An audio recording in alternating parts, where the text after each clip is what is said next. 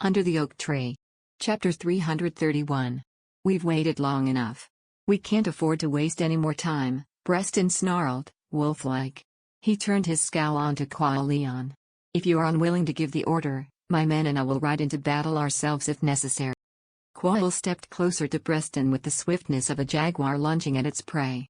His voice rumbled with authority as he said, I am the supreme commander of the coalition army. I will not condone unsanctioned operations. Breston, a towering figure at nearly 7 cavets, approximately 2.1 meters tall, leaned forward threateningly. I take orders only from my father, Gerhard Breston, and the king of Baldo, Heimdall Vi. The commander of the Temple Knights did not even bat an eye despite the hulking knight looming a full head over him. I am an apostle of God in the right hand of the Pope. This is a holy war waged by the Church, in which you have a duty to obey the apostle's will. Obey? Breston scoffed, then began hooting with laughter. As his amusement died down, he brought his face closer to Kuala's. Why bother when I can have a cleric absolve me of any sin of disobedience as soon as I return to Amasak? With that, he pushed past the Temple Knight commander. Raising his voice for the hundreds of soldiers gathered to hear, Breston declared, the enemy knows we are here. If we don't strike now, this whole journey would have been for naught. Now is our chance. We cannot give these monsters time to fortify their defenses. His subordinates raised their weapons and hollered in unison. Like ripples spreading over a lake, their insurgency swept through the camp. Maxie watched the scene unfold, her face pale. Hastily stepping in front of Breston, she cried, we cannot advance now. Not when we do and not know what has happened to the unit we sent to infiltrate the city. Once we start advancing, the monster army will fortify its defenses. If the unit is currently inside the city or in the process of slipping in, it will only endanger them further. Look here, little Miss Mage. Did I ask for your opinion? Breston sneered, clicking his tongue. Maxie's face flushed with anger. Let me remind you that you agreed to Riftan's plan during the strategy meeting. If you were against it, why you should have voiced your objections then. If you wanted your husband's plan to succeed, you should have done a better job with the barrier, Breston retorted, his voice low and intimidating. Maxie summoned all of her courage to stand firm. Even for a northerner, Richard Breston was exceptionally large and had the disposition of 10 barbarians combined. Standing up to him was a dangerous thing to do. Nevertheless, the thought of Riftan being thrown to the wolves because of this man's egoistical judgment quashed her fear. She desperately feigned calmness and said, we can still track down the goblin. If we slay it before it can, one. I'm afraid that won't be possible, said a disheartened voice. Maxie whipped her head around at the interruption. Alburn and Lucan forced their way through the crowd of soldiers. It appears magical devices that negate magic are in place. Master Anton has tried to track the goblins several times, to no avail. How could that be? My lady, the enemy will begin their attack from the outer wall once we close in on the city, Ulysses said, his purple eyes grim. Since we do not know when or how the attacks will come, you must be alert at all times. I know, Maxie barely managed to squeak out. She was unsure if he heard her above all the noise. The racket of clanging armor and stomping hooves surrounded them, while the deafening rattle of the siege tower's wheels reached them from the back. Practically in a trance, Maxie kept her eyes fixed ahead. The coalition army eventually reached the gentle hills at the end of the ravine, and the soldiers' excitement swelled as the hazy outline of the monster city emerged above a snowy hill. As the army picked up speed, Maxie felt as though she were being carried by a massive wave of steel plates. It was like being swept away by a current without knowing where it was taking her. She did not know how long she was trapped in this state, but a strong gust eventually roused her, followed by a violent squall of snow. Maxie quickly covered her face with her cloak as a veil of snow turned her vision white. Just then, a roar tore through the air. Her heart racing, she instinctively cast a shield around the wagons. A chill ran down her spine as she looked to the top of the hill. When the sudden snowstorm died down, she instantly grasped what was happening. Massive balls of fire hurtled toward them from the city's ramparts like hail. She heard Kuala Leon's commanding bellow from afar. Cast a barrier in front. Prepare the catapults. Regaining her composure, Maxie looked behind her. Ben. Please maintain the barriers around the wagons with the others. Aenet and Armin, with me. Maxie spurred her horse and shot through the soldiers. This time, a shower of flaming arrows replaced the fireballs. She faltered briefly, but Aenet urgently pressed her from behind. There's no time to waste. Hurry. Maxie turned her reins and gazed up at the top of the ramparts to gauge the distance. To her horror, they were now close enough to get a clear view of the outer wall surrounding the city and the monsters stationed above it. Maxie held up a hand to signal to the soldiers moving the catapults. Halt. Her voice must not have been loud enough as the men continued pushing. Ulysses noticed and loudly repeated her command. The soldiers promptly began positioning 40 catapults in a long row. Maxie swiftly signaled to Annette and Armin before dismounting and placing her hands on the frozen ground. A moment later, a faint tremor rippled through the earth as the ground beneath the catapults began to rise. She did her best to keep it level, knowing that an uneven or shaky foundation could topple the huge structures. Wiping the sweat from her forehead, Maxie looked up to assess the distance once more. When her gaze landed on the top of the ramparts, she saw the trolls along the outer wall, their giant crossbows aimed right at them. Fire, Maxie yelled, diving behind a catapult. The soldiers released the iron hooks holding the catapult's arms in place. The sudden release of torsion in the twisted ropes propelled the massive beams upward, sending large rocks flying in a wide arc. Maxie instinctively closed her eyes to avoid seeing the destruction. A moment later, she peeked around the catapult's legs to assess the damage. The trolls were still hiding behind the battlements, taking cover from the attack. The soldiers took the opportunity to charge the gate. Under the oak tree. Chapter 332. The coalition army's thunderous cries were almost as loud as the rocks smashing into the stone walls. Maxie covered her ears against the din and looked down. Foot soldiers with shields charged up the hill like a herd of bison, surrounding the city. 2 battering rams, 10 scaling ladders, and 3 siege towers followed close behind. The monsters reloaded their crossbows and began to fire down on them. Hurry, Maxie cried out to the men readying the catapults. They swiftly loaded the buckets and released the hooks holding the arms. Maxie crouched and watched the rocks soar through the air. The monsters ceased firing and scattered as the projectiles smashed into the stone walls. The soldiers sprung out from under their shields, rapidly extending the ladders. But before they could scale the ramparts, flaming arrows began to rain down on them from the watchtowers. The mages in the offensive support unit hurried to cast a shield, but they were a second too late. Maxie watched in horror as pitch oil and flames spattered over the soldiers at the base of the wall. Even from her post, she could see them flailing in agony as flames engulfed them. Sick to her stomach, she hastily looked away. Despite the biting wind, her whole body broke out in a cold sweat, and her heart pounded furiously. Willing herself to keep her eyes from the gruesome scene, she staggered along the towering earth wall to help transport the rocks. A row of approximately 80 soldiers stood alongside 40 catapults perched precariously across the ridge. They worked tirelessly, ferrying rocks up to each weapon. Reloading took time, and the soldiers had to continuously draw the ropes back in before they could ready the catapults for firing. Maxie counted the pile of rocks at the base of the catapults, then used magic to transport similarly sized projectiles from beneath the 20-foot-high earth wall. It was no easy task for the soldiers, hauling such large loads up a ladder, so she wanted to help in any way she could. She did her best not to look at the battlefield and immersed herself in the work. "My lady! Watch out!" Ulysses's urgent cry rang out from below. Maxie abandoned the rock she had been levitating and instinctively cast a shield. Within seconds, there was a deafening impact as flames burst in front of her eyes. She shrieked and covered her head. It took her a few moments to realize what had happened.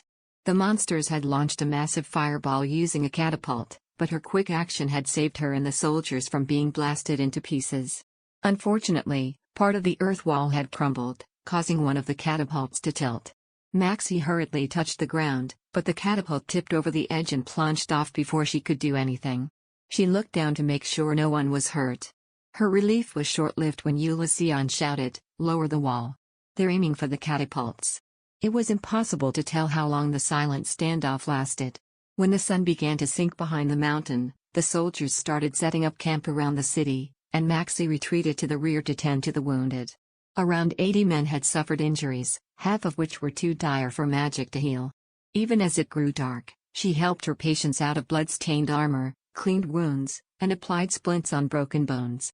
The uninjured repaired the siege weapons and other armaments in preparation for the next battle, and clerics performed the purification rite for the dead. As the night grew deeper, Maxie slumped in front of a brazier, exhausted from hours of healing. Ben, who had tended to the soldiers alongside her, handed her a cup of ale. Here, have a drink. Maxie shakily accepted the ale and gulped it down. Until now, she had been unaware of her hunger. When she finished devouring the bread the soldiers brought her, she asked, "Is there still no word from Riftan?" Her voice was hoarse from all the shouting. "None of the fairies have yet returned," Ben replied with a sigh. Maxie bit her lip and pressed her face to her lap. Now that she could finally rest, the gruesome scenes of the day floated back to her, traumatizing her anew. She squeezed her eyes shut to dispel the paralyzing fear rising in her chest. There was also worry for Riftan and dread at what lay ahead. Clasping her hands together, she sent up a desperate prayer for courage. Right at that moment, the blast of a copal signaled a surprise attack. Maxie shot to her feet and raced out of the tent. Beyond the thousands of torches lighting the camp, she saw a shadowy horde charging down the hill. The knights, who had anticipated a night raid, swiftly mounted their horses and rode out to meet the enemy. Battle cries rang out, and soon the cacophony of a skirmish shook the ground. After looking on in terror, Maxie scrambled to cast a shield around the wagons. It would be the end for the coalition army if the monsters slipped into the camp during the commotion and burned their provisions. Everyone, cast a shield now. We must keep the provisions safe at all costs," she yelled to the mages. They promptly obeyed, and Maxie observed the battle while keeping her shield in place. Beyond the rows of spearmen surrounding the camp, the cavalry was engaged in fierce combat with the monsters. Maxie held her breath as she watched the two armies clash. Thousands of shadowy figures thrashed in the gloom. Though it was too dark to tell which side was winning, it was clear that it was a bloody conflict. Maxie fought to keep from fainting, determined to play her part. She pushed through the pain and exhaustion and remained vigilant through the long night. The enemy finally retreated to their city as dawn began to break.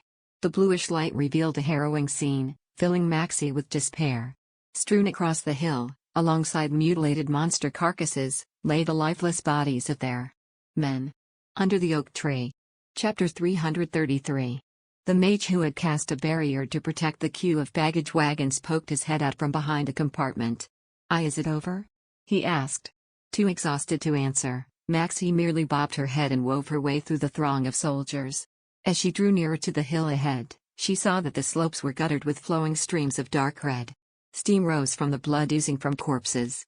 The soldiers trudged over the stained earth, clearing the monster carcasses with their spears. Maxie watched the proceedings blankly before rubbing her throbbing eyes, a spell of lightheadedness coming over her. She felt dazed after being awake for nearly 30 hours, and her limbs were as heavy as lead. Annette came up behind her. "Are you all right?" she asked, her face etched with concern. Maxie straightened, nodding. "What about you? Are the others?" "Those in the rear are all safe, though they all look close to collapsing," Annette replied, pointing to the mages slowly gathering around a freshly lit fire. "As for the offensive support unit, I've no idea." Maxie turned to look at the thousands of knights lining the ridge. At the center of the regiment fluttered the black banner of the Temple Knights. The Knights of Philarin were on the right, and the Royal Knights of Wedden were with the Ream Dragon Knights on the left. Camped outside the city gate, they were preparing for the second attack, with archers behind them readying to provide cover. Maxie wondered in dismay if they were going to start another battle so soon after the earlier skirmish. Her tension eased when she realized that the knights were only being vigilant and had no intention of attacking the city for the time being. "We should make more room in the infirmary to accommodate the newly wounded," Maxie said, prying her eyes away from the billowing Ream Dragon Knight banner.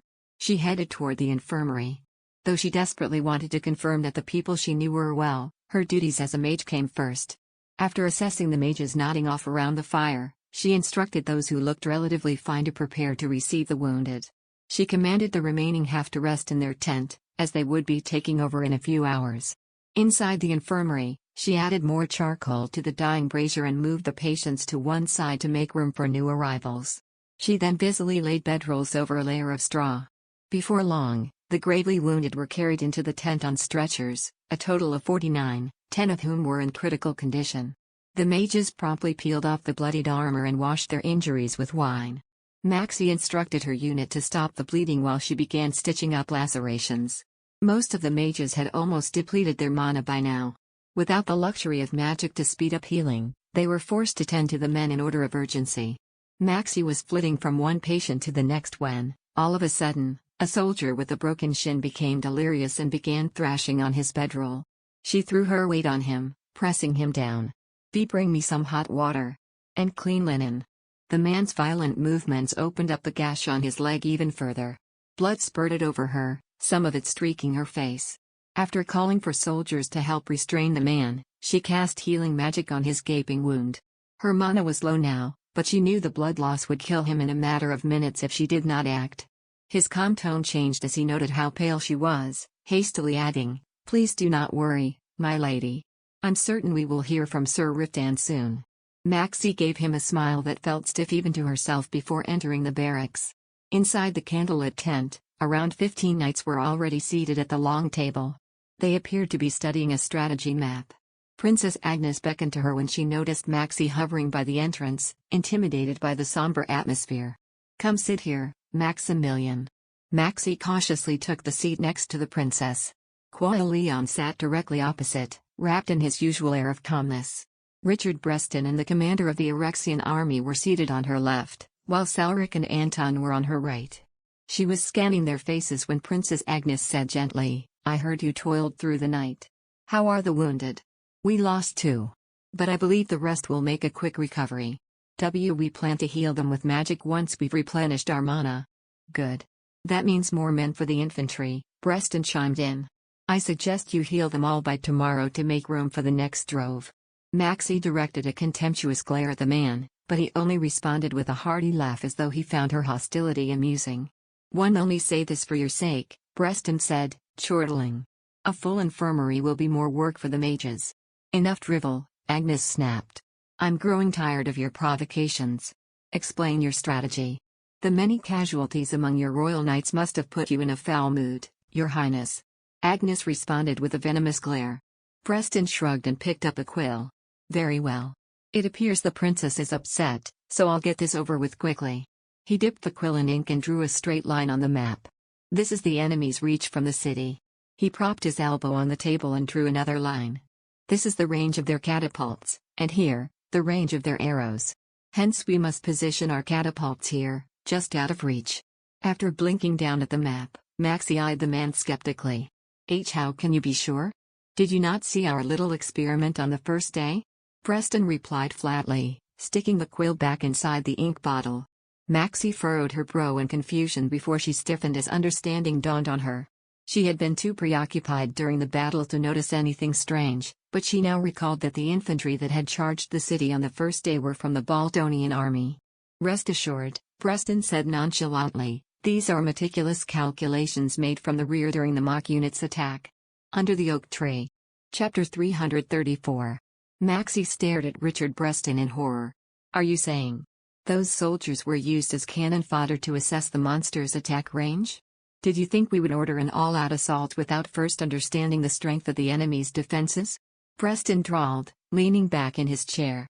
"That knowledge is crucial before we dive in, hence the experiment." Maxie hugged herself as a chill ran down her spine. The man seemed to regard the soldiers as nothing but pawns on a chessboard.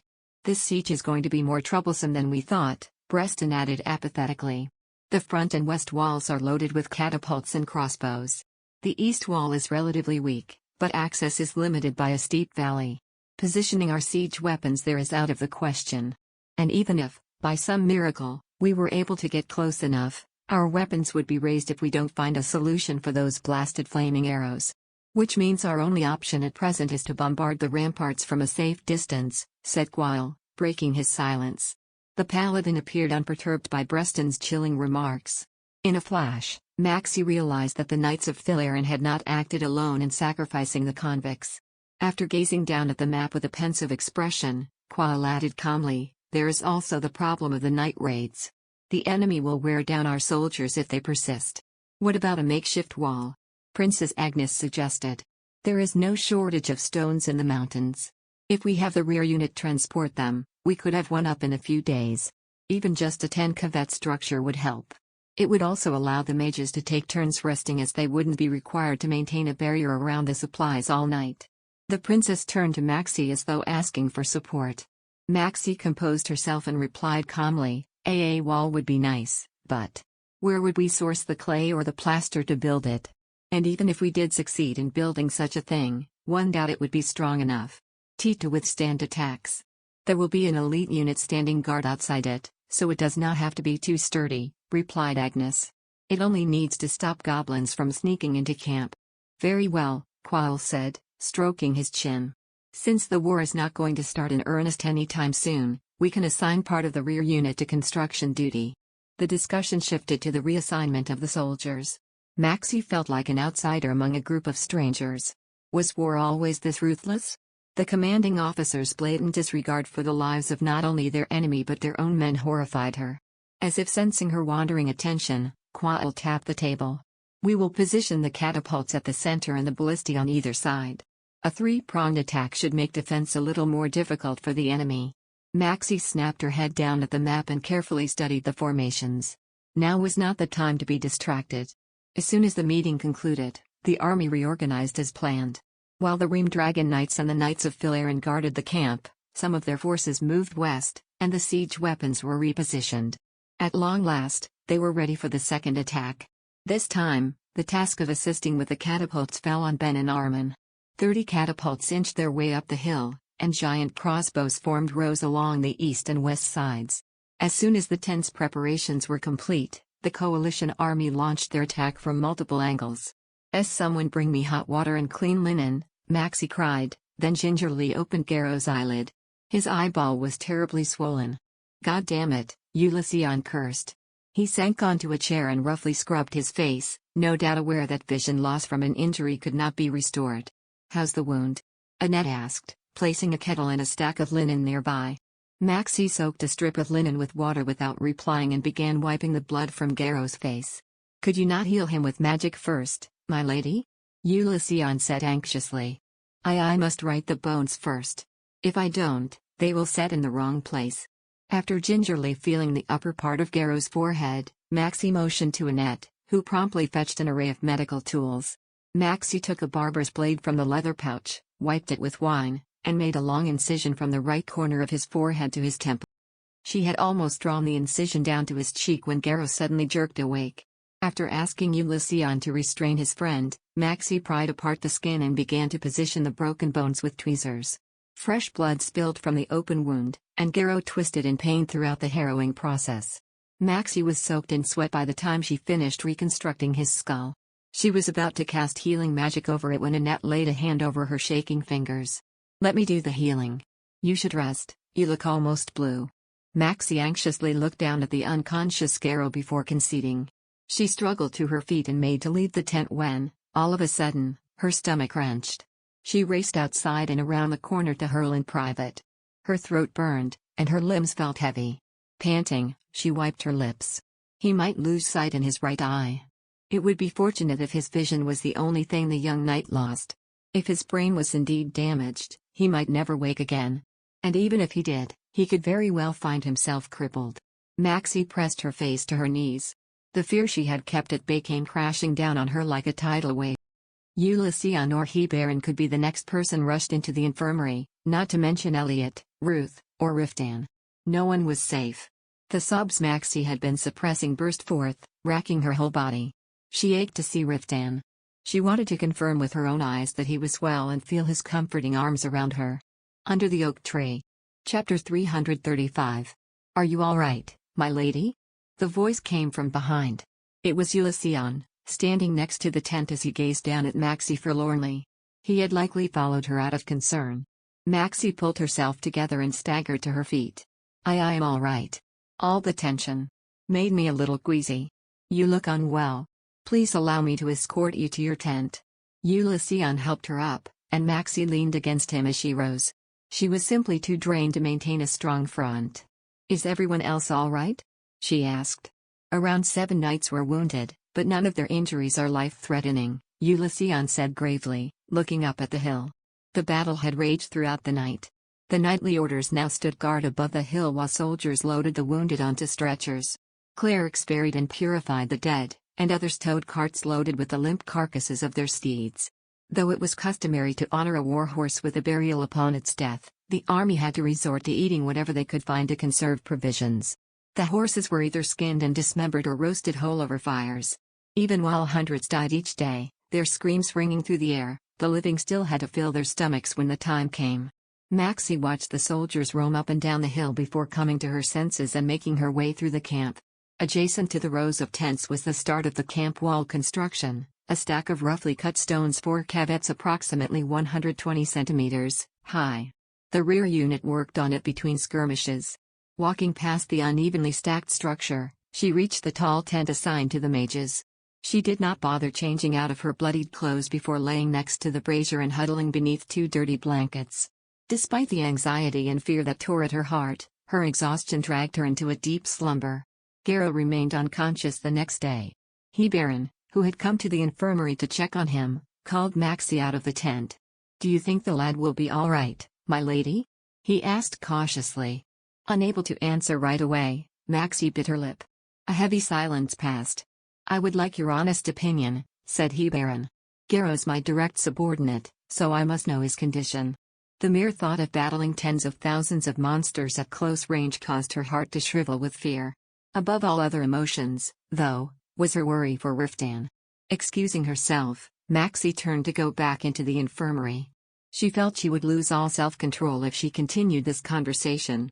Striving not to let her thoughts linger on Riftan, she walked over to Garrow. A mage named Nora was by his bedside, trickling an herbal tonic into his mouth. Maxie crouched to inspect the knight's pallid face and run her fingers over the surgical marks on his temple.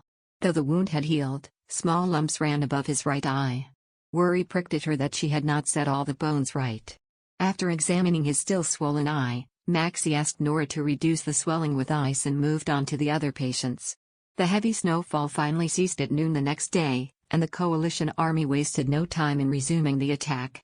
Maxie and Armin summoned a 40 cavet approximately 12 meters, earth wall behind the central battalion, creating a vantage point for another round of relentless catapulting. Though the enemy retaliated with fireballs, they never reached the coalition's weapons. The same could not be said for the soldiers who rushed at the city gate. Maxie averted her eyes as they were blown down the hill in heaps of tumbling rock and flame. Though the mages desperately tried to shield the troops, there was little a handful of them could do for thousands. By the end of the day, more than 200 had lost their lives. Rage and despair roiled in Maxie's chest. It was unbearable, watching so many lives being snuffed out as if they were worth nothing. She tried to keep from looking down and instead concentrated on ferrying more rocks up to the catapults. The attack ceased at sundown, and the soldiers who had rested during the day came forth to form a defensive line. Maxie lowered the wall and moved the catapults to the rear. She wolfed down her meal as soon as she returned to camp. In the initial days of the siege, she had struggled to eat even a slice of bread.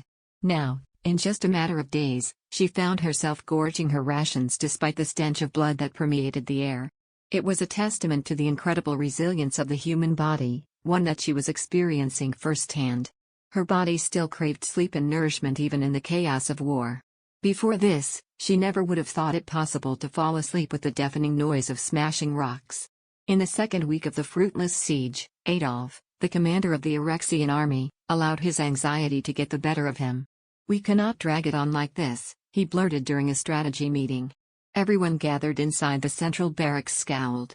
"We currently have no alternative," Agnes retorted. "Hasty action will only result in more casualties. Our best strategy is to keep up the siege until the monsters are out of options without losing any of our men." "We will run out of options first," the man said with a loud snort. "Morale is falling." "Then what do you suggest?" Quayle said tersely. It was Richard Breston who answered. He raised his wine cup, his lips twisting into a vicious smile. "Is it not obvious? We must order a full-scale attack. We didn't drag all those siege weapons here for show." Quayle's tone turned icy as he said, "Have you already forgotten the catastrophe of the first day? Under the oak tree." Chapter 336. "We may not recover from a rash attack," said Quayle. "We cannot take the risk. We cannot keep wasting time either." Adolf slammed his fist on the table, his craggy face flushed with anger. "Our supplies are running low, as is our horse fodder. At this rate, we'll either starve to death in this barren wasteland or retreat without having achieved a thing." "We still have enough for a few weeks," Agnes retorted, annoyance bubbling beneath her calm exterior. "As Sir Quayle has pointed out, a foolhardy attack could cost us greatly. Our soldiers are defenseless while the enemy is protected by solid walls. Unless we find a way to protect our men." "There is no way," Richard Breston interjected, followed by a sardonic snort.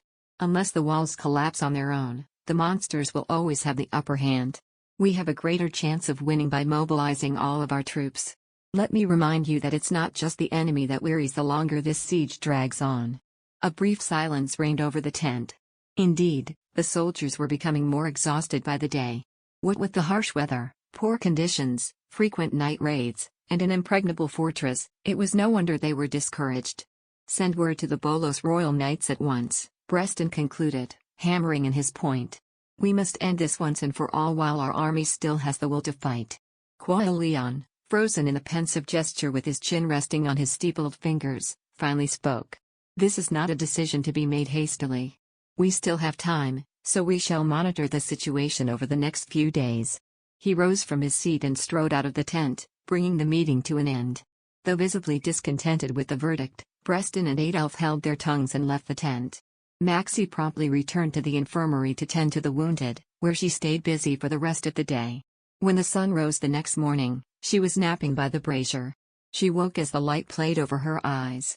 One by one, the mages who had rested through the night filed into the infirmary to take over. A low groan came from beside her just as she was willing her stiff body to stir. Jolting awake, her head snapped toward the sound. The previously corpse-like Garrow was clutching his head. Maxie rushed over to his side and knelt down. "Gee, Garrow. Can you hear me?" With a grimace, the young knight pressed his temple as though suffering a terrible headache before his eyes flickered open. Maxie's heart sank. One of his eyes was cloudy and lacked focus. She was staring at it in dismay when she noticed his parched lips moving. Grabbing a kettle, she poured water into a cup and brought it to his mouth. Garrow gulped at it before rasping, "Did someone drill a hole in my head? Worst headache I've ever had." Maxie breathed a sigh of relief. His brain, at least, was functioning as normal. "You were brought to the infirmary with a grave head injury. Do you remember anything before you lost consciousness?" "I remember fighting with the monsters on the hill, but after that..." He trailed off, furrowing his brow. He was likely still dazed. Maxie asked a passing soldier to bring her a bowl of diluted barley porridge, then offered Garrow more water. Propping himself up on one elbow, Garrow accepted the cup and downed the contents. "How long have one been unconscious, my lady?" he said, squinting around the infirmary. "But you have been awake since dawn." "I managed some shut-eye in the middle," he replied dismissively, tightening one of the catapult screws. Soldiers pulled the latch, and huge rocks that would require lifting by 3 strong men flew in an arc toward the wall. Maxie covered her ears to block out the deafening crash. Despite the resounding impact, the walls of the monster city remained intact. Maxie's face fell in dismay. Just then, she caught sight of 4 siege towers advancing toward the city. "Are we launching an all-out attack today?" "If we are, I wasn't informed," Armin replied, appearing just as surprised. Maxie looked down to study the reactions of the soldiers below. They were all murmuring in confusion. Soon, the blast of a copal came from the front. Maxie realized that it was the signal to halt. Despite the order, the siege towers continued to roll forward, and the soldiers of RX marched behind them. With nearly 4,000 troops breaking formation, the coalition army was thrown into disarray. The soldiers were visibly confused while the officials of each battalion began bellowing instructions. Then, a booming command rang out from the front. "Charge!" Maxie whipped her head up to see the commander of the Erexian army standing at the crest of the hill, his sword raised above his head. Like moths flying headlong into fire, the troops charged toward the city. The soldiers were as relentless as frenzied warhorses struck with a whip, and the flaming arrows raining down on them did little to stop their advance. The first person to regain their composure in all the chaos was Guao Leon. Standing at the head of the Osirian army, he began to blast his copal for an all-out attack. He was ordering them to finish what the Erexian army had started. They had gone too far now, and he had no other choice. Losing 4,000 men along with their siege weapons for no reason would be a devastating blow to the coalition. "Archers, advance," Quail bellowed. "Mages, shield while the infantry ready the battering rams."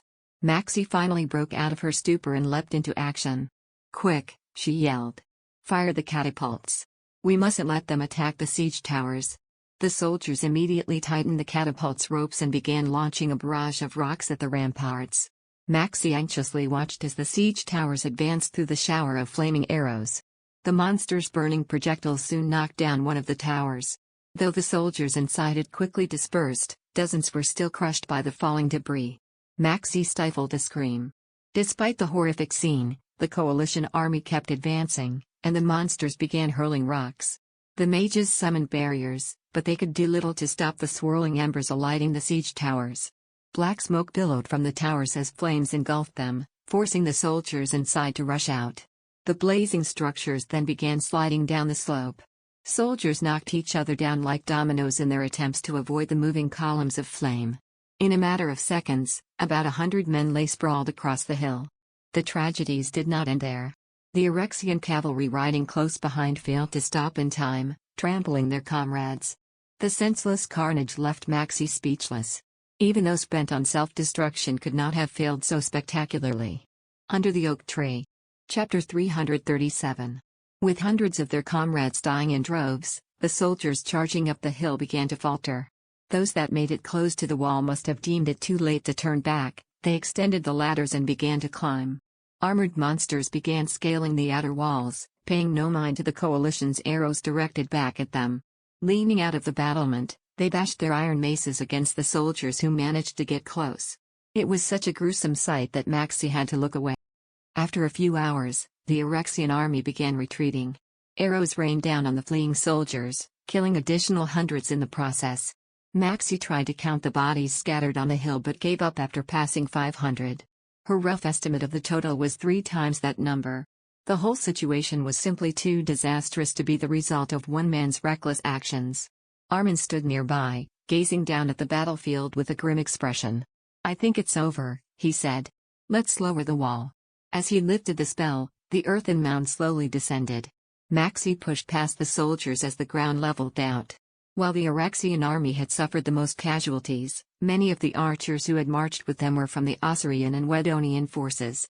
Maxie anxiously scanned the wounded being carried back to camp, on the lookout for a Ream Dragon Knight among them, but there were simply too many requiring medical attention to linger for long. She was still searching desperately when Nevin stepped out of the infirmary with a despondent expression. "The infirmary is full. We'll have to set up another tent." Maxie let out a heavy sigh and nodded. "We can pitch another tent at the foot of the hill as best we can." With the help of the soldiers, they quickly erected poles behind the central battalion and draped a stiff, tar-coated fabric over them. Once the new infirmary was complete, the soldiers brought in the wounded and laid them on rush mats. Maxie began treating those in critical condition first. Most were bleeding from arrow wounds on their shoulders, backs, or calves, and some had also sustained broken limbs. The sight of their terrible injuries filled Maxie with rage.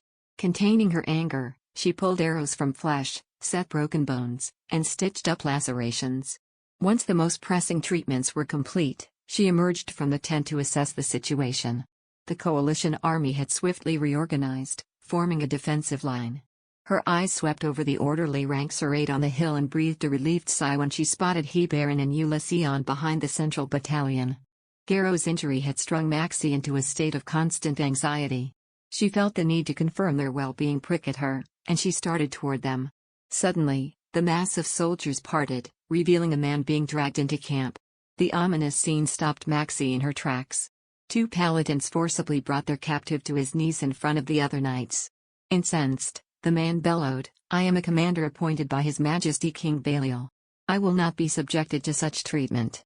Maxie's eyes widened as she recognized the man as the commander of the Erexian army. As Adolf struggled to break free from his captors, Leon strode over. Maxie tensed, her shoulders hunching. She had never seen the clergyman look so stern and merciless. He halted before Adolf, removed his helmet, and slapped him across the face with his gauntlet. Maxie gasped. Blood trickled down Adolf's cheek as he stared up at Gwawl in disbelief. What the devil do you think? You endangered the entire army," Gwawl stated icily, wiping the blood from the metal of his gauntlet. "I demand that you humble yourself and beg for forgiveness. The result may not have been what I wished, but I fought for the peace and stability of the 7 kingdoms." The man shouted, enraged. "What gives you the right to penalize me? You may be the supreme commander of this army, but I am a representative of the King of Arx. You have no authority." "Dear me, I didn't know Her Highness was so formidable," the man replied mockingly. Maxie glowered at him. "I am not your princess, so do not address me as such. Who knows? You might just become one when this war is over." After uttering that cryptic statement, the man took a step back. Maxie put more distance between them and directed a wary glare at him. What do you mean? Do you think the armistice will still stand after this war?" Preston muttered as he freed a flask from his belt and maneuvered the lid open with his teeth. Maxie furrowed her brow at his sudden question. Preston took a sip before languidly adding, "The armistice of the Seven Kingdoms was drawn up in response to the explosion of monsters.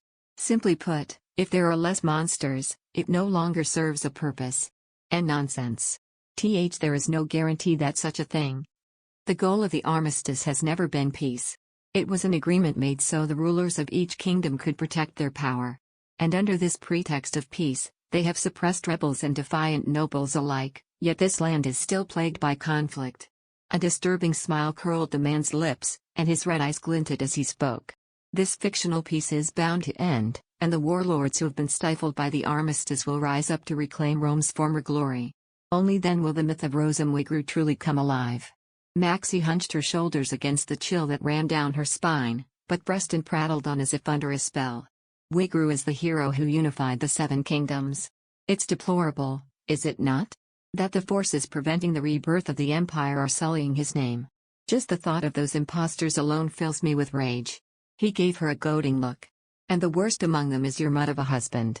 Don't you dare call him that," she said fiercely. Preston shrugged nonchalantly. "The mongrel won't be debasing Wigru's name for long.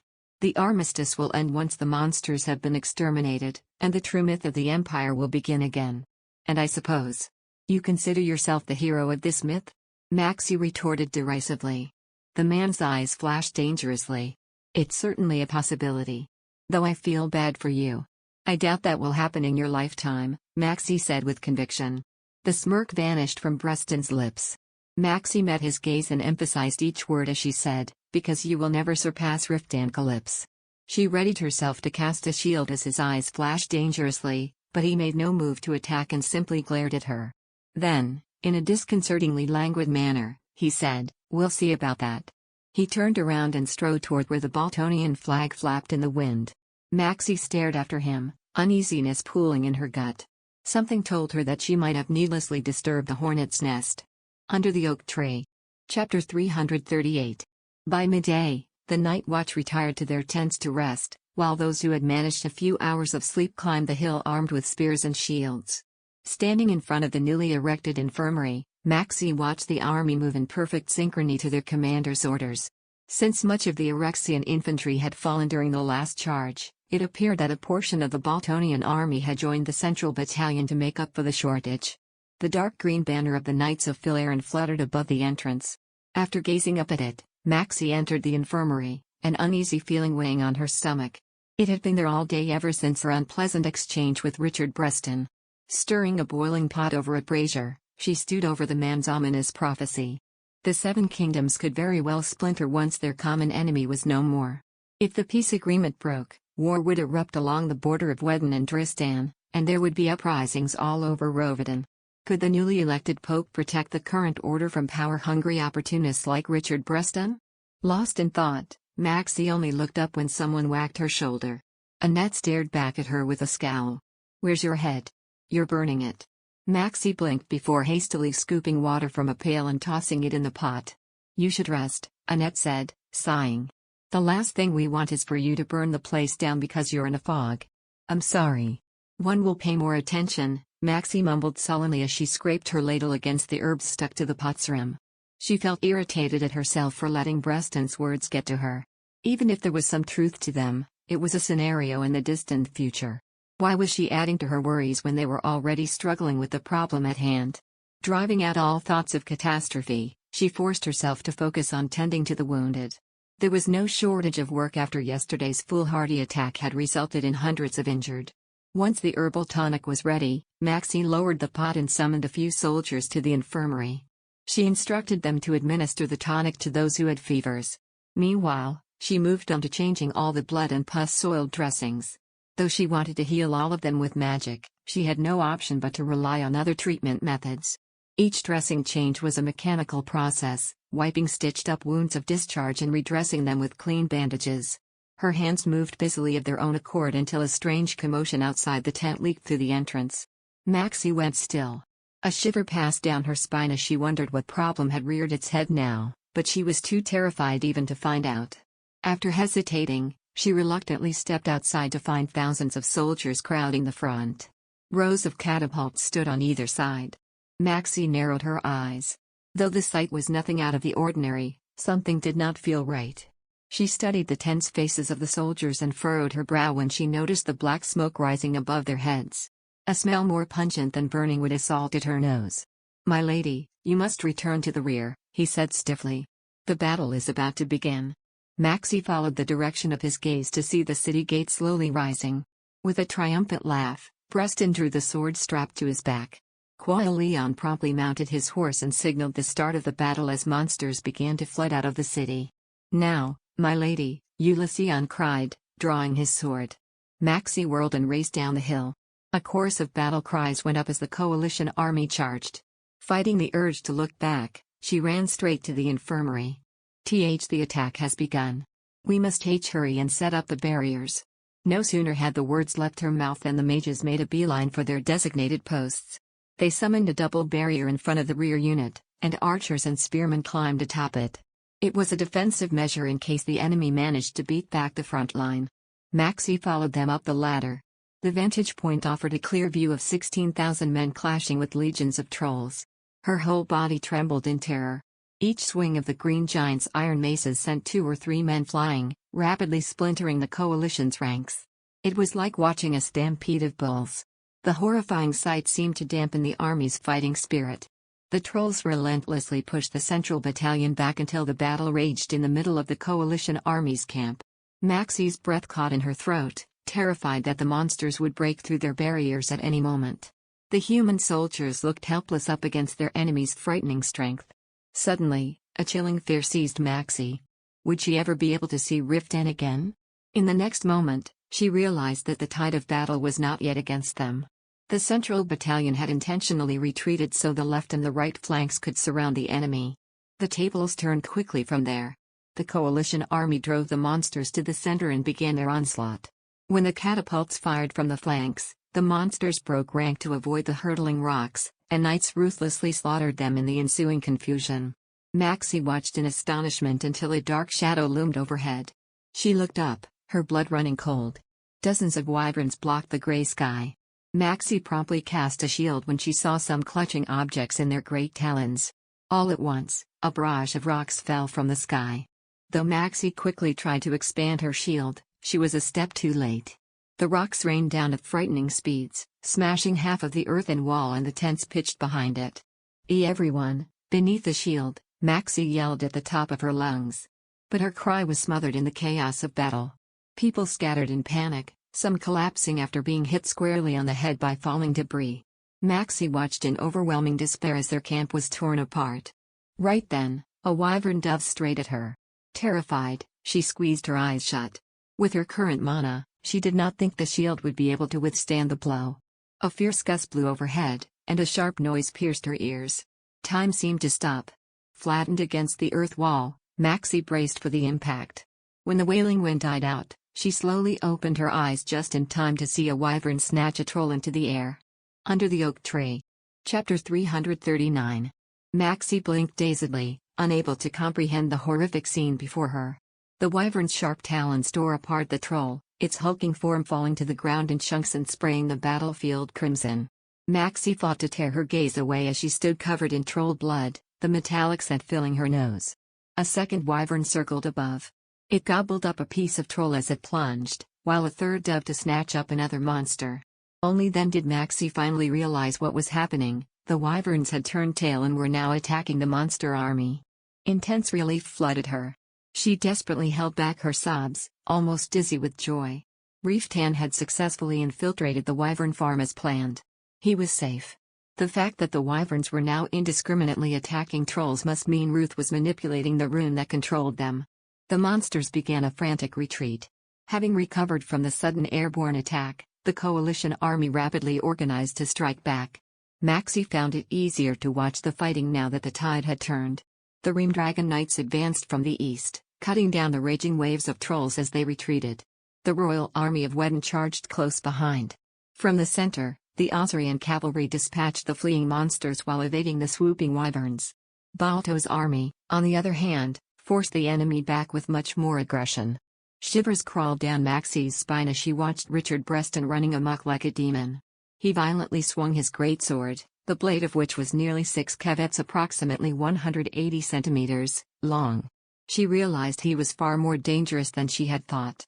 After witnessing the callous tactic he had used to lure out the monsters and his brutality in battle, Maxie suddenly found the man's hostility toward Riftan alarming.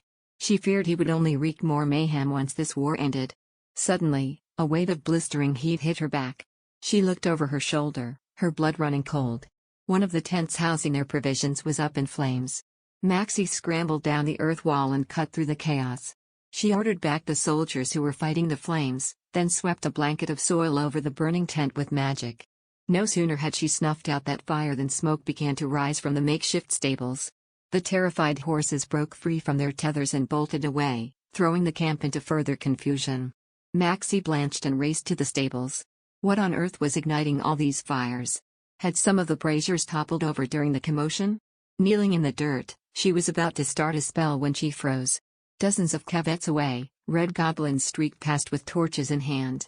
Maxie scowled. How dare the creatures sneak into the heart of their camp and set fire to their property again? "Gee, goblins," Maxie shouted. "Stop them at once." A group of soldiers raced after the monsters. Meanwhile, Maxie extinguished the flames with magic. Just as she had finished, a crimson-skinned creature shot past. She realized it was heading for the tent where the fodder was stowed. Acting on instinct, she drew her dagger and drove the blade into the goblin's nape with miraculous precision. A moment later, the riskiness of her action sunk in. The goblin twisted violently and swung the sickle in its hand. Maxie dodged, falling on her rear, and the monster pounced. Moments before it went to lodge its blade in her, it crashed to the ground. Maxie shuddered as warm blood spurted over her face. "My lady. Are you all right?" said a gruff voice. The Central Battalion charged toward the city. The panicked troll army fought fiercely, but they were helpless against the onslaught that came at them from all sides. The battle came to a swift end in less than an hour, and the hill lay littered with the bodies of the defeated monsters. "Looks like it's finally over," Annette muttered, appearing by Maxie's side. Maxie continued to stare at the hill with a stunned expression. The war, which had seemed never-ending, was over so suddenly that it was hard to believe. She could not shake off the dread that another crisis could arise at any moment, but the victory signal from the ramparts that came soon after eased her fears. Without a second thought, Maxie sprinted up the hill.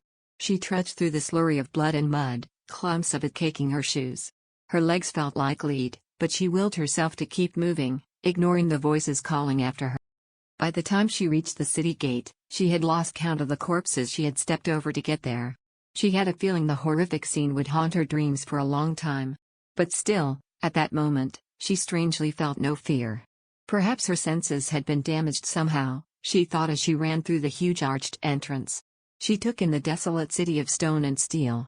The buildings lining the road were all colossal and, surprisingly, built in the Remian style. After glancing about wildly like a madman, Maxie spotted a group of knights burning a mound of monster carcasses and rushed over to them. Evidence of the fierce battle that must have taken place within the castle walls littered the wide square ahead. Werewolf and ogre carcasses were piled all over, and the ditch edging the road flowed with blood. Maxie's pace quickened as fear finally began to stir. Her heart pounded as she ran down the broad road leading to the square. Gripped by an unexplainable anxiousness, she darted up the darkened steps. She saw the banner of Wedden's army a short distance away, but the Reamdragon Knight crest was nowhere to be seen. Growing increasingly panicked, Maxie turned and kept moving. She passed through a second gate and found herself in a vast courtyard cluttered with debris. She briefly squinted against the blinding sun and scanned her surroundings. Her breath hitched as her eyes landed on a knight with an imposing build standing in the rubble. Frozen in place, the only thing she could do was stare at Riftan, her mind blank. Though he had grown terribly thin, the fact that he was standing, seemingly unharmed, made her want to drop to her knees in prayer. She rocked back, then finally managed to step toward him. Riftan's head swiveled toward her. Maxie suddenly felt dizzy. The moment she met his dark gaze, The self-control she had barely managed to cling to until now crumbled away. Sobs burst out of her as she ran to him. Riftan stood stone still, unable to believe his eyes. He spread his arms wide to embrace her. Gazing down at her in disbelief, he muttered, "My God. Is that really you?" Under the oak tree. Chapter 340. Maxie was still sobbing as she raised her head to take him in. Silhouetted against the light, his gaunt face appeared sharper and more rugged than before, and shadows darkened the skin beneath his eyes. But even then, he was spellbindingly beautiful. As Riftan stared at her in wonderment, Maxie ran a light finger over the dark contours of his chiseled cheek, and her touch seemed to rouse him from his trance. He grabbed her by the shoulders and pushed her back, frantically scanning her from head to toe. "Are you hurt?" Surprised by his harsh tone, Maxie stopped crying. Riftan's pale lips quivered ever so slightly. "Why are you covered in blood? What on earth?" Finally remembering that her face was coated in goblin blood, Maxie tried to wipe it away. Not that it did any good with her gloves and clothes equally as drenched. She felt her cheeks growing hot. With so many things happening, she had not had time to care about her appearance. No doubt, she currently looked far worse than a vagrant. 1. Rubbing the dark brown stain marring the gray of her woolen tunic, she said awkwardly, This is goblin blood, not mine." "It's? God damn it." Riftan fumed. "If the monsters were close enough to drench you like that, you were in the thick of it. What was that Ofnertha doing after I ordered him to protect you?" Clenching his jaw, he scrubbed his face as if to calm himself. Maxie was surprised to see his hands shaking. Why was he so shocked? Was she that horrible a sight? The knights did their best to protect me," she explained. "Always had a Ream Dragon Knight with me. As you can see, I am unscathed, thanks to them." Riftan did not reply and only gazed down at her grimly. His face twitched as he said, "There may still be monsters about, yet they let you roam this place alone. You call that protecting?" Maxie stiffened at his critical tone. With the enemy defeated in a city full of the Coalition's knights, she had not thought her actions risky. Thinking about it now, she had to admit that leaving her guard to slip into the city may have been reckless. Nevertheless, being admonished by someone who had been missing for weeks infuriated her. Awash with equal parts affection and anger, she glowered at Riftan through her tears. The knights are not to blame. I rushed here before they could stop me. I wanted to make sure you were safe." She had to pause as grief surged within her. When she could no longer contain her anger, she choked out, Why did you not send word? Do you have any idea how worried I was?" "Why, you've no idea how." 5. "We could not risk detection," Riftan replied flatly. He wrapped an arm around her shoulder and rushed her out of the ruins. Seeing that he had no intention of elaborating, Maxie was momentarily speechless.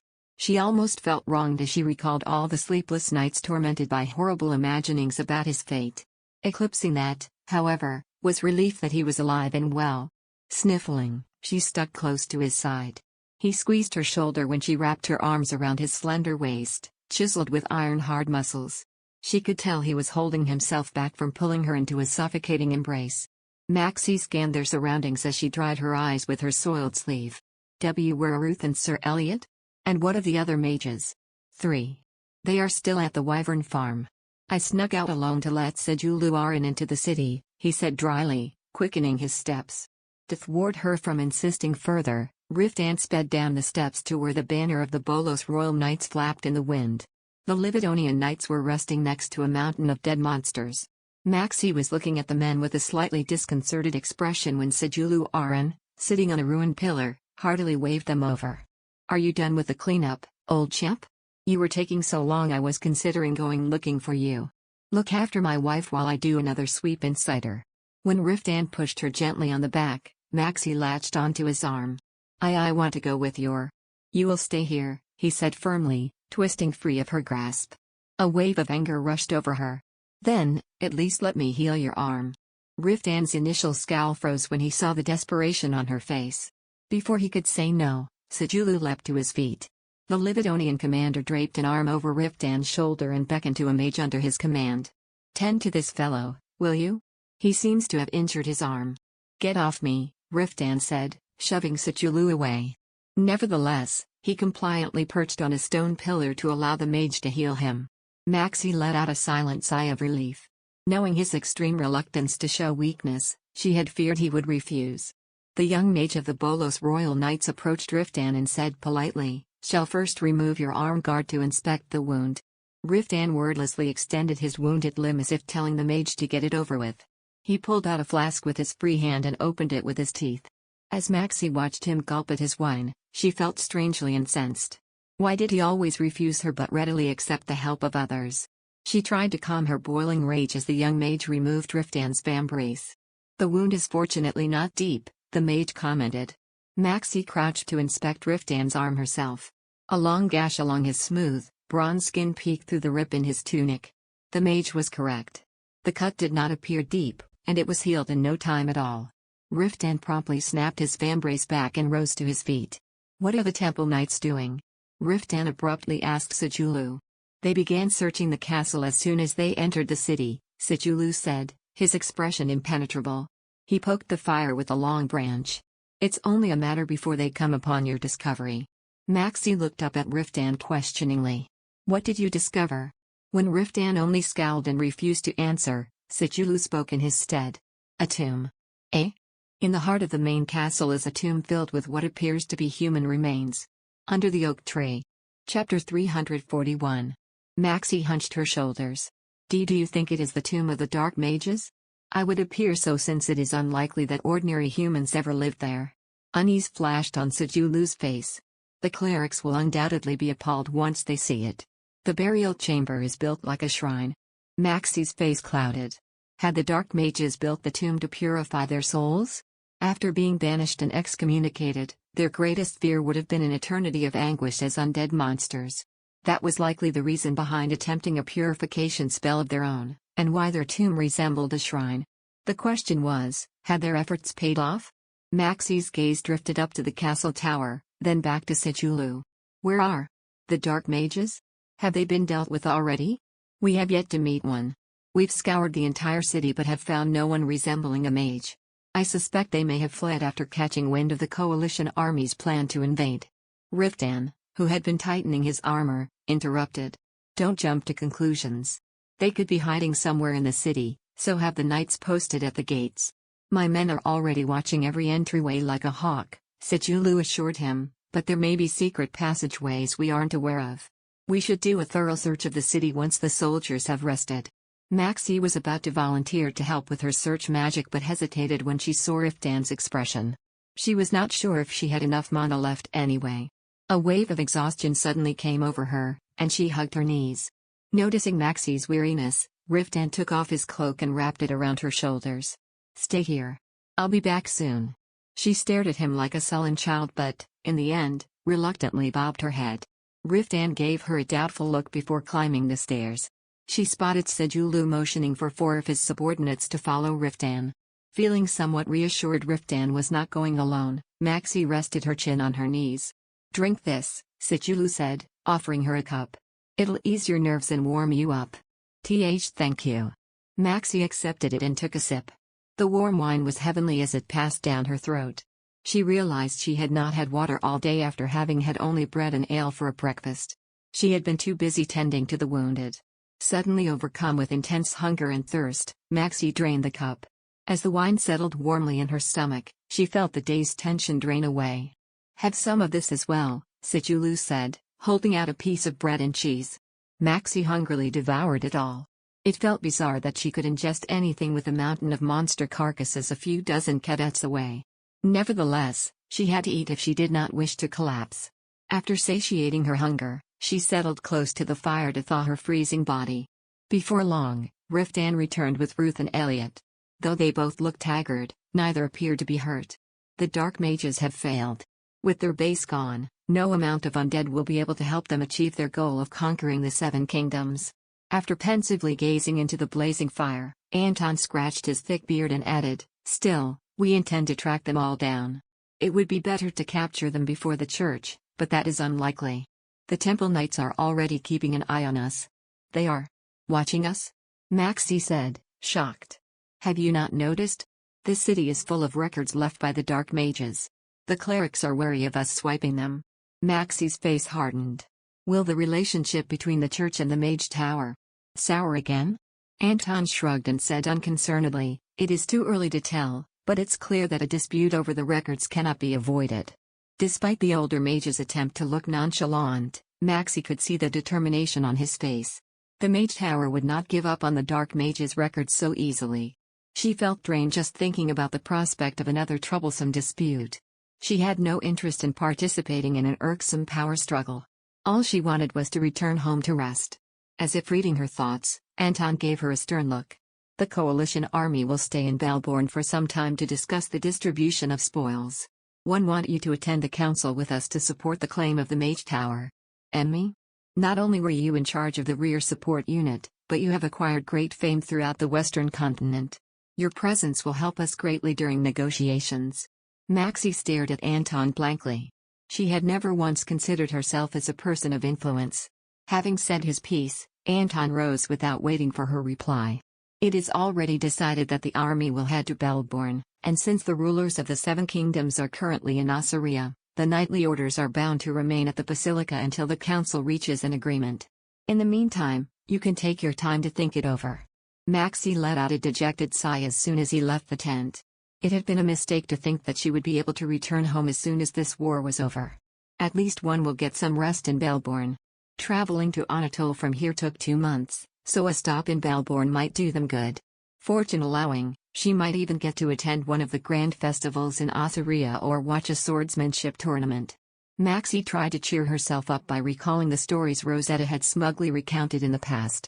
As the old capital of the Rome Empire, Belborn was a magnificent city with endless sights. There was surely no harm in staying in Ossuria for a few weeks. Reassuring herself, Maxie walked over to her patients for bandage changes. She had been tending to them for some time when she sensed a presence behind her. When she whipped her head back, she saw Riftan standing over her.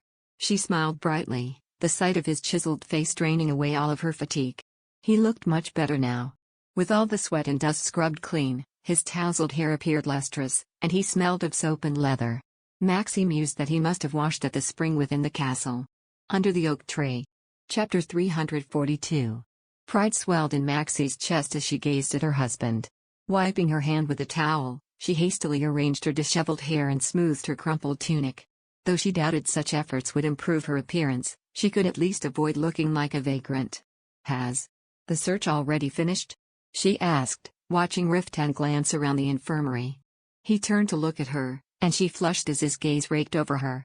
Even though he had seen her in worse states numerous times, she still felt awkward and embarrassed. She covered the blood stain on her sleeve, coughing lightly. "One heard that we are to leave in a week. Have you found anything regarding the Dark Mages? Let's take a walk," Riftan said brusquely, turning to the tent entrance. At first, Maxie was baffled, but she quickly reached for her cloak when she realized his suggestion could be an excuse to have a private moment with her. Her heart began to race. They had not had the opportunity to speak until now. He had been busy searching the city, and she had been occupied with the wounded. After informing the mages sitting in front of the brazier that she would be leaving her post for a moment, Maxie followed Riftan outside. To her surprise, the sky was already turning red. They circled a building with a collapsed wall and made their way toward the square lined with tents of various sizes. They cut through a group of soldiers lugging and loading wooden crates onto wagons, the contents of which knights meticulously recorded into ledgers. Maxie surmised they must be tallying up the spoils of war. One was told that we would be staying in Ossuria for some time to settle the distribution of the spoils. "Are there many items of value?" "Far more than we expected," Riftan replied tersely, leading her toward the city's outskirts. They entered a narrow alleyway between 2 buildings that appeared to be repositories. A steep flight of stairs rose at the end of it, and Maxie glanced up with curiosity. Where was he taking her? Riftan motioned for her to follow, saying indifferently, "A mountain of mana stones and artifacts made of wyvern hide, basilisk bones, and scales. All found in an underground cellar. There was even orichalcum." Maxie's eyes grew wide. "Orichalcum?" "Indeed," Riftan replied, a sardonic smile curling his lips. "Its discovery has spurred a few tiresome arguments. The possibility of finding orichalcum veins somewhere in this frigid hell seems to have driven everyone mad with greed. Do you not want it yourself? One heard orichalcum is hundreds of times more valuable than gold." "That is only true for the smelted kind," Riftan replied flatly, But the method of smelting orichalcum ore has been lost since the fall of the Roman Empire. The ore is useless if you cannot extract the metal, and the cost of developing a mine would be greater than the profit. Then, why are the others fighting over it? Because of greed. Not many in this world can let go of such valuable treasure. And there's always the possibility that someone might discover the smelting method again someday. The climb had left Maxie breathless, bringing an end to her questioning. They now stood in front of an arched tunnel. Maxie peered uneasily into its depths. Where are we going? I want to show you something. His arm tightened around her, and she let out a sigh as she watched the fading streams of light. When the nightmares came, she would remember him standing in the brilliant sun. Maxie's workload markedly reduced once the clerics started tending to the wounded. Soon, all those of the Mage Tower, including Maxie, were tasked with investigating the city. It did not take her long to realize that Anton had not been exaggerating, the Temple Knights were indeed watching them. Ads by Pub Future. Under the pretext of acting as their escort, the paladins followed the mages every step, and any discovery was kept under a watchful eye. Maxie was unsettled by the paladins' behavior. With their common enemy gone, she wondered if their next foe would be the Temple Knights. After an anxious glance at the Osirian soldiers, Maxie went to join the mages. The coalition army was currently set up outside the castle due to concerns that there may be traps inside. Maxie wove through the tents crowding the square, stopping near the haphazardly stacked wooden boxes at the entrance to the mages' quarters. Nevin, Alburn, Miriam, and Geoffrey sat around a fire. Maxie took the leather scroll she had pinned to her side and handed it to them. I've finished with the East Wing. Is the search of the main castle complete? A strange expression rose on their faces at her question. Maxie looked at them in puzzlement. What is it? Did something happen? Miriam, who had been poking the fire with a stick, replied tersely, they ordered a stop to the search. They will start demolishing the city once everyone's cleared the buildings. Maxie's eyes widened. But we have yet to find any leads on the dark mages, and there are still places we have yet to investigate. We are running out of time. Maxie jerked her head up at the unexpected voice. Leon was walking out of the tent accompanied by one of his aides. They seemed so intimidating that Maxie reflexively took a step back.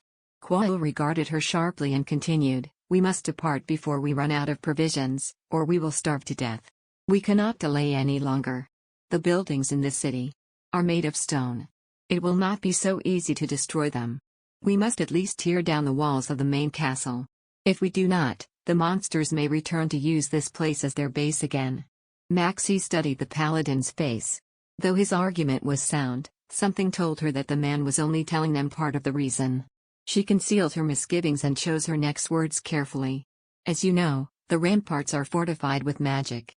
They are also inscribed with runes that negate any spell aimed at them. To break down the walls, we must first deal with the runes. It is precisely for that reason that I am here, to ask the mages to nullify the runes as quickly as possible. It sounded more like a command than a request. Quail's eyes, a piercing, gold-flecked green, passed over the mages. You can hear the full details inside, he said, then strode off toward the rows of tents without waiting for their answer. Geoffrey shook his head as he watched them go. That fellow seems to think that we are obliged to obey his every command. He is the supreme commander. We have no choice but to follow orders until this campaign is over, Nevin muttered bitterly as he rose to his feet. Come, we should head inside and hear what Master Selric has to say about it. Whatever they would have us do, one just want to get it over with so we can finally leave this place. Under the Oak Tree. Chapter 343. The following day, the mages began the task of destroying the runes. Annette, Armin, Anton, and Maxie were charged with nullifying those within the main castle. The towering stone walls that rose along the mountainous slope were covered in fortification runes, half of which were impossible to decipher because of their sheer complexity. Maxie breathed a deep sigh as she ran her fingers over one of the stone pillars flanking the castle entrance. Nearly all of the castle's building materials seemed to be fortified with magic. It will take forever to nullify all of them. We need not nullify every one, Leon said curtly. The castle will collapse once the main support pillars are compromised. The Temple Knight had trailed the mages, his subordinates in tow. Maxie, who had been gazing up at the high ceiling, gave him a disconcerted look. May first task. Why you are following us? Quail arched an eyebrow. Is that forbidden? And no, but Does the Supreme Commander not have more important matters to attend to? I happen to have many competent aides, the Temple Knight replied dryly.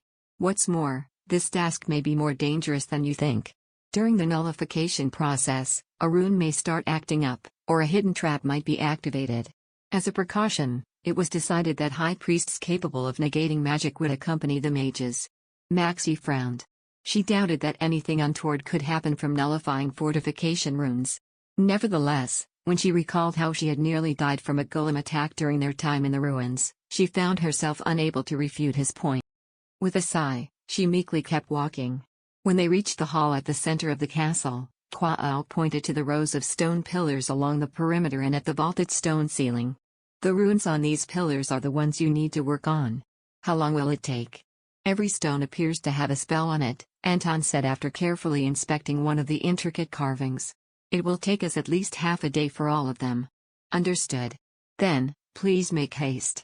Soon, the mages split up to begin their task.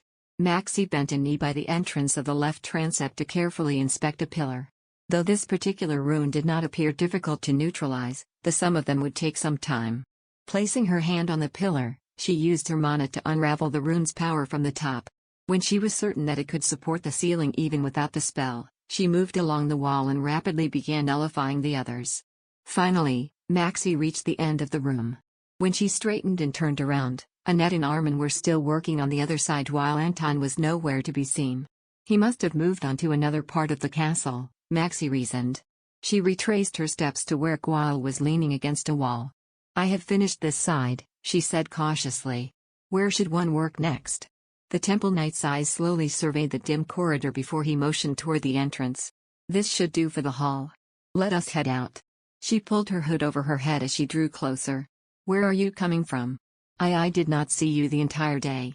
Leading a search of the mountains. I've been combing rocks all day because that damned woman is bent on finding an orichalcum vein, Riftan grumbled, his eyes flickering over his shoulder. Maxie followed his gaze, and her face fell when she saw Princess Agnes leading the Royal Knights of Wedden across the square. Another woman had been with her husband all day, yet here Maxie was, unable to glimpse his face even once. Her blood boiled at the thought. And? She said with a stiff smile. Were you able to find one? It was a waste of time. He entrusted Talon to a squire behind him and began kneading his nape, looking thoroughly wearied. Though one suppose it's for the best since that would only have led to more disputes. If that is your opinion. Why bother searching for it? As if sensing her disgruntlement, his eyes focused back on her. Maxie strove to appear calm. To her relief, he seemed oblivious to her petty jealousy. I went so I could patrol the area for hidden monster lairs as well, he said flatly. I've been meaning to search the vicinity anyway, though nothing came of that either. He paused to study her closely. More importantly, how was your day? One heard that the search of the city was halted so the mages could start nullifying the runes. Is the work not difficult? And not at all. The task went more smoothly than expected, so I think we will be able to finish by the morrow. I'll assign Rover as your escort from the morning, so let him accompany you. Maxie frowned. She was already vaguely aware that at any given moment, at least 3 or 4 Reamdragon Knights watched her. She did not see why Ulysseon, who was 6th in rank in the order, should be added to the list. That won't be necessary, she said with mock sternness. We have the Temple Knights escorting us wherever we go.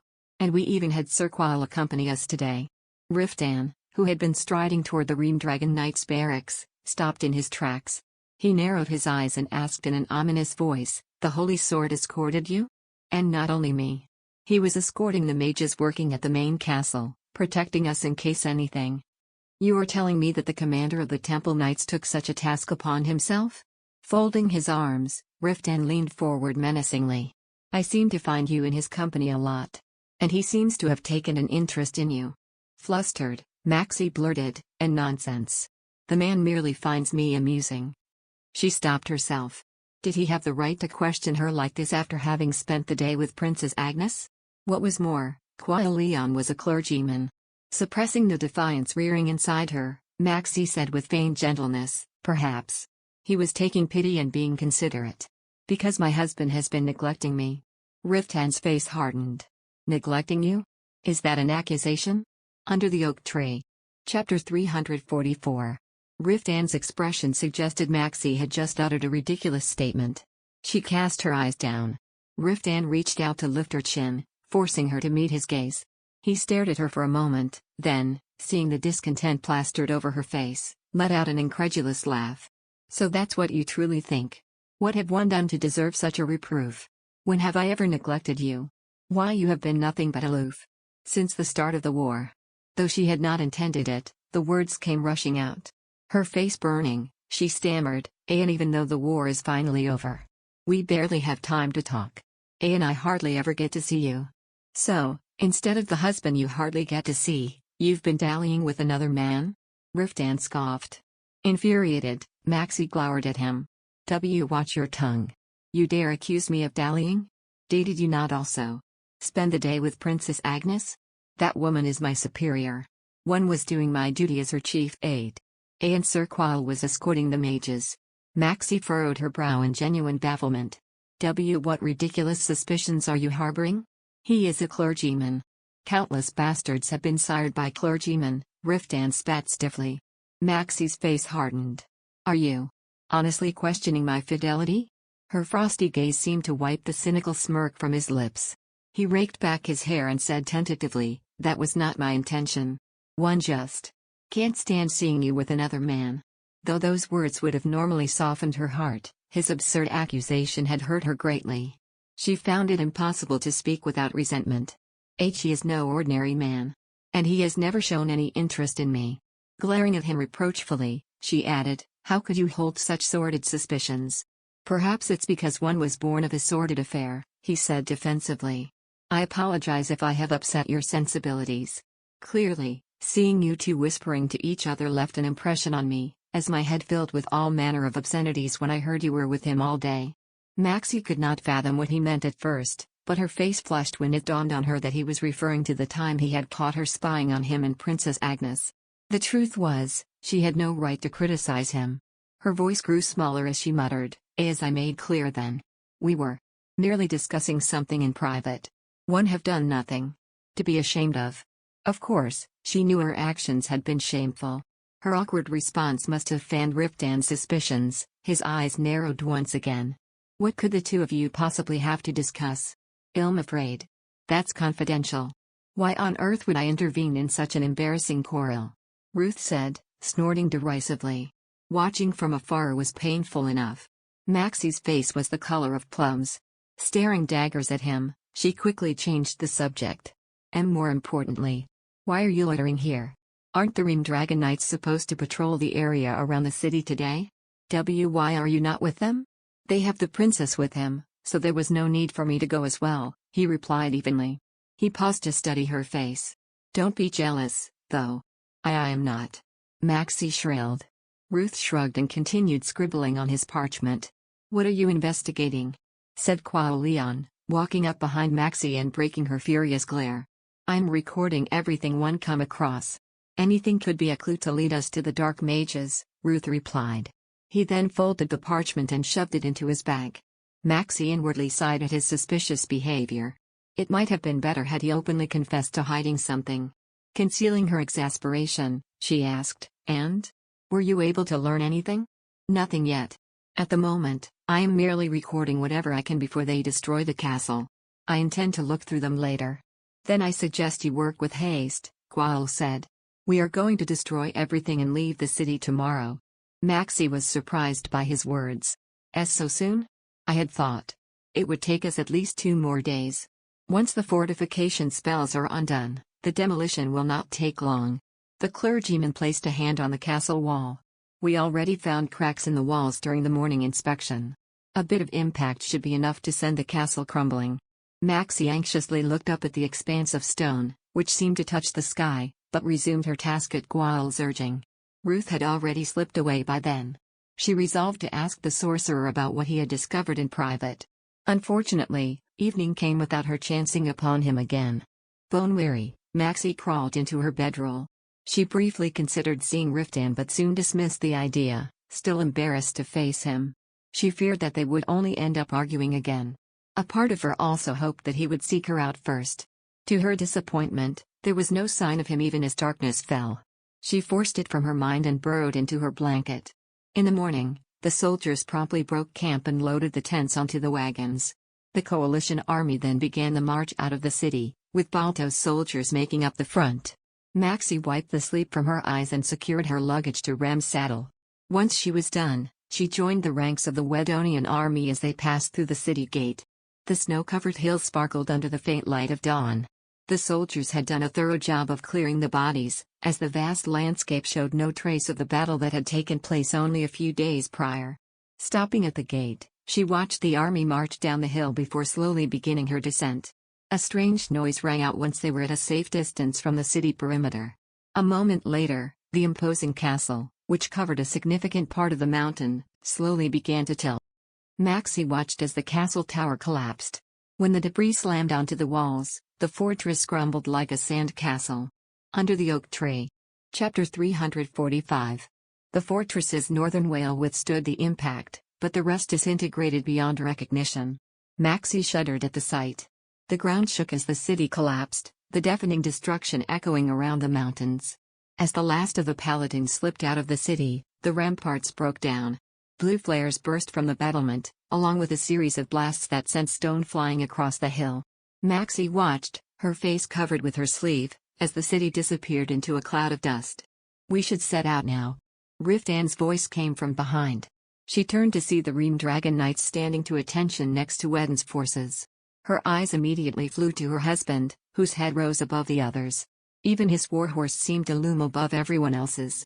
After surveying his men, Riftan gave the signal for the army to move, and the soldiers began to march in perfect order. Maxie looked over her shoulder one last time as she followed.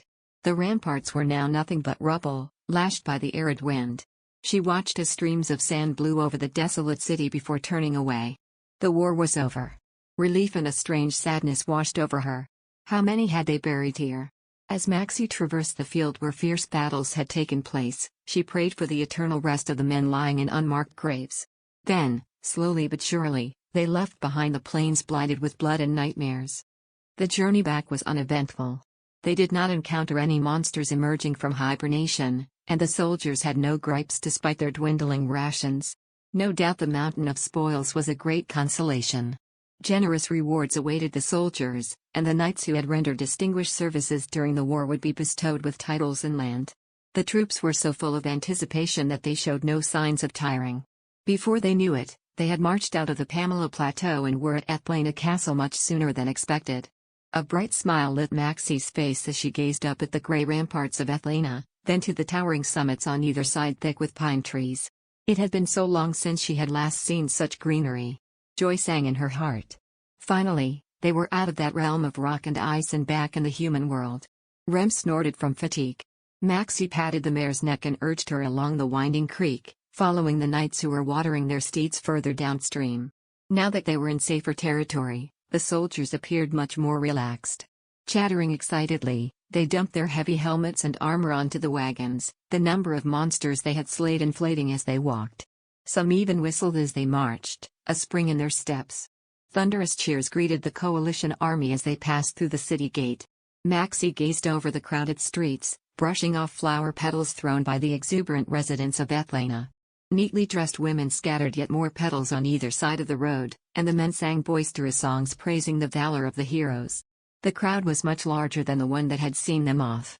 "Please don't tell me we'll get the same welcome in every city we pass," Annette grumbled as she watched the cheering crowd with a discomfited expression. Maxie smiled dryly. "As long as we're traveling with the knights." "I'm afraid so. The Ream Dragon, Bolos, and Temple Knights are heroes of the Seven Kingdoms." Conflicting emotions of joy and anger fought within her. While his gaze made her heart flutter, the fact that he was calmly asserting his marital rights now after ignoring her for so long inflamed a feeling of defiance. She stiffened the arm he was holding, and for a moment, she wanted to wrench it free from his grasp. Still, this was an opportunity to mend their relationship, and she did not wish to ruin it out of pride. After all, had she not been hoping he would approach her first? Composing herself, Maxie turned to Annette. I apologize for changing my mind, but I think one will stay with my husband after all." At her words, she felt Riftan's grip loosen slightly. Had he been nervous that she would rebuff him? She was carefully studying his impassive face when she heard Annette say, Are you sure you'll be all right? Riftan seemed offended by the question, and he shot Annette a glare. Is there a reason my wife should not come with me? Annette's lips twisted slightly. Seeing that her friend was about to sling back a quip of her own, Maxie intervened. Riftan is right. I will be just fine. So don't worry about me. Annette's eyes darted over Maxie's face, searching, before she shrugged and followed the other mages. When they had gone, Maxie looked up at Riftan. His face betrayed no emotion as he said, "Come." Wrapping his arm around her shoulders, he pulled her close and began leading her toward the main castle. She caught a whiff of his distinctive masculine scent. He would not have had the opportunity to wash himself properly during the long journey, so how on earth did he smell so good? He always seemed to have an air of leather and faint musk around him. They were at the training grounds now. Riftan called out as they neared Sijulu Aran, who was instructing his servants off to the side. I will stay in the same room as last time. Sijulu nodded heartily. As you please. The servants shall bring food and water for your bath shortly. With an impish smile, he added, I've told them to heat the sauna. Will you be joining me? No, Riftan replied curtly, then began leading Maxie away. Maxie felt her pulse racing, and she heard Sijulu's mischievous laugh carry over to them as they neared the stairs. Oh, what a shame to be deprived of the pleasure of your company. I suppose I should use this opportunity to befriend our dear Sir Quile. Maxie peeked over her shoulder just in time to see Sijulu swing his arm over the stiff clergyman in a chummy gesture. Quile promptly twisted the affronting limb. As she continued to watch the two commanders with wide eyes, Riftan led her into the main castle. Under the oak tree.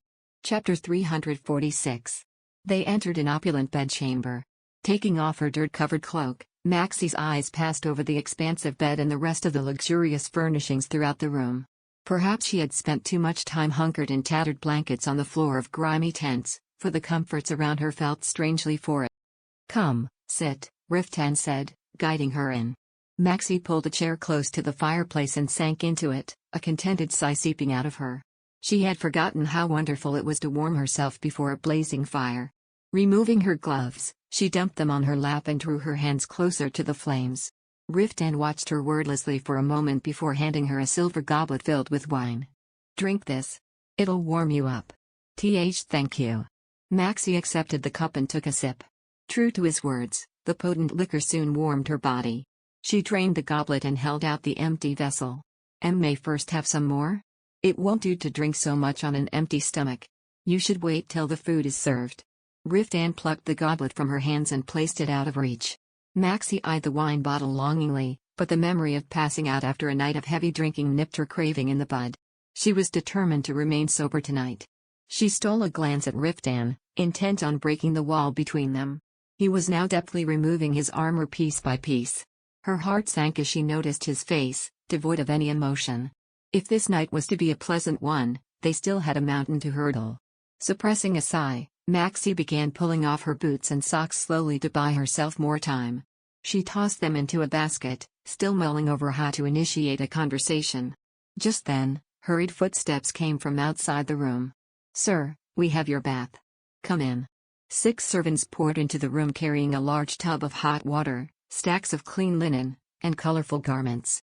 Maxie stepped aside and nervously smoothed down her hair as they bustled about, adjusting the temperature of the bath water and neatly laying out the clothes, soap, and towels. Riftan finally broke his silence when they left the room. Are you just going to stand there? Get in before it grows cold. Startled, Maxie turned to look at him. Now armorless, he was stoking the fireplace clad only in a thin tunic and woolen trousers. Flustered, Maxie stared at him blankly before asking, Be by myself? The poker in his hand froze. Belatedly realizing how her words sounded, Maxie blushed. It was you who told me. That married couples bathe together, so I assumed. You should bathe first today. The tub is too small for both of us, he said coolly, feeding more firewood into the flames. Maxie's eyes narrowed at his back before turning them to the steaming bath. Though it certainly could not be called spacious, they had quite happily squeezed into smaller tubs in the past. She bit back her point. The last thing she wanted was to beg him to join her. Deliberately stomping over to the tub, she cast off her knee-length tunic, peeled off her thick tights, and threw them all into the laundry hamper. Now standing only in socks, an undergarment, and a thin chemise, she turned to face her husband. He was working the bellows, his eyes still glued to the fireplace. The sight suddenly filled her with anxiety. Perhaps he did not care whether or not she was bare. Fidgeting with her worn sleeve, she let out a cough in a last-ditch attempt to draw his attention. "I'm sorry, but could you help me pour more hot water? I'm afraid it has already cooled a little." Riftan froze. His eyes shifted to the brass kettle the servants had hung over the fire. He was silent for a moment, then lifted the kettle out with the poker. After slowly walking over to the tub, he poured more water and turned away. He did not look at her once. Maxie hastily grabbed him. She searched his face, worry setting in. "Are you still angry with me?" When he offered no reply, she continued, "What I said that day was a little harsh. I was angered by your absurd suspicions." She snapped her mouth closed when she noticed his jaw clench. It was not her intention to start another pointless argument. Warily studying his face, she implored, "Please, say something. Anything. If you would only tell me why you are. I need you to get back first." He sounded as if he were being choked. Roughly twisting his arm out of her grip, he rushed to the table like a beast freed from a trap. Maxie watched, stunned, as he picked up the wine bottle, filled the goblet, and drained it in one go. His eyes blazed as he met hers. He wiped his mouth with his sleeve before refilling his goblet, then knocked it back as if putting out a fire in his throat. "If you wish to talk, cover yourself first," he spat coldly, tilting his chin toward a blanket. Maxie blinked vacantly, and she felt her face burn. She wrapped the blanket around herself while Riftan looked on uneasily. "To answer your question," he said, pouring himself more wine. He paused to sigh. "No, I'm not angry with you. I'm simply trying to hold myself back. I didn't want to pounce on you right after a strenuous journey." He downed another goblet of wine and added bitterly, "Though it would seem that my wife has no intention of aiding her husband's efforts at chivalry." Maxie's ears turned crimson. Riftan's eyes lingered on her before he looked away to grab a fresh bottle of wine from the shelf. There was desperation in the way he uncorked it, like a parched man in a desert. "Also," he said, "it is you who is still angry with me. You didn't say a word to me after our argument. And neither did you. That is only because—" He slammed the bottle on the table. His eyes darkened as he turned toward her, rubbing his mouth. Then, in a subdued voice, "I thought it best to keep my distance until the campaign was over. One had to stay vigilant until we were in safer territory, and you had your own responsibilities. Had we been in the same space, we would only have ended up hissing at each other like a pair of angry cats." Maxie was about to snap back when she recalled all their arguments and the constant battle of wills since their reunion. Riftan was right, they had been circling each other like wild animals. Perhaps he had wearied of the situation. Seized by crippling anxiousness, she blurted out, "But that is no longer the case." Riftan's gaze landed on her, and she could not tell if he was asking her if she really thought that was true or if he was simply mulling something over. Her heart sank. Had he been building up his walls again while she had been stubbornly protecting her pride? After staring into his ominously calm eyes, Maxie grabbed his hand, which was resting on his thigh.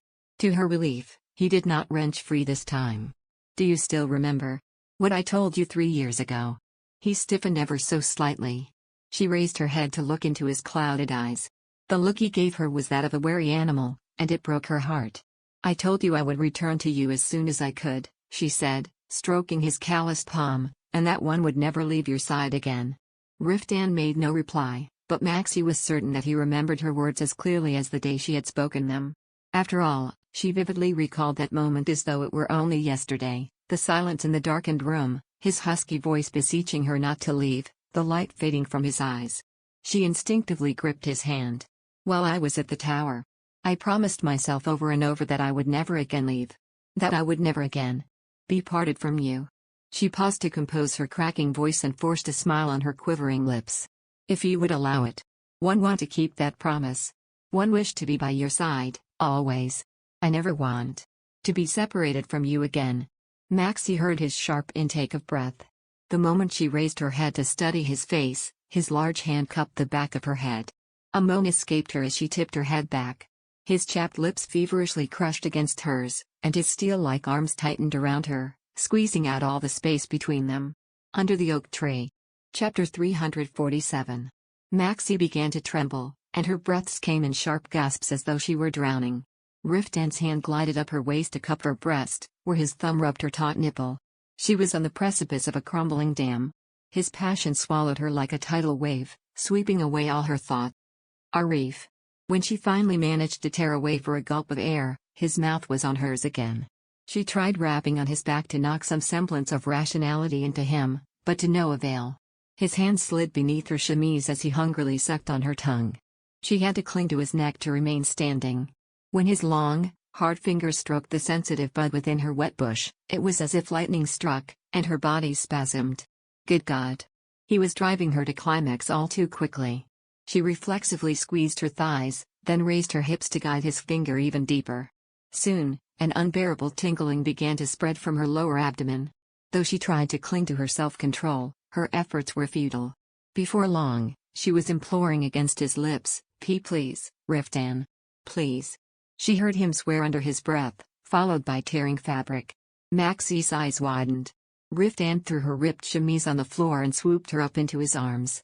"You don't have to ask," he muttered gruffly before rubbing his lips on the crook of her neck. "I'm the one who should be begging. God damn it, do you have any idea how much I—" He was unable to finish, for she had taken his face in her hands so she could drive her tongue into his mouth as he had done earlier. A choked moan gushed from him. Maxie eagerly inhaled his breath as she stroked his nape, damp with sweat. Shuddering, Riftan lowered her onto the rack next to the tub and pressed himself between her legs. The thrilling sensation made Maxie squeeze her eyes shut. She was close to losing her mind. The heat of his member pressed against her damp undergarment. Pulling on his tunic, she undulated her hips against him. Take off your clothes." Riftan quivered as he gazed down at her. "And now," she said feverishly. She did not catch whatever he mumbled next, but he threw off his tunic. Her chest tightened. Even though he had lost weight in the harsh campaign, he was still breathtakingly beautiful. She caressed his muscular chest with trembling fingers before peppering his broad, golden shoulder with kisses. A sharp moan escaped Riftan's lips. He had been impatiently tugging at the straps of his trousers, but he stopped to pull her up and smother her with his mouth once more. He left the room without waiting for her reply. Maxie vacantly stared at the door as it clicked shut. She suddenly felt chilled as though doused with ice water. She pulled the blanket close, biting her lip. Though a part of her was concerned that something serious must have happened for Ursuline to be so adamant, she could not help but feel resentful that he had refused to wait even a day longer. "And here I thought we would finally be able to close the distance between us." After rubbing her forehead irritably, Maxie composed herself and strode to the bath. She would not be the only one tormented by unsated desires. He would surely end the conversation as soon as he could and return to her. Intending to make herself presentable before he came back, Maxie immersed herself in the steaming hot water. She used a rough towel to scrub herself clean and meticulously applied perfumed oil to her coarse skin. When she was finished, she slipped into the garments prepared by the servants and carefully examined herself in the mirror. Though she could hardly describe herself as dazzlingly beautiful, her rosy skin and her damp hair, sleek and free of frizz, were certainly appealing. She stared into her gray eyes, gleaming with determination, then pinched her cheeks to add more color to them. A knock came at the door. "I have your supper, Lady Calypso." "See, come in." A maidservant strode into the room with a large tray in hand. "You must be famished, my lady. The cook has been working hard since dawn after receiving word that the army would be arriving today. I hope the food is to your taste." The maidservant prattled cheerfully as she placed plate after plate of sumptuous food on the table.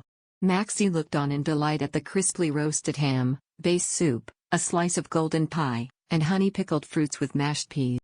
Her expression suddenly changed to one of confusion. Though it was more than enough food for one person, it was hardly sufficient to fill the stomach of a brawny knight. Is there no more? My husband will be joining me shortly. Sir Riftan has informed us that he will be dining with the knights. He instructed us to bring you your supper as he would be returning late." The cheerful maidservant trailed off when she noticed Maxie's face hardening. Maxie quickly adjusted her expression. "Why yes, there seem to be many reports for him to hear." Since he has been away so long, reassured, the maidservant's brightness returned, and she began chattering once more. "Many things happened here as well, my lady. Reinforcements from the Ream Dragon Knights and troops from Azaria and Balto arrived a month ago. I heard from the soldiers that they were prepared to set out to the Pamela Plateau if they continued to hear nothing from the coalition army. Everyone was terribly anxious for news." I see. Had Ursuline arrived as part of the reinforcement? It was certainly not surprising. The Pope, along with the monarchs who had funded this war, would have suffered substantial financial losses had such a large-scale campaign ended in failure. For the Council of the Seven Kingdoms, waiting patiently for the army to return was simply not an option. "Oh, look at me. I've been babbling again," the maidservant said apologetically when she saw Maxie's face clouding. "I shall excuse myself now. Please ring the bell if you require anything." When the maidservant left the room with the empty tray, Maxie sat down at the table and began to eat. Even though she was famished, she had so much on her mind that she could hardly register the clacking and scraping of her cutlery. After nibbling on bits of bread dipped in soup, Maxie soon lost her appetite and got up. She could not simply sit and wait. It would be better to go look for Riftan herself. Still, she hesitated when the thought cropped up that he would not be pleased. After hovering by the door for some time, she eventually made up her mind to remain in her quarters. She took out some of the records she had found inside the monster city, intending to pass the time with study, before she realized that her accumulated fatigue and full stomach had made her sluggish. The complex codes and ancient texts became a jumble in her mind. Sleep prevailed as she continued staring at the text crowding the parchment, and she fell into a deep slumber. Under the oak tree. Chapter 348. Sunlight was streaming through the bedchamber window when Maxie opened her eyes. Feeling wretched, she slowly surveyed the room. Servants had come and gone, as evidenced by the disappearance of the bath and empty plates. There was no sign of her husband ever having returned. Did he stay out all night? Maxie groped the cold sheet beside her. All of a sudden, she scrambled out of bed and put on her slippers. She hastily threw on a coat and, without even brushing her hair, rushed out the door. The morning air was crisp, but she was too livid to feel the cold as she stormed down the corridor. Just then, a familiar voice called from behind. "Max." Maxie looked back to see Sedina running toward her, her twin braids bouncing on her shoulders. "I'm so glad you made it back safely," Sedina exclaimed, flinging herself at Maxie and knocking the wind out of her. The excited girl spun them both around and stepped to one side of the corridor. Her large brown eyes examined Maxie's face. "I heard all about your ordeals. Are you sure you're all right?" I am fine. The campaign was certainly trying. But I am unscathed," Maxie replied calmly in an attempt to get her exuberant friend to simmer down. How have you been, Sedina? Where do I begin? I've been losing clumps of hair from being cooped up inside a room deciphering ancient codes all day. I fear my eyesight has gotten worse in the span of a few months." Her theatrical complaints gave way to a triumphant look. "Still, the trouble was worth it. I promise you will be shocked when you discover what we've learned." The girl was visibly hankering to tell her all about their findings right there and then. "I'm sorry," Maxie said, her expression troubled, "but could you tell me about it later? I need to find my husband." "You're looking for Sir Riftan?" Sedina asked, surprised. "I doubt you will find him here. I saw him leaving the castle early this morning. Although I don't know why." Maxie stiffened in shock. Worry rose on Sedina's face. "Did he leave without telling you?" He must not have. Wanted to disturb my sleep." Maxie quickly offered the excuse with a smile, trying to appear unaffected. Beneath her calm exterior, anger was beginning to boil. Not only had he neglected her the entire night, but he had left without saying a word. She could not believe it. Did he not owe her an explanation? Would it have been that difficult to leave a message, at the very least? Her eyes welled with tears, and she tried to hide them by combing her tangled hair. Sedina regarded her warily. It did not seem like he was going far. He was dressed lightly with no luggage, from what one could tell, and only 2 knights accompanied him. One doubt he was going out of the city. "Would you like to visit the knights' quarters to inquire?" Maxie looked out the window, her lips pressed together. Though she very much wanted to seek out the Reamdragon Knights at once, her wounded pride would not allow it. Concealing her anger and dejection, she said with feigned brightness, That won't be necessary. Your observation is assurance enough. I'm sure he'll be back by the end of the day. One shall ask him then." Her act must have been convincing. Sedina's face lit up once again as she said, "Then, you should come with me to the mage's quarters. I'm sure Master Kalta wishes to see you as well." Maxie allowed herself to be led down the long corridor, which was now bathed in pale spring light. With her entire focus on keeping her mind from drifting back to Riftan, Sedina's chatter seemed to glance off her. The cold seeped through her clothes as they walked. Though she wore only a flowing coat over the thin linen dress she had slept in, she could not bring herself to ask to go back. The last thing she wanted was to admit to having rushed from her room upon waking, desperately seeking her husband. She gnawed her lip, quickening her pace.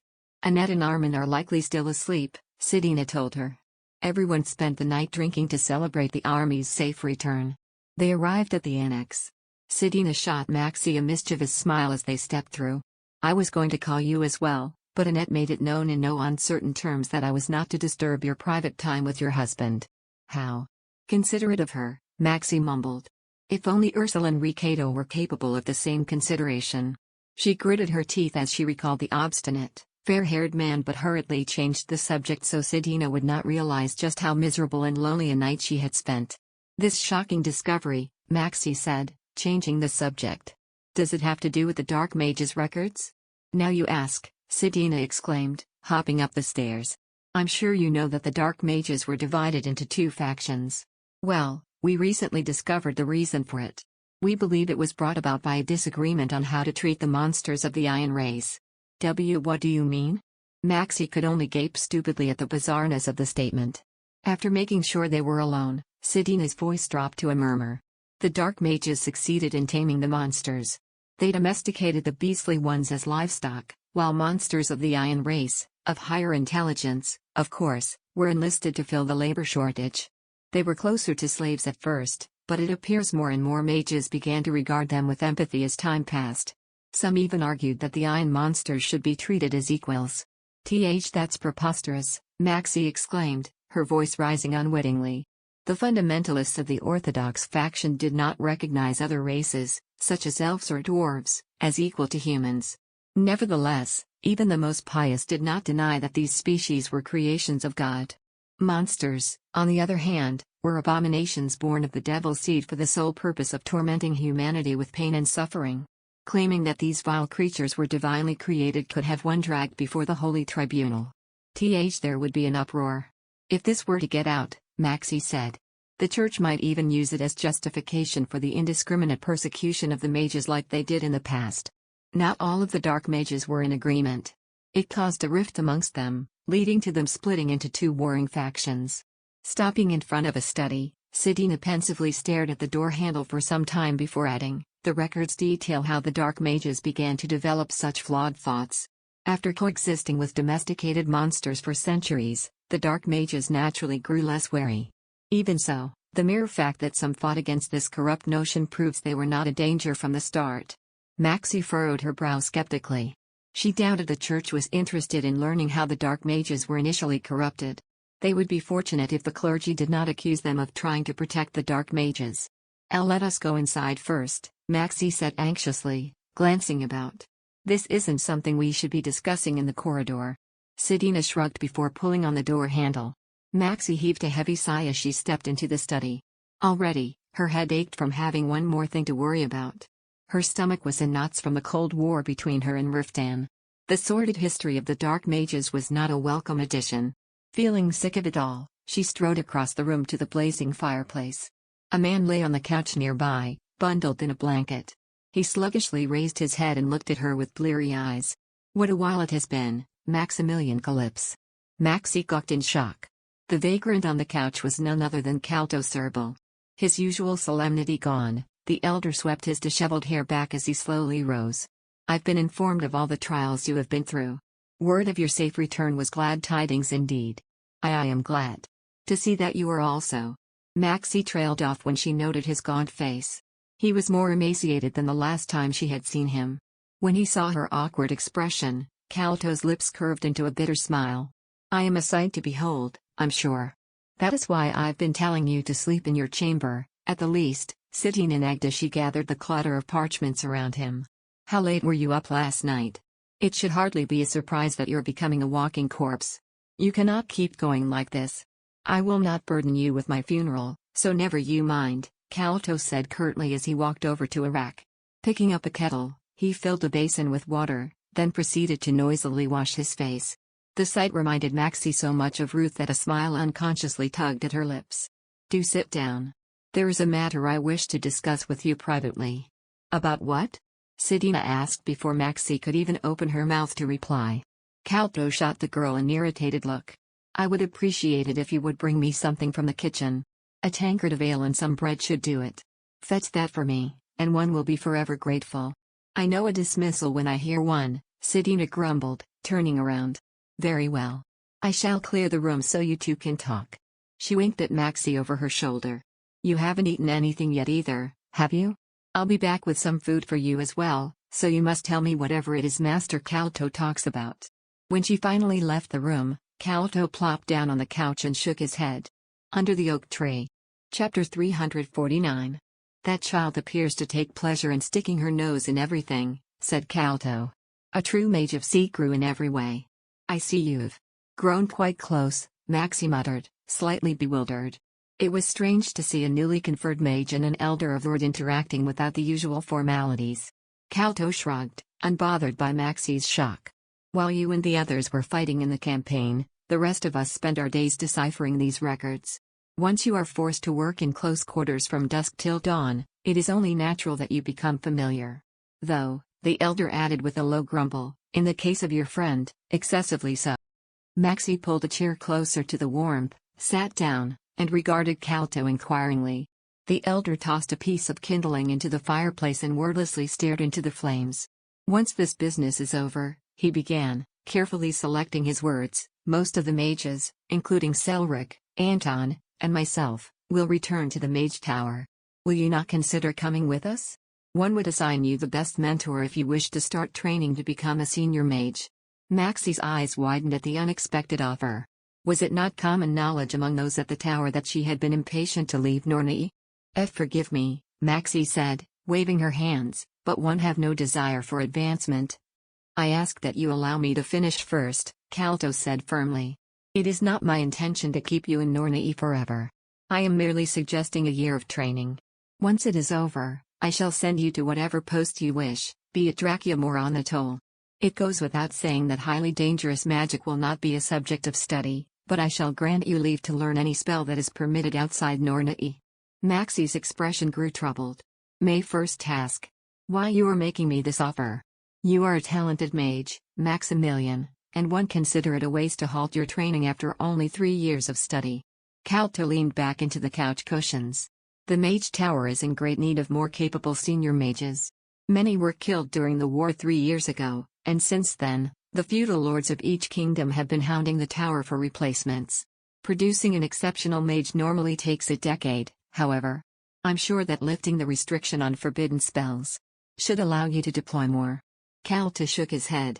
We are already considering lifting restrictions on less dangerous spells, but we cannot allow those that are directly against the Church's doctrines to be used outside Norney.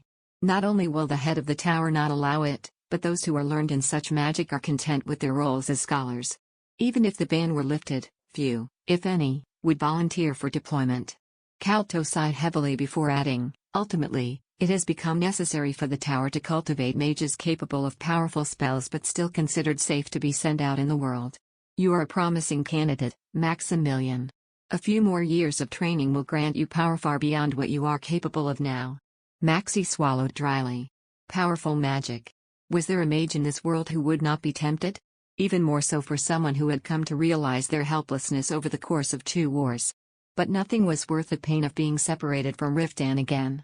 I am grateful that you think so highly of my abilities, Maxie said, shaking her head, but I have been away from home far too long. I never wish to be parted from my husband again. The elder searched her eyes as if trying to determine if there was any room for persuasion. Maxie very deliberately held his gaze. In the end, a resigned sigh seeped out of him. You have made your intentions clear. But there is still time, much of it, in fact, until the council ends its deliberations. Feel free to come to me if you change your mind before then.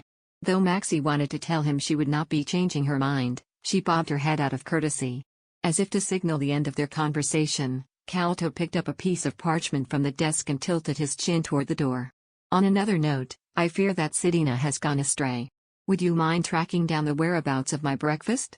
If that is too much trouble, you could ask a passing maidservant to bring me some food if they are not otherwise occupied. He was clearly trying to get her out of the room, which was just as well for Maxie. She happily rushed out the door and whisked down the stairs, out of the annex. Strangely enough, Kalto's offer had somewhat organized her complicated thoughts. She was reminded once again that being with Riftan was what mattered most, and that would never change. I should talk to him again. Planning to seek her husband after fetching Kalto his meal, Maxie quickened her steps. The path to the main castle bustled with servants carrying pails and armfuls of firewood, and Maxie wove through them as she headed to the building's rear. She was almost at the kitchen when she ran into Sedina. "What's this? You're done talking already?" the girl asked, one hand hastily pocketing a loaf of bread. Maxie narrowed her eyes. "You were supposed to be fetching food, but I see you've been filling your stomach instead." "I was only tasting it. Look, I've got your food here." Sedina raised the bundle she was carrying with an aggrieved expression. "The kitchen is a shambles right now. Serving 8,000 ravenous soldiers is no small matter. Do you even know how hard one had to fight to get my hands on?" "All right, you've made your point. Let us hurry back to Master Calto." After cutting off the girl's rambling excuse, Maxie whirled around. Though Sedina had always had a habit of blabbering, it seemed to have become more pronounced since Maxie had been away. "So, what did Master Calto want to discuss with you?" Sedina inquired, sidling up to her. After a brief hesitation, Maxie chose to tell her the truth. "He suggested that I train for a few more years at the tower." "You as well?" Maxie stuck close to the wall to avoid the throng of soldiers making their way to the kitchen before turning to look at Sedina. "Did he offer you advancement too?" "Oh, I've already informed him of my desire for advancement long ago. Since the mages who participated in the campaign will be given priority to study the Dark Mage's records, I wasn't going to pass up the opportunity." She wagged her finger smugly. Miriam received a similar offer. "I overheard Master Alburn asking her if she wanted to become a senior mage of Kabbalah during the celebration last night, but she turned him down. From what one gather, she is set to join the Bolos Royal Knights once all this is over." Maxie's eyes sprung wide. Miriam, who hated mingling with people, was hardly a good fit for the boisterous order. Had they formed a rapport while staked outside the monster city together? That's surprising. I thought Miriam was more passionate about research. Well, the chance to join the Royal Knights of Levadon does not come around often. If she does well, she could even become a royal mage. One hear the pay is pretty darn good, Sedina whispered in her ear as if she were sharing a tremendous secret. Maxie shrugged and followed the contours of the castle to avoid the growing influx of people. Last night's celebration must have continued throughout the night, for the army cooks also reeked of alcohol as they carried pots of food out of the kitchen. Had Riftan neglected her last night because he had been drinking till dawn with the knights? Maxie clenched her jaw as she kept walking. If so, he would soon go down in history as the man who had the most violent wife. "What do you intend to do, Max?" Sedina said abruptly, interrupting her roiling thoughts. The question did not register in her jumbled mind at first. She blinked, and Sedina shot her a sideways glare as though telling her not to feign ignorance. "About Master Calto's offer?" she pressed. "Do you truly have no wish to return to Nornai to continue your training?" Maxie gave a small sigh. "You know how desperate I was to leave the island." "Yes. But don't you think it's a waste? Once this campaign is officially over, you will be free to study the innumerable records from the Pamela Plateau. Did you not say you lost hair while translating those records? Though one very much loathed these curls of mine, I still wish to keep them attached to my scalp," Maxie retorted as she made her way toward the annex. Sedina suddenly blocked her path. "Jests aside, one hope you give it serious thought.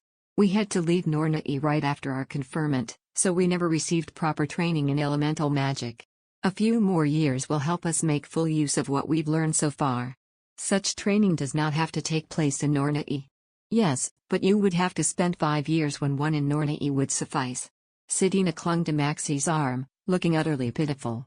"Don't say no. Just spend 1 more year with me at the tower. We are bosom friends for life, are we not?" After the training, one also planned to request assignment to the north. "Once we both complete the training." Sedina suddenly stopped whining. Puzzled, Maxie glanced at the girl before looking over her shoulder to follow the direction of her gaze. Riftan, Ursuline, and Elliot stood with their war horses, reins clutched in their hands. The radiant sunlight seemed to bring out Riftan's dazzling beauty, and Maxie felt her anger melt away. She sprinted toward him, leaving Sedina behind. Under the oak tree. Chapter 350. Wearing a black wyvern high vest and light armor beneath a navy robe, his long sword at his waist, Riftan looked more like a rogue mercenary than a knight. Maxie noted his trimmed hair, as the locks that he usually kept swept back now sat neatly over his comely forehead. The hair on his nape fell much shorter as well. Were it not for his wooden expression and somber eyes, he could easily be mistaken for a young man in his mid-20s. Gazing down at Maxie, he handed his reins to Elliot. "You're dressed lightly." The elation on her face quickly turned into a frown. Was that all he had to say? His unapologetic curtness squashed all her resolve to have a calm conversation. Hands leaping to her waist, Maxie glared up at him. Why did you not return last night? Where on earth?" Riftan grabbed her arm and called to the knights behind him, "Take Talon back to the stable. Wait for me at the knights' quarters." Then, before she could say anything else, he began striding toward the main castle. Maxie could not believe it. Does this man think he can do as he pleases? Where are we going? Maxie demanded while being dragged along like a tethered goat. "I would rather not provide everyone with another spectacle. We will talk in our chamber," Riftan said brusquely, stepping into the spacious hall bustling with people. Maxie shot her husband a sullen glare before glancing over her shoulder. The knights looked on in worry, and Sidina's eyes were wide as she watched them leave. Maxie forced a reassuring smile on her face and followed Riftan across the great hall, then up the marble stairs leading to the guest rooms. I heard you left the castle early in the morning," Maxie burst out as soon as they entered their bedchamber. "What on earth happened? What news did Sir Ursuline bring?" "There were some problems in Anatole requiring my urgent attention. I spent the night sending messages, searching for merchants to help me," Riftan explained as he took off his coat and tossed it over a chair. Maxie's eyes clouded with concern. What sort of problems?" After a moment of silence, Riftan wearily rubbed the back of his neck. To supply the coalition army, the Council of the Seven Kingdoms purchased large amounts of food from the merchants of Lakazem. The Merchant Guild of Anatole served as the broker, and there appears to have been a few disputes during the transaction. Maxie furrowed her brow.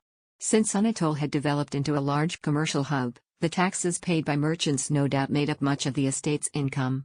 Even so, she still found it strange that the lord of the estate, who had just fought in a major campaign, would be required to settle a trade dispute with such urgency. She gave him a dubious look. "What exactly is the problem? How serious could it be?"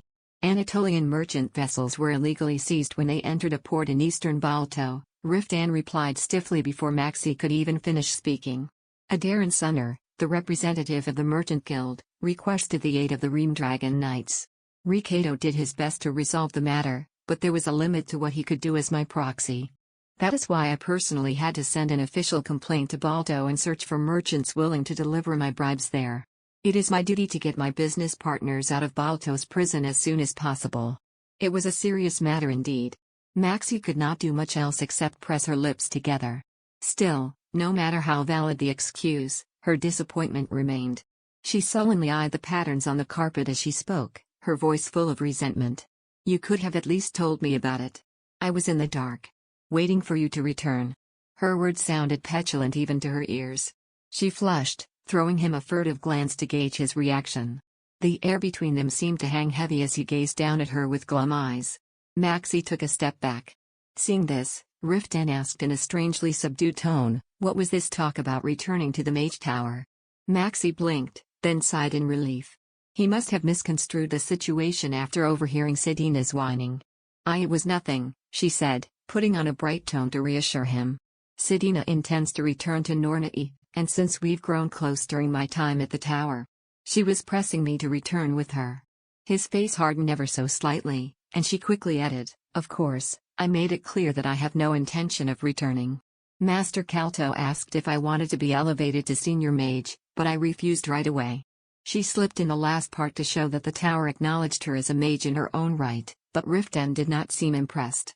Perturbed by his stillness, Maxie nervously opened her mouth. After all, the only reason I volunteered for the expedition to the plateau was so I could leave the island sooner. I intend to return to Anatole. Go back to the tower." Maxie stiffened, her face clouding with confusion. "What do you mean?" Walking over to the rack, Riftan grabbed a pitcher and replied flatly, "Just that. There is no need to give up your desires for my sake. If you wish it, go ahead and train for a few more years in Nornai." 22 Her face flushed with anger. For a moment, all she could do was open and close her mouth before she found her words. I do not wish to return to the tower. Were you not listening yesterday? I want to stay by your side. I want to return to Anatole with you."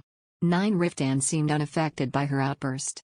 He picked up the kettle with an eerie calmness and poured himself water. After quenching his thirst, he turned to look at her, his eyes blank. Why? Why? Why do you want to return to Anatole with me? You've only spent a year there. If you think about it, you have lived at the tower longer. Backing away, Maxie gazed up at Riftan as though she were looking at a stranger. Her mind could not grasp what he was saying. What happened to the man who had lavished her with kisses last night? Who was this person spouting nonsense before her? She shook her head in bewilderment. Why would that matter? I am your wife. Anatole's. Am my home. You said so yourself. That I am your only family. I did. He lowered his cup onto the rack. Fear stirred in Maxie's chest at the calm way he moved.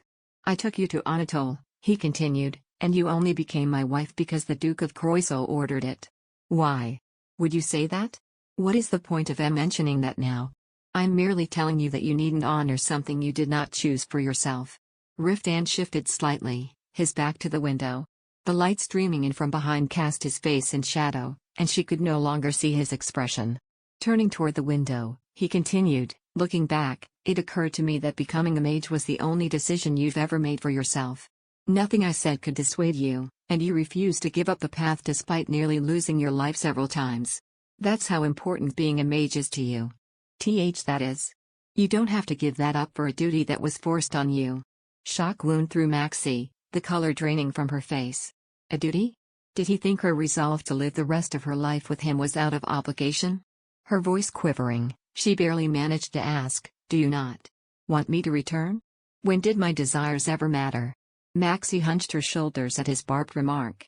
Riftan said nothing for a while as if to contain his stirring emotions, then intoned, my needs do not matter.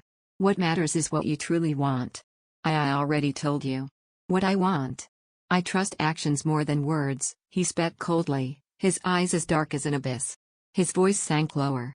Your life was hell before I took you out of Croissant Castle, so you might have compelled yourself to adhere to my wishes. You should take some time to think over what matters to you most. Maxie's lips parted and closed. Having said his piece, Riftan grabbed his robe from the chair and turned toward the door. Something snapped inside her. She latched onto his clothes and yanked with all her strength. When he looked down at her in surprise, she lashed out, do you think you know what I want better than I do? His eyes widened slightly before narrowing, but before he could say anything, a torrent of words burst out of her. Well, you're wrong. You know nothing. I chose to become a mage. Because I wanted to help. I chose to learn magic so I could be useful to you in any way I could. I went to the Mage Tower. Because I thought that was what was best for us. Do you know how painful it was to make that decision? The anguish I felt? Riftan said nothing, looking down at her like a statue. She could no longer bear his calmness. Losing all self-restraint, she began pounding her fists against his chest. Why you are the only one who suffered, don't you? You never considered my pain for a moment. You act as though you do all this for my sake, but you are really only thinking about yourself. You are simply protecting yourself from getting hurt. Riftan had been frozen in place until then. As soon as she yelled the final word, he took her roughly by the arms. Under the oak tree. Chapter 351. You accuse me of caring more for myself? Riftan's tone dripped with utter disbelief. Tears threatened to spill from Maxie's burning eyes, which she held back through sheer willpower. See, can you deny it? She fumed. You never listen. You never try to understand what one want. Because I refuse to follow your wishes and be tucked away in a castle. I want to do everything with you, be the person standing beside you. But that means I can hurt you again. And that's why you push me away. Over and over. Her voice was shrill by the time she finished. Riftan's eyes blazed as he grabbed her arms, bringing his face inches from hers. His throat bobbed in fury. Though he looked positively frightening, Maxie felt no fear. She glared back at him, her gaze venomous, waiting for him to explode. In the next moment, his primal rage disappeared behind the mask of a cold night. He released her and slowly stepped back. Think as you wish, he said before striding off. The anger roiling in her chest crumbled away like sand as Riftan left the room, the door clicking shut behind him. Maxie closed her eyes. He began to ignore her completely from that point on. Hurt by his silence, Maxie moved her belongings to the mage's quarters. Riftan was not the only one who did not wish to interact. Just as she had begun to believe they had gotten close, he had slammed the door on her. She no longer knew what to do. Maxie massaged her throbbing temples, looking up at the gray sky through the window. What was it that he wanted from her? Though it was clear he could not bear the thought of them growing apart, he was always anxious to put distance between them whenever she got too close. The expedition to the Pamela Plateau and the extreme circumstances of the war had temporarily put a pause on their conflict. Now that both were over, he seemed to be searching for new reasons to keep her at arm's length. Maxie bit her lip. Was that what he wanted? To keep at a safe distance so neither could hurt the other? Did he want their marriage to resemble the apathetic arrangements of many in the aristocracy, concerned only with keeping up appearances? Maxie picked up a piece of parchment from a pile on the desk to dispel her darkening thoughts, but her head was too full to take in any of the ancient scrawls. After furiously scrubbing her forehead, she slumped over the desk. Annette, who had been flickering glances at her, heaved a sigh. "Why don't you take a nap instead? I am not tired. So you can stop being such a distraction, I mean. Go bemoan your despair in your room," Annette said heartlessly, scribbling onto her parchment. Maxie shot her a glare before getting to her feet. Officially, she was assisting with translating the Dark Mage's records whenever she could, but she knew she was not pulling her weight. Feeling defeated, she trudged to the door. As if taking pity on her, Selric, who was going over more records by the fireplace, said gently, "It's plain that something is on your mind, and you will only be more depressed if left to your own devices. Why don't you all go for a meal instead? It's not as if there is much left for us to work on after those paladins stepped in." There was a hint of bitterness in his last sentence. Clearly, he was displeased by the Temple Knight's unannounced seizure of the records a few days prior. There was little the mages could do as mere aides in the expedition, however. The Basilica of Ossuria had funded and led the endeavor. Put bluntly, the church had the right to all of the records. Though the mages were fortunately allowed to keep their personal findings, the rest were loaded onto Osirian baggage wagons, essentially halting all research. Selric eyed the stack of documents on the table. "It shouldn't take us more than a few days to finish the rest. We can take our time with them until the army's departure to Ossuria." No sooner had he spoken the words than those seated around the table sprung to their feet in quick succession. Before Maxie could do anything about it, she was hustled out of the building by more than 10 mages. They chattered away about various topics as they headed to the kitchen. Most of the conversation was about the council that would be held in Belborn, speculating on how negotiations would be handled, and even wagers on what portion of the spoils would be awarded to the Mage Tower. As Maxie trailed a few steps behind her noisy peers, she caught sight of a knight in Reamdragon armor alongside Princess Agnes, her golden locks flowing loose.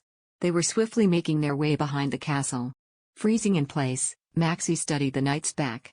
A hood covered his head, but his height was evident even from this distance. She felt her chest tighten. Standing in shock, she watched the figures enter an empty courtyard. Jolting back to her senses, she told the mages to go ahead before hurrying after the princess and the knight. The pair walked for some time and came to a stop in an open area edged by a wall. Maxie ducked behind a large tree when the knight turned to glance behind him. Voices soon floated over to her. Though she was too far away to catch what they were saying, she realized the man's low voice did not belong to Riftan. Her shoulders sagged in relief. At the same time, she felt a wrenching in her gut, and her eyes burned with tears. What on earth was I thinking? Crouching down, she buried her face in her knees. After some time, she heard Princess Agnes's exasperated voice carry over. Maxie peeked out from the tree and saw Elliot Karen calmly attempting to explain something to the princess. When the knight pulled out a piece of paper from his chest, Agnes took it and seemed to assess its contents for a long time. There was an unusual air between them. What reason would these two, of all people, have for such a clandestine conversation?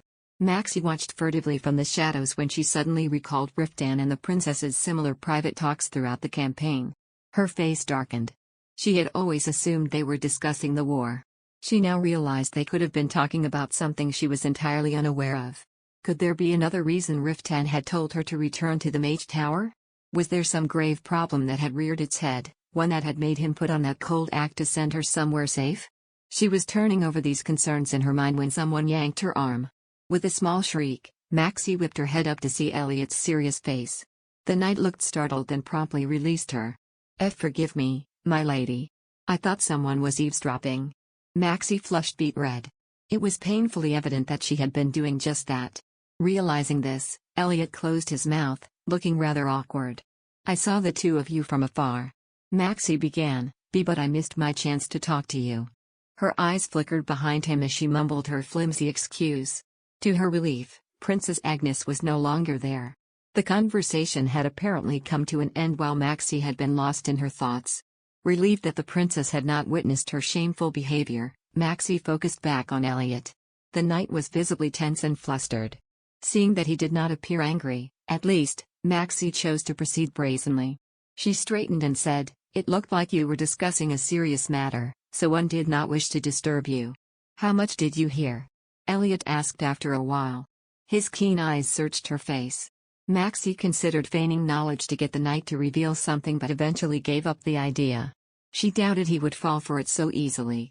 I could not hear a thing," she confessed, "but I did see you hand something to the princess." Elliot pressed his lips together. Maxie waited for him to offer an explanation. When he remained silent for a long time, she felt her temper flare. "The day we arrived," she began, "Sir Riftan sought Riftan out urgently. Riftan told me it was due to a trade conflict, but that's not really the reason, is it? Something much worse must have." "My lady, I am not authorized to tell you anything. If you must know, one suggests you speak with the commander." Maxie stared at the knight's somber face. Seeing that he was unlikely to be persuaded, she let out a dejected laugh. "So, he is hiding something from me. And he has strictly instructed you and the others that 1 a.m. to be kept in the dark." The knight neither confirmed nor denied it, keeping his mouth resolutely closed. That was answer enough for Maxie. She rubbed her throbbing eyes and huffed in irritation. Her chest felt close to bursting from frustration. She was thoroughly sick and tired of Riftan hiding the truth, of the way he coldly turned his back on the pretext of protecting her. She was tired of hovering outside his walls, begging to be let in. Wiping her forehead with a shaking hand, she said, Very well. I shall press you no further. You should ask the commander." "No. I know. He will refuse to tell me anything." Sensing the resignation in her voice, Elliot looked uncomfortable.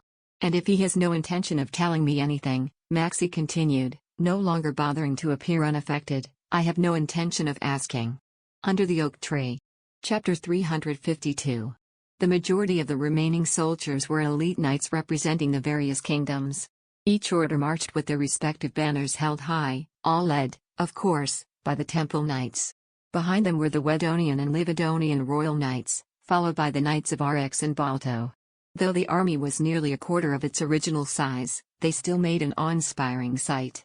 Colorful banners danced in the wind, armed soldiers marched onward by the thousands, and hundreds of wagons laden with spoils of war rolled along the path. A throng of eager spectators, hundreds strong, gathered to witness the triumphant army's journey southeastward. Among them were merchants, courtesans, beggars, and petty thieves, all drawn to the camp under the cover of night. To Maxie, the scene resembled one long boisterous parade. Intoxicated by their recent victory, the soldiers reveled in their success, swaying from drink and their voices filled with boasts. Most of their superiors turned a blind eye to their unruly behavior, understanding the impossible task of reining in the desires of men who had faced hunger and death in the unforgiving wilderness for months. Even the mages, usually reserved and composed, seemed caught up in the lively atmosphere. Maxie released a weary sigh as she watched the merriment unfolding around the campfires.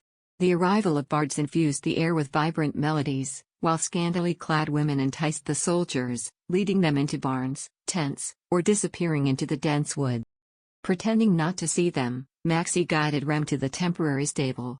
"Allow me, my lady," said Ulysseon, rushing over to take the reins from her. "You should retire to your tent." "I do not need your assistance," Maxie retorted, her voice dripping with icy disdain as she snatched the reins back. She strode past Ulysseon, who slumped his shoulders like a dejected puppy. She led her mare to an empty stall, securing her and removing her saddle. Undeterred, Ulysseon followed after her. "Please, allow me to handle the demanding tasks, my lady. Sir Riftan specifically instructed me to look after you. I do not require a servant." "Go and inform Sir Riftan that his intrusion is unnecessary," Maxie exclaimed, swinging her bag over her shoulder. Just as she was about to leave, she ran into Ursula and Ricardo, who was leading his own horse into the stable. The knight looked at Maxie's stony face, then at Ulysseon's desperate one. "Good evening, my lady." Maxie glared back. I'm afraid I am not having a good evening, Sir Ursuline. How unfortunate. His calm reply only deepened Maxie's scowl. Though she longed to grab the man by the collar and give him a piece of her mind, she refused to stoop to such unladylike behavior in front of everyone.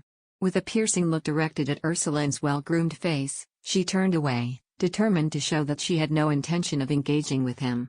Ursuline sighed and chased after her. How long must I endure your wrath, my lady? He called out. I was unaware that there was tension between you and the commander. He rushed to your side as soon as he received word that you had left Norney, leaving only a brief message for me. Given all the commotion, I assumed you two had reconciled by. I do not recall chastising you in any way, Maxie interrupted, her cheeks flushing. Ursuline seemed intent on continuing this painfully uncomfortable conversation as if desperate to air his grievances. You have been glowering at me as if I were your sworn enemy, simply for interrupting your time with your husband. Maxie felt her anger and humiliation fueling the rush of blood to her head. She could not believe his audacity as he continued, as I was merely putting my duties first, I ask that you cease this unjust treatment at once. Fine. Then explain to me what this important duty was. If I am convinced of its significance, I shall set aside my resentment, as you so boldly suggest. With a defiant tilt of her chin, Maxie regarded Ursuline with animosity. Deep furrows formed on Ursuline's brow. Catching the faint hesitation on his face, Maxie fixated her gaze on his mouth, eager to hear his response. What's going on here? Said a deep voice. It sounded close. Maxie turned her head toward the source and saw Riftan glaring at them stonily. We were having a conversation, Ursuline replied with a sigh. Riftan shot him a warning look before shifting his attention to Maxie. It's not safe for you to be wandering about. Go back to your tent. How is that any concern of yours? Maxie snapped, but her face flushed with regret as soon as the words left her mouth. Despite her determination to treat him with the same cold detachment he had shown her, her temper had gotten the best of her. Biting her lip, she attempted to regain her composure. I'm perfectly capable of assessing the dangers myself. Riftan remained silent, his eyes boring into her. A painful tightness constricted Maxie's chest as she met his unwavering stare. How was this man capable of such coldness? She was beginning to wonder if the blind affection and dedication he had shown her in the past had been nothing but an illusion. Maxie whirled away when she felt tears welling in her eyes. She was afraid that she would end up embarrassing herself again. I must go now, she managed to croak. She hurried away as if fleeing and made her way to where the mages were gathered. Ulysses dutifully followed to serve as her escort. Ignoring the nervous young knight, Maxie entered the dark tent and crawled into her bedroll. She strained her ears, listening for any sign of Riftan, before realizing what she was doing. Overwhelmed by misery, she pulled the blanket over her head. Frustration set in as she scolded herself for continuing to harbor hope despite her vow to let it go. Squeezing her eyes shut, she tried to clear her mind. The following day, the coalition army passed through a region called Lendel and arrived at the old capital of the Rome Empire. They climbed a hill dotted with scraggly trees, which offered a view of the grand basilica's towering spires beyond the city's ramparts. As Maxie led her mare along the gentle slope, she gazed at the massive entrance with a peculiar expression. It felt like years since they had departed through this very same gate for the plateau. Sound the copal. As soon as Qual's command rang out from the front, the soldiers heralded their victorious return with several resounding blasts of their copals. The sound was reminiscent of a mighty beast's roar. Within moments, the city gate swung open to welcome the army. Maxie followed the knights through the colossal doors towering at least 40 cubits, approximately 12 meters high, and urged her mare into a trot. The largest crowd they had encountered thus far cheered from both sides of the broad, well-paved road leading to the basilica. When Rem startled at the noise, Maxie gently reassured her while she scanned the exuberant faces in the crowd. Dried petals fluttered all around them. It seemed more people had flocked to Belbourne since their departure. When they finally reached the expansive grounds of the basilica, Annette complained with a groan, "How tiresome." "Stop grumbling and try to enjoy it," Sidina said, chortling. "When will we ever receive such a reception again? I, for one, am slightly disappointed that there won't be more." "You needn't be disappointed." The three women turned to see Sejulu Aran, adorned in the full regalia of the Bolos royal knights. A bright smile played on his lips. "A grand celebration awaits us at the basilica. Throughout the talks, there will be daytime events and, at night, the most extravagant banquets in history to celebrate our victory. Nobles from each of the 7 kingdoms will be in attendance. You will be afforded a hero's reception, to be sure. That sounds terrible, Annette grumbled with a frown. In contrast, Sidina's eyes sparkled with anticipation as she maneuvered her horse closer to Sejulu's. Are commoners permitted to attend the banquet as well? Of course. You are the heroes who saved the 7 kingdoms, Sejulu replied smoothly. I'm certain that nobles will be lining up to hear your tales of valor. If you allow me, I would be honored to provide you with gowns for the banquet. No sooner had he finished speaking than Ulysseon, riding a few paces behind, hastened forward. Why would you offer her ladyship clothing? Her gowns will be provided by Sir Riftan. Your unnecessary kindness is not needed. Kindness is never unnecessary, Sejulu countered, his smile unwavering despite Ulysseon's hostility. He added nonchalantly, I would not have stepped in had Calypso fulfilled his duty. Based on my observations thus far, it seems that's not the case. I can no longer bear to see the disappointment on her ladyship's beautiful face. I wish for her to enjoy herself while... Enough, Maxie shouted irritably. I will not be attending the banquet, so I ask that you cease this pointless argument at once. Under the oak tree. Chapter 353. The 2 knights fell silent under Maxie's fierce glare. With a final look, she spurred Rem forward across the vast grounds, and Ulysseon dutifully followed suit. When at last they reached the basilica, the temple knights halted the march. The wagons filled with loot were directed to the depository in the courtyard while the Osirian soldiers carried out orders.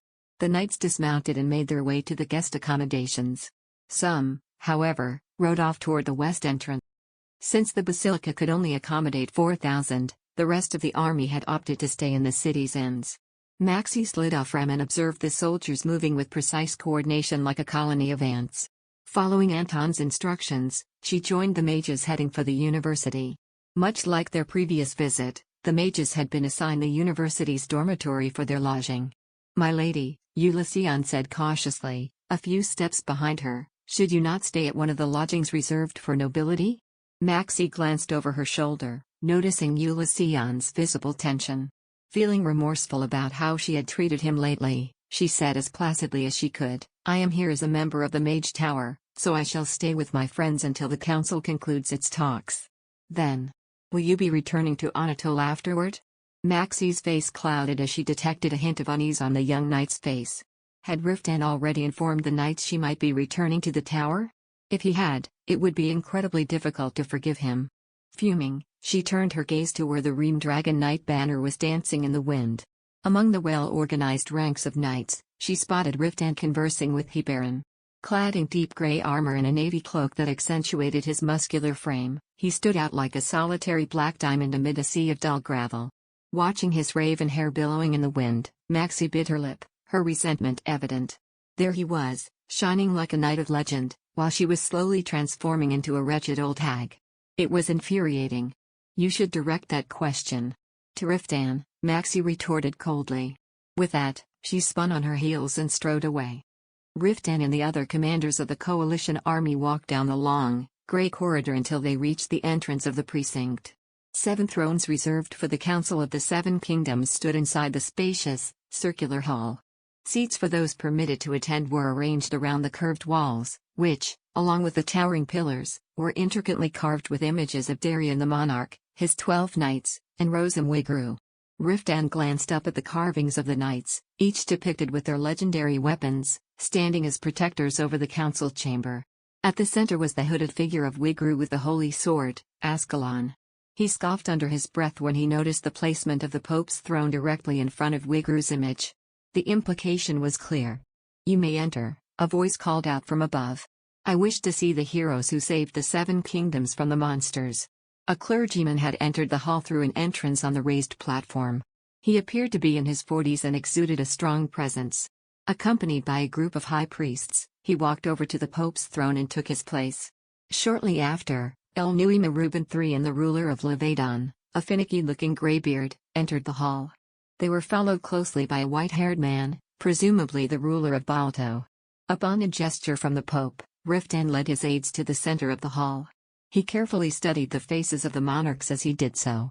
The new Pope appeared younger and more vibrant than he had anticipated.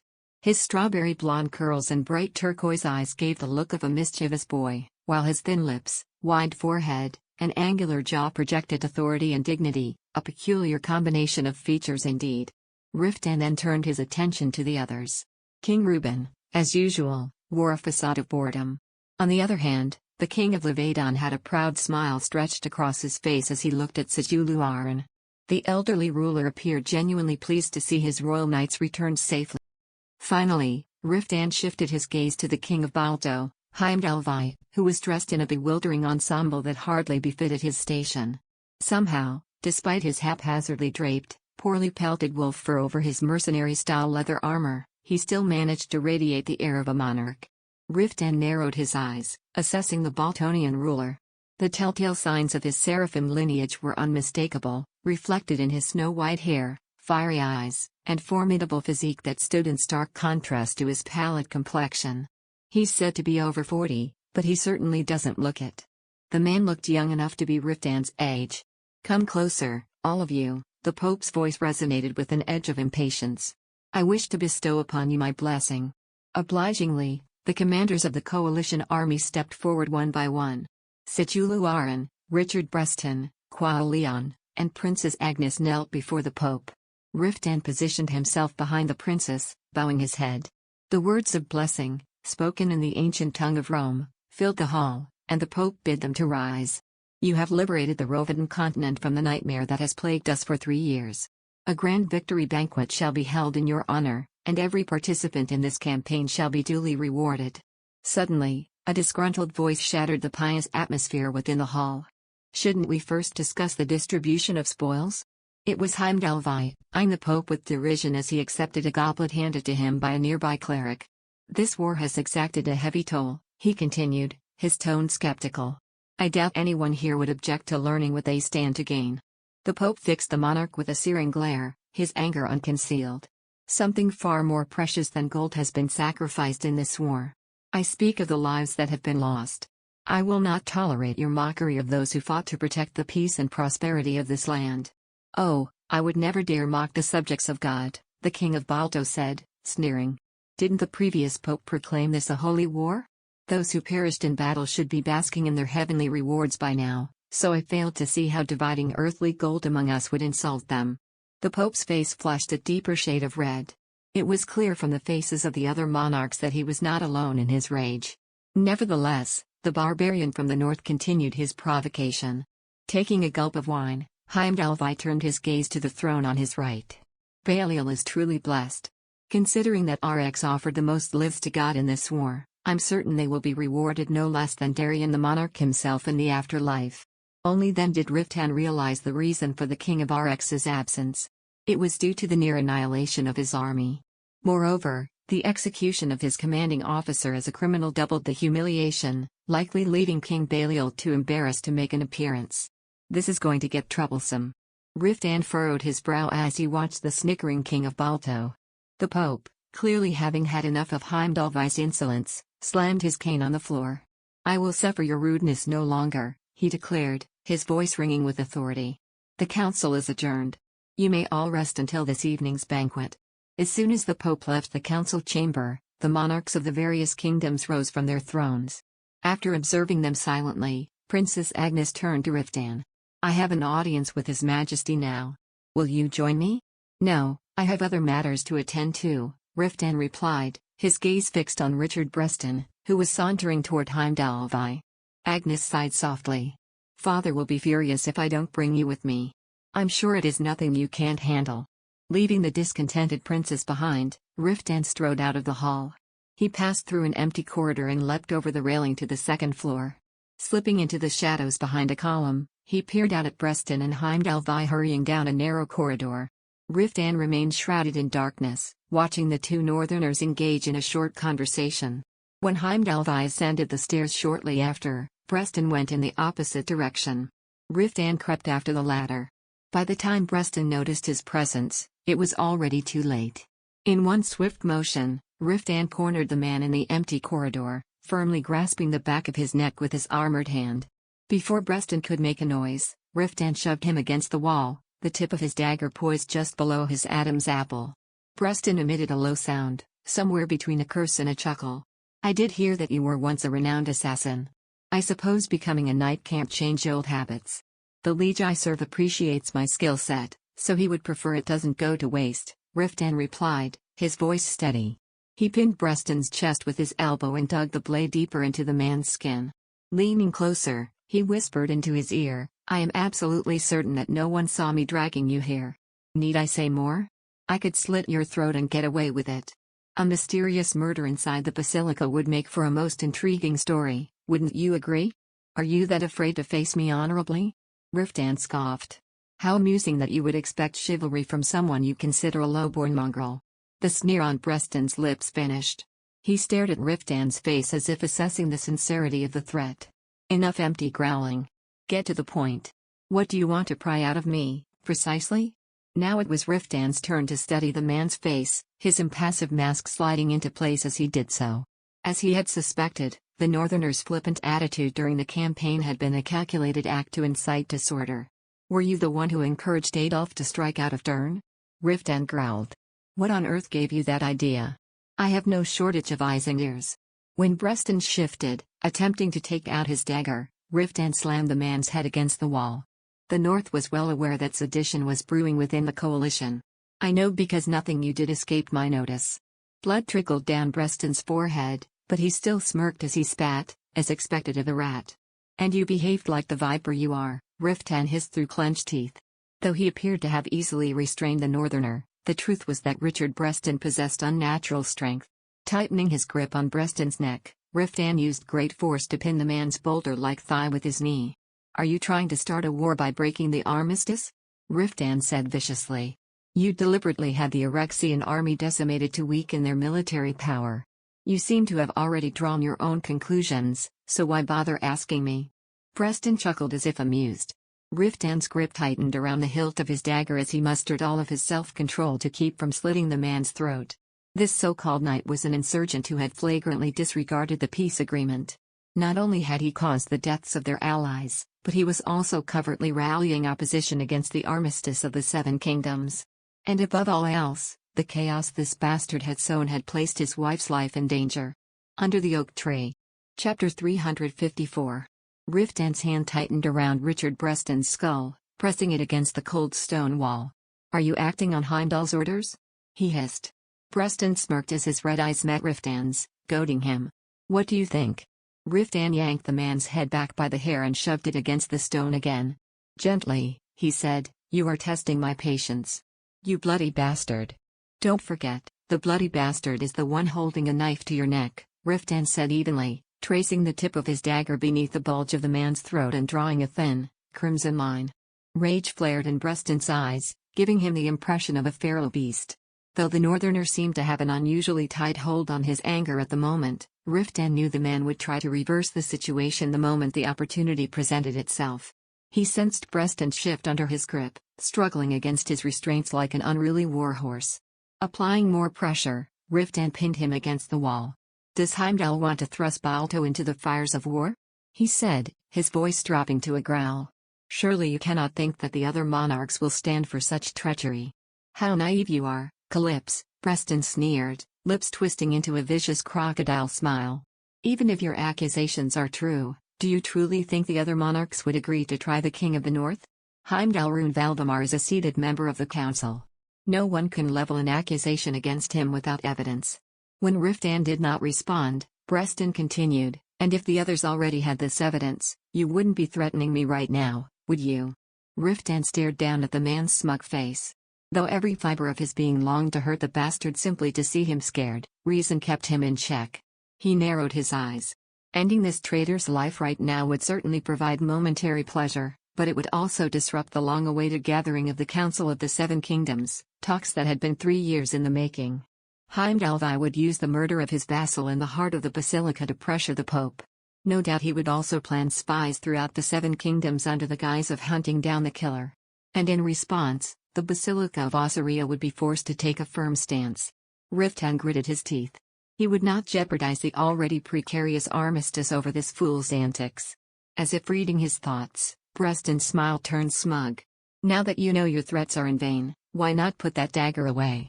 Suppressing his boiling rage, Riftan released his grip on the man. Preston swiftly distanced himself and glared back with unbridled hatred. Readying to block an attack, Riftan shifted his grip on his weapon. Yet, to his surprise, the northerner remained motionless. Preston eventually gave a low chuckle. "I intend to challenge you to a duel soon enough, so I shall bide my time until then. You'd be surprised by how patient I can be." A sinister smile played on his lips as he stalked past.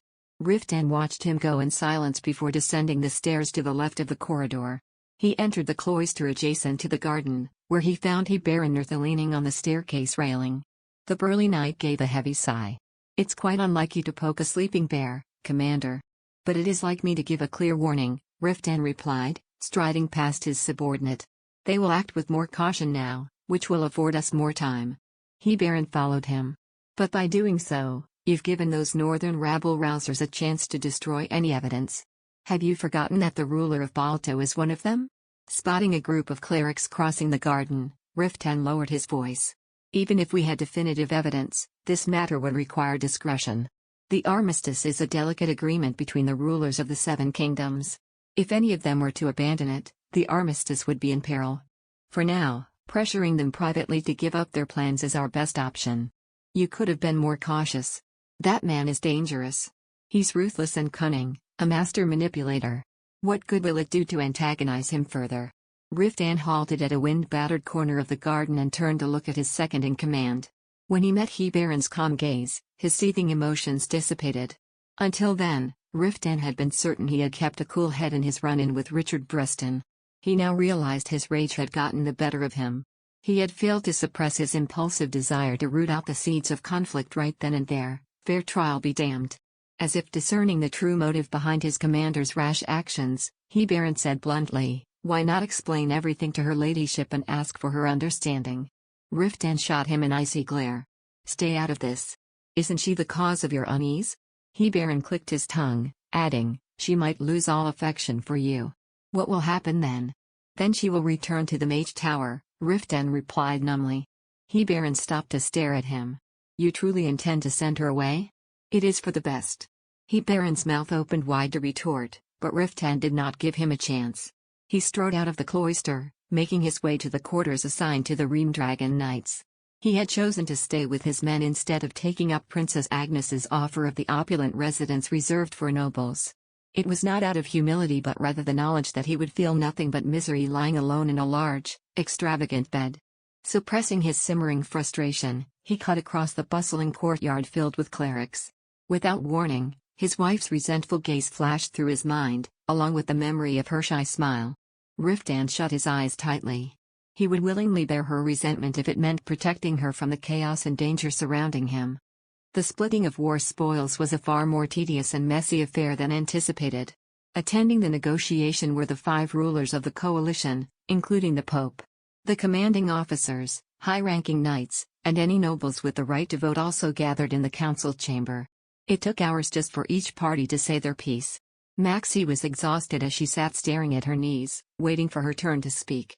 When it finally did come, she was given no more than 5 minutes to explain the contributions of the mages in the rear support unit. No one truly paid attention to her. They were all too busy inflating their own achievements. Even the Erexian forces, with their insubordination during the final clash, were no exception. Maxie was sick of it. After the first negotiation, she was required to attend 2 more. When the other sessions ended with no decisions made, she announced she would stop attending them altogether. If she were being honest, it was not the squabbles of the nobles that she found hard to endure, it was being forced to watch Riftan next to Princess Agnes. Rubbing her sore eyes, Maxie gazed at the purple sky through the window. Simply seeing Riftan's expressionless face from afar made her heart ache with anguish. Sometimes, it was anger. She desperately wanted to ask him how he could remain so detached. The unfortunate reality was that her hope for their relationship was slowly fading. "Will you really not consider returning to the tower with us?" Roused from her depressing thoughts, Maxie swiveled her head. Annette, who had been jotting something onto parchment at a desk, was looking at her with a serious expression. "Armin and I will depart for the tower in a few days with Master Selric. Would it not be best for you to come with us?" Maxie went blank for a moment, not knowing how to respond. But the negotiations have yet to end. Master Calto and the other senior mages will remain. It was decided that some of us should return quietly to share our findings. After making sure the ink was dry, Annette rolled up the parchment and sealed it with wax. Sighing, she placed the scroll on top of an existing pile on the desk. Do give it serious thought. I'd hate to see you lose the opportunity to hone your talents because you're busy pining over a man who cares little for you. Maxie angrily opened her mouth to argue, but no words came. She flushed. Did the others also consider her so pitifully? After biting her lip, she managed to stammer out, "Why, you don't know how passionate and devoted a husband Riftan used to be. I am certain there is a reason for his behavior." "And what would that be?" Annette asked, exasperated. Anger rose in Maxie's chest. He has not given me a clear explanation, but I'm certain it's for my Max. Come look at this. Her attempt at an excuse was cut short by Sedina bursting into the room. Maxie stared at the girl in surprise, then at the bundle of magnificent gowns in her arms. Sedina's eyes glinted with excitement as she laid them on the bed one by one. "You will be attending the banquet with me tonight. Under the oak tree." Chapter 355. Maxie gazed down at the glittering array of colorful gowns. All were of the finest quality normally worn by royalty. Where did you get these? From Sir Riftan? Please don't tell me you accepted such an extravagant gift simply because he offered. Goodness. Such fuss from the mistress of the most prosperous land in the south, Sedina quipped while lifting a silk gown with a deep neckline. "Sedina," Maxie exclaimed. "What were you thinking? This is beyond courtesy. Hundreds of nobles are here right now. If word were to get out that I accepted such a lavish gift from a foreign nobleman, it would cause a scandal." "Not to worry, as these are not from Sir Riftan," Sedina replied distractedly, picking up another gown. Maxie's eyes widened. Who else would go out of their way to show her such kindness? Could they be from Riftan? She looked down at the heap of gowns on the bed, her eyes shining with hope. Sedina's following words caught Maxie by surprise. "They are from the King of Wedden." The king? Maxie said, stupefied. Why would the king do such a thing for me? If you don't know, how should I? Sedina retorted, looking at Maxie as if puzzled by her question. "When I attended the banquet last night with Master Elena, I was approached by someone who claimed to be an attendant of your king. He told me that King Reuben wanted to bestow a gift upon you as an apology, and I merely agreed to deliver it. He must have been searching for someone to do so since you refused to attend such functions." An apology for what? Maxie asked, still baffled. Sedina shrugged. "He didn't say, only that I should inform you King Reuben has long wanted to apologize to you." Annette stopped eyeing the heap of shimmering gowns with distaste to turn to Maxie. "What could he have possibly done to you to warrant such a lavish apology?" Unable to think of an answer, Maxie looked bewildered. The history of her interactions with King Reuben was limited to their short conversation at the Earl of Lovern's estate. She had seen him during the negotiations, but only from afar. Where was this sudden generosity coming from? Suspicion pricked at her as she cast her mind back. Is His Majesty apologizing for bringing up my miscarriage to my father during the mediation 3 years ago? Does it really matter why? Sedina said, yanking Maxie from her thoughts. I'm glad. I didn't have anything suitable for tonight. Come, what are you waiting for? Try them on. We've better make haste, or we'll be late. Maxie sighed deeply. As I've told you countless times, I have no intention of attending. Stop being so hard-headed. Sedina flung down the gown in her hand and shot Maxie an irritated look. Maxie stiffened as the girl raised her index finger and launched into a sermon-like tirade. I'm sick of seeing you act like a gloomy slug that creeps out during the rains. Do you think endlessly sighing with that glum face is going to change anything? Or that locking yourself in your chamber to stare sadly out at sunsets will make it better? What could you possibly know? Maxie said, her face flushing crimson. I am. No. Let me finish. I have not said my piece. Using the same technique she used to corner her opponents during the debate, Sedina continued, I tell you this from all the knowledge I've acquired as the daughter of a notorious libertine and as president of Nornai's Romance Novel Society. You will gain nothing if you simply wait for the other person to make the first move. Do you know what you must do when no progress is made? You either give up or take action. Amen, Annette murmured piously. Her face almost purple now, Maxie shouted, do you think I haven't tried? I have bent over backward to get Riftan to open up. Blindly chasing him around is not the answer. You must use your feminine wiles. If pushing doesn't work, you must pull. Snorting to show that she was not interested in hearing what Maxie had to say, Sidina began rummaging through the gowns again. Maxie stared at the girl in disbelief. What does attending the banquet have to do with feminine wiles? Think about it, Max. Throughout the campaign, your husband has only ever seen you sad or angry, wearing that drab mage robe. How could anyone reclaim a man's heart looking like that? Sidina brought her finger close to Maxie's face, who recoiled like a turtle retreating into its shell. We will need a different approach, said Sidina, finger moving from side to side like a hypnotist. Something special. Half convinced by her friend's zealous speech, Maxie swallowed her pride and said quietly, What would you have me do? As if she had been waiting for Maxie to ask, Sidina grabbed a gown from the pile and dangled it in front of her. You need to doll yourself up and enter that room as the belle of the ball.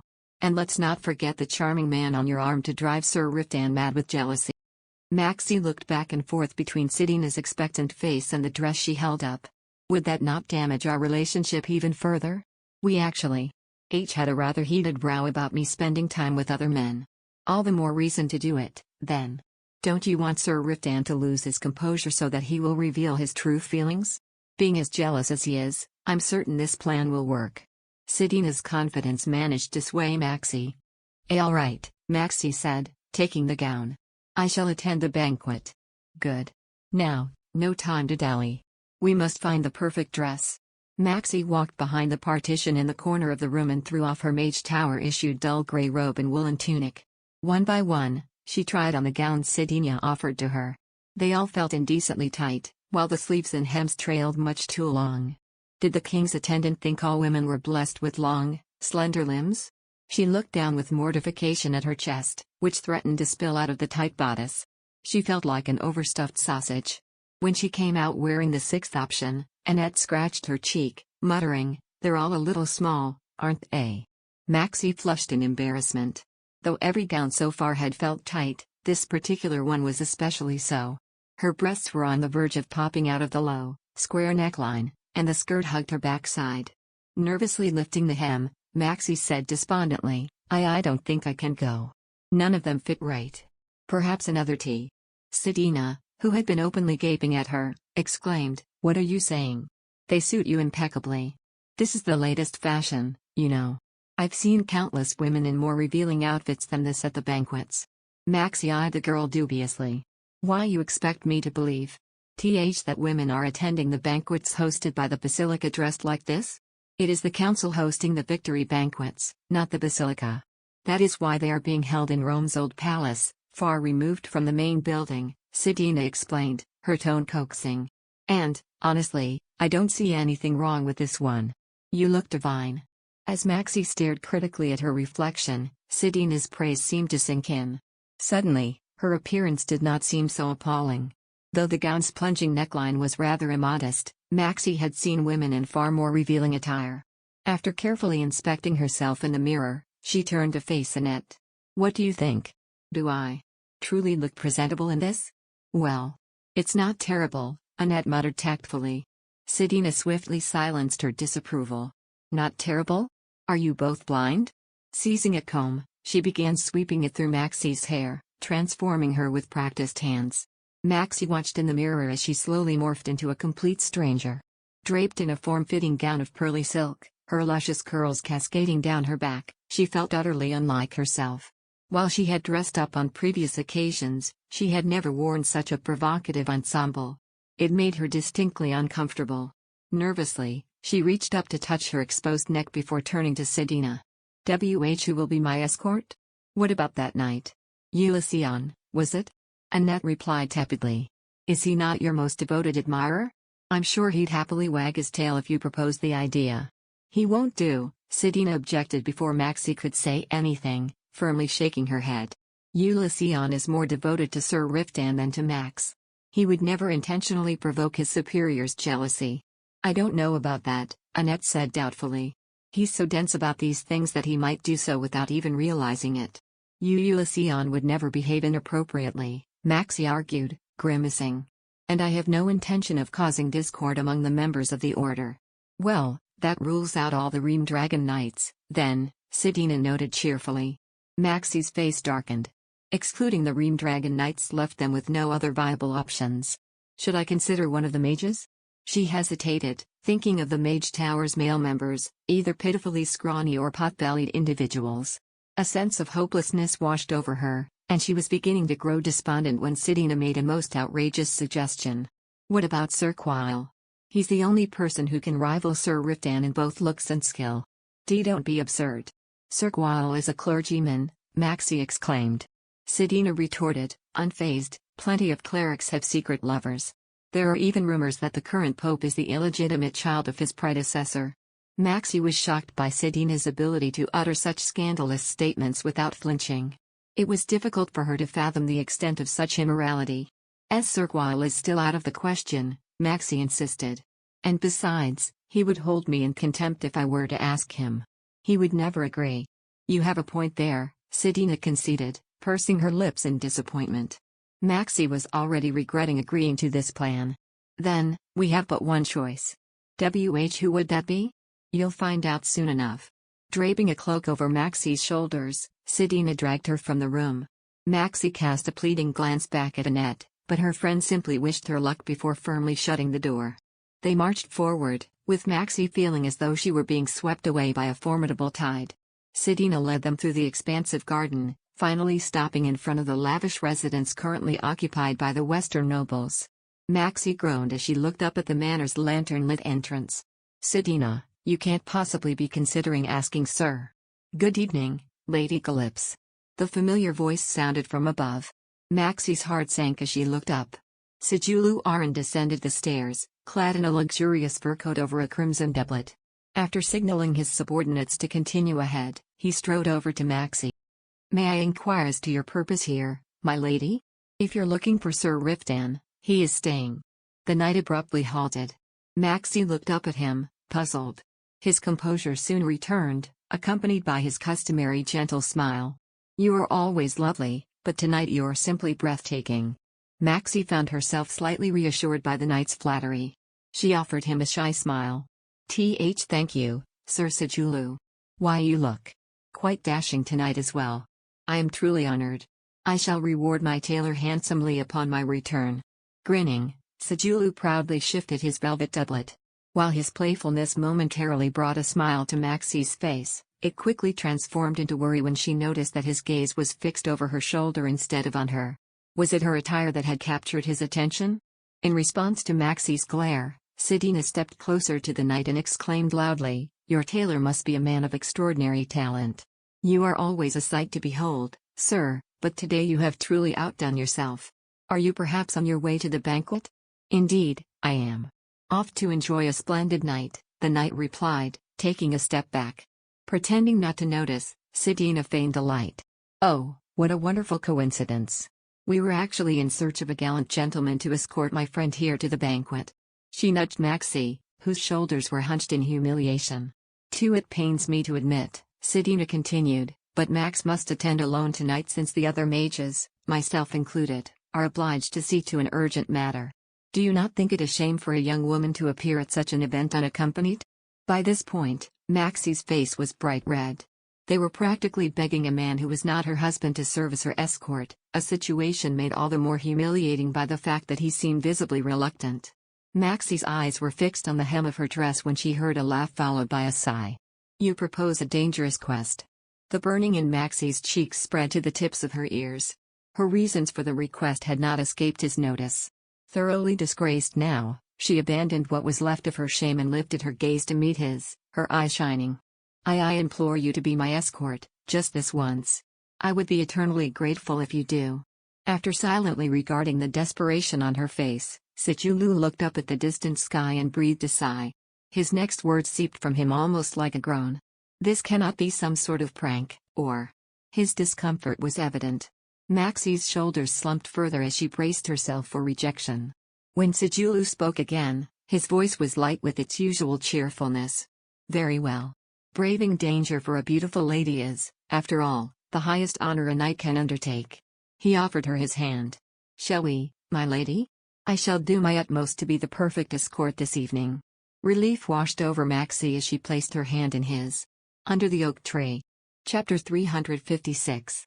"I haven't seen you looking so spruce since Lord Triton retired to his estate," Baron remarked, grinning.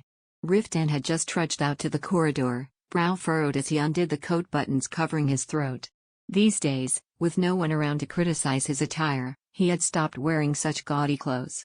That was not the case tonight.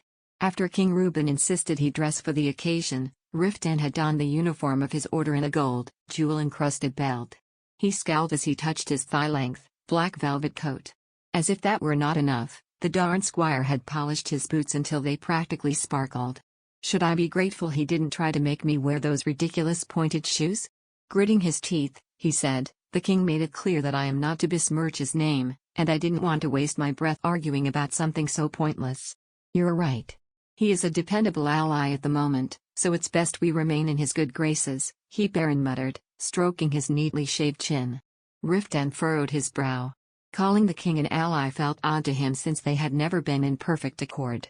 However, he could not deny his gratitude for King Reuben's staunch defense of the armistice. A precarious peace is still better than no peace at all. Glumly, Riftan turned to the entrance of the grand banquet hall. The mere thought of enduring open fascination and scorn, overblown flattery, veiled hostility, and wheedling throughout the night was already making his head ache. Nevertheless, he could not afford to miss the banquets attended by influential figures of the Seven Kingdoms. The celebration offered not only an opportunity for the nobles to indulge in drink but also to forge new alliances and strengthen old ones. In no other gathering would one hear so many secrets, plots, and rumors. Despite his growing irritability from sleepless nights, Riftan steeled himself and strode into the spacious hall. Ignoring the countless pairs of staring eyes, he walked across the room to the end of the long table laden with food and drink. Ursuline was already seated, and he stood in greeting. "You are late. As you can see, I could not simply dismiss His Majesty's gift," Riftan replied flatly. He picked up a goblet of wine and, scanning the crowd, shifted closer to the wall.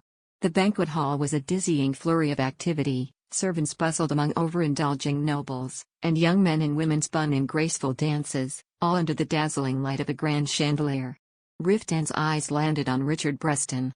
The northerner was seated at a round table by the arcade, talking to a middle-aged cleric in a red cloak.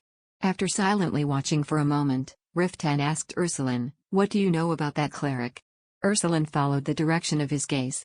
"That is the High Priest Cherish, the leader of the Orthodox Church, and the defeated opponent of the current pope during the papal election." "Were you able to learn anything?" chimed in Baron. Ursuline's brows drew together. "Only things anyone could have easily predicted." Riftan turned his head to look at him. "Such as?" "Garrus has been rubbing shoulders with Heimdallby and his vassals since the banquets began. They claim it's to foster better relations, but it's no secret that Baldo and the Orthodox faction have a mutual understanding. They brazenly sow discord by constantly questioning the fairness of the papal conclave. So, the Pope's authority is weaker than we thought. People are accusing the former Pope of having brought the conclave forward to give his side the advantage. And his decision not to reveal the involvement of the Dark Mages in the war against the monsters until now has provided the Orthodox Church with just cause to denounce them." Ursuline sighed and continued, "The Pope is trying to overshadow the criticism with the victory celebrations, but his opponents are now using the banquets as a platform. Many have already been swayed to their side." Riftan brought the goblet to his lips, his gaze fixed on Richard Breston. Sensing the scrutiny, Breston turned his head to sneer back. Narrowing his eyes, Riftan felt a surge of icy rage course through him. The audacity with which Breston was instigating conflict, disregarding Riftan's earlier warning, filled him with anger. He took a gulp of wine and said stiffly, "Who is colluding with them?" "The nobles of Rx," Ursuline began. "There are rumors that prominent Orthodox members have been paying frequent visits to King Baliol at his." Riftan turned to look at Ursuline when he abruptly stopped. The fair-haired knight stood frozen, mouth agape, staring at the hall's doors. Following his gaze, Riftan's breath hitched at the sight of Maximilian Calypse. He watched her sedate entrance, his chest tight as though kicked by a warhorse. Well, now that's a bold challenge," Baron quipped with a hearty laugh. Riftan's jaw was clenched, a rebuke at his subordinate at the tip of his tongue. But he found he could not tear his eyes away from her. Maxie appeared to have come determined to seduce every man in the room. Her thin, pearl-colored silk gown exposed half of her pale breasts, and the flowing skirt did little to conceal the alluring curves of her body. Riftan let out a stifled groan. If this was her idea of retaliation, she could not have chosen a better method. That is hardly appropriate. A virtuous lady should not be, Ursuline stammered before abruptly cutting himself off. He did not need to finish for Riftan to grasp his next words. His wife's current appearance was far from that of a woman of virtue. She seemed more like a seductress seeking a passionate affair. Riftan's grip tightened around his goblet. He refused to believe she held such intentions. It was obvious this was simply her way of expressing her displeasure with him. At least, that is what he thought until he saw her tentatively accept the hand of the man who came in after her. Baron gave a low whistle. It appears Our Lady has come to declare war. When Riftan sensed his fingers suddenly wet with wine, he realized he had unwittingly crushed the goblet. Flinging the mangled remains of the goblet onto the table, he turned his simmering eyes to his wife.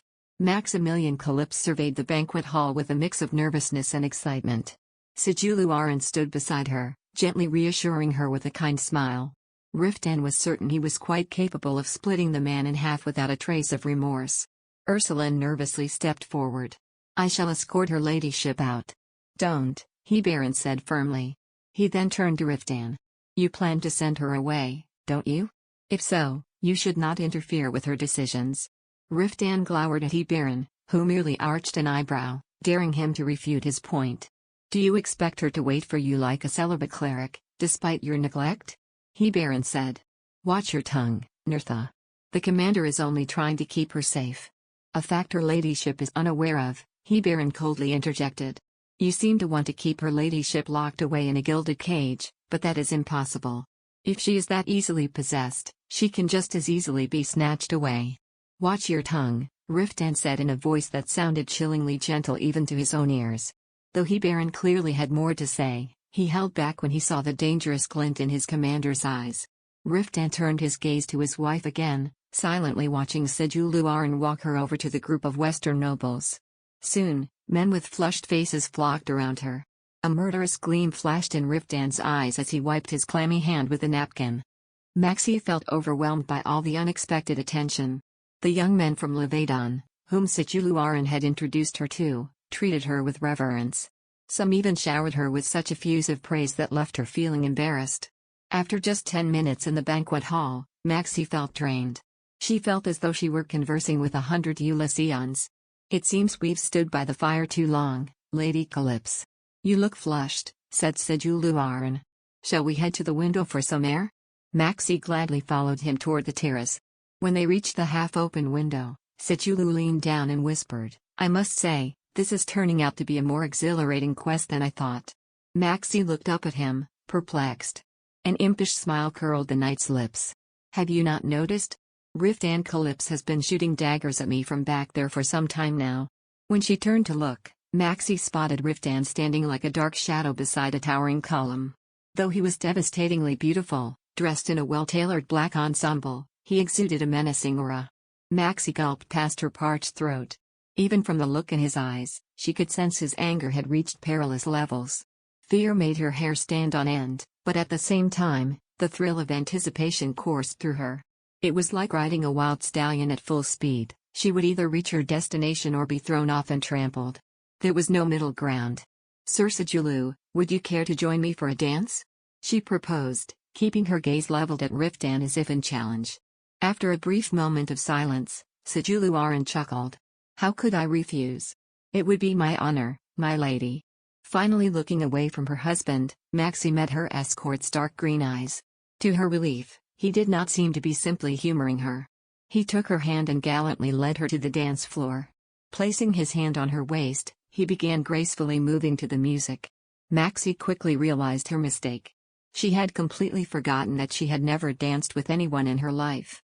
It took all her concentration to avoid stepping on Sigulu's foot, leaving her with little attention to spare toward Riftan's reaction. Blushing with embarrassment, she stammered, Forgive me. I had completely slipped my mind. That I have never danced at a ball. Then it is an honor to be your first dance partner. Just relax and follow my lead. I shall ensure your first dance is a great success. With a wide grin, Sigiluaran skillfully spun her around, miraculously guiding her back into position. Maxie gripped his shoulder and focused on her steps, determined not to stumble. As she grew accustomed to the dance, she stole a glance at Riftan and caught him silently observing the dangerous game she was playing. Disappointment welled inside her. She had hoped he would whisk her away in a fit of burning jealousy, but he remained motionless beside the column even as the gentle serenade ended and a new melody began. Tears threatened to spill from Maxie's eyes. This will do. I think. I've had enough dancing for today. Ah. Delightful moments always end too soon, Suji Kim remarked as he led her to a small table laden with drink. Maxie took a sip of the warmed wine, her gaze returning to Riftan, only to find him gone. Her eyes flitted around the room, but there was no sign of him. Stunned, Maxie had to bite down on her lip to fight her tears. She could not believe that he had simply left. I have done something foolish. Lady Calypso. Visibly startled, Suji hastily offered her his handkerchief. Maxie dabbed her eyes with it, saying glumly, It would seem Riftan has lost all affection for me. I can assure you, my lady, that is not true in the slightest. I'm certain he has his reasons. And what might those be? They. Suji trailed off with a troubled expression. Maxie cast her eyes down. She did not wish to embarrass herself any further. Mustering a forced smile, she said, if it is all right with you. I would like to retire now. Allow me to escort you back to your chamber. Please don't trouble yourself. I do not wish to ruin your evening more than I already have. Nonsense, you have done no such thing, he insisted. It is my duty to ensure your safe return. One moment, I shall go retrieve my coat. Before Maxie could object, the knight strode off to speak to a servant. However, he was interrupted by someone on his way back. Suji gave her an apologetic look and began conversing with the man. It must be an urgent matter, Maxie assumed. Releasing a small sigh, she turned toward the door. She knew it was impolite, but after making a complete fool of herself tonight, all she wanted was to be alone. The moment she trudged into the corridor, a strong arm yanked her into a dark corner. Maxie gasped in surprise, her wide eyes flying up to meet Riftan's stony expression. He grabbed her by the waist, hoisted her off the floor, and brought his face close to hers. Fear and anticipation coursed through her. His breath, tinged with the scent of wine, teasingly brushed against her lips. Why do you look surprised? His voice was chillingly gentle. Wasn't this what you wanted? To provoke me to anger? Under the oak tree. Chapter 357. Stuck between the cold wall and Riftan's rock-hard body, Maxie felt her nape prickle. A deep flush crept up her face as he pushed his thigh into the folds of her bunched-up skirt. He brought his lips above hers, murmuring, Did you not put on that ridiculous show to provoke me? I merely. Just say I'm right, he said tersely, pressing her against the wall with more force as she struggled to break free. Maxie instinctively held her breath when she saw a glint in his eyes. He was a volcano on the verge of erupting. Tell me you're dressed like this for my sake, he said, his voice like velvet. His hand traced her waist, and Maxie hunched her shoulders. Though his touch was featherlight, she could sense the danger beneath the surface of his restraint. Blood coursed through her veins, a burning heat spreading all the way to her fingertips. Cupping her chin, Riftan brushed her lower lip with his thumb.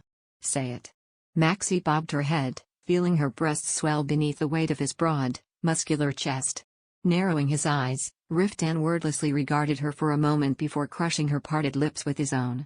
Like a predator tasting its prey, he teasingly slid his tongue in and out of her mouth. He was displaying an excessive degree of self-control and, strangely, it only fanned Maxie's anxiety. She knew he was desperately clamping down on his desires, like a jockey forcibly reining in a wild horse.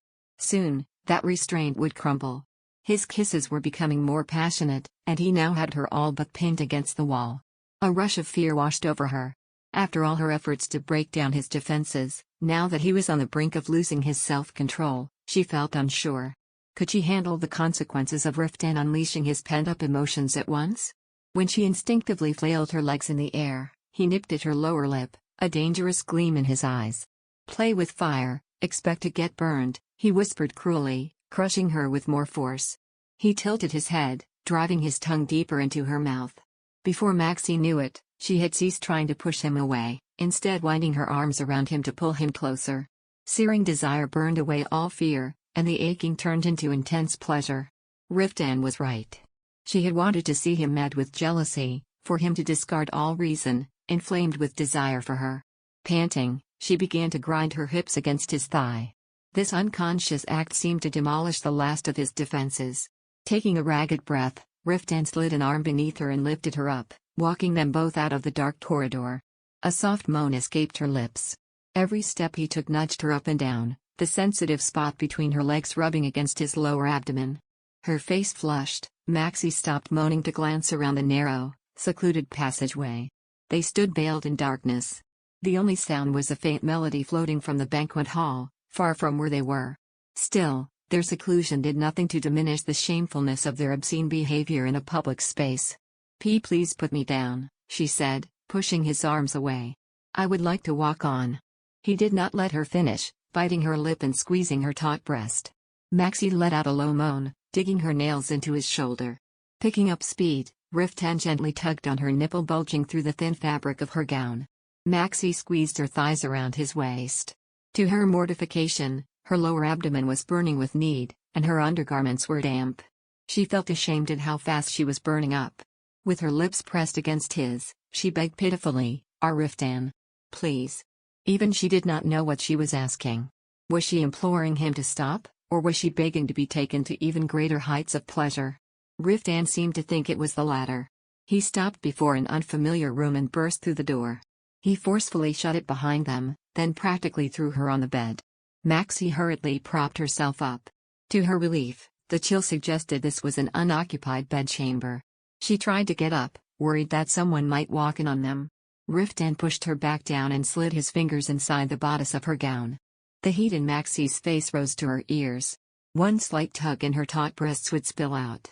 Riftan inhaled slowly, his tone grim as he asked, "Did Suji Kim give you this dress?" And no. This was a gift from his. Her frantic denial was interrupted by Riftan purposefully ripping the bodice open. Cold air brushed her skin, and she hunched against the chill. The pale moonlight streaming through the window illuminated her exposed torso, making her seem even more pale in the dark. Riftan climbed on top of her. "You must be pleased," he growled. "Ain't are you happy now that you've proven you can drive your man mad with jealousy?"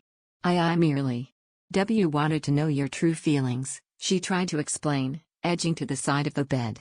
After quietly watching her through narrowed eyes, Riftan lowered his head. "You will know it soon enough whether you want to or not," he muttered hoarsely. He grasped her exposed breast and began sucking on her aching nipple. A soft scream spilled from Maxie's throat, and she buried her fingers in his hair. She could not imagine a more erotic scene. This devilishly handsome man was desperately suckling on her rosy breast, she thought, dazedly looking down at him. She began to writhe with pleasure, crushing his face against her bosom. As he continued nibbling, Riftan pushed a hand between her closed thighs. Maxie threw her head back. Thick fingers urgently found their way into her wet opening and, before she had a chance to acclimate, began to stroke her sensitive folds.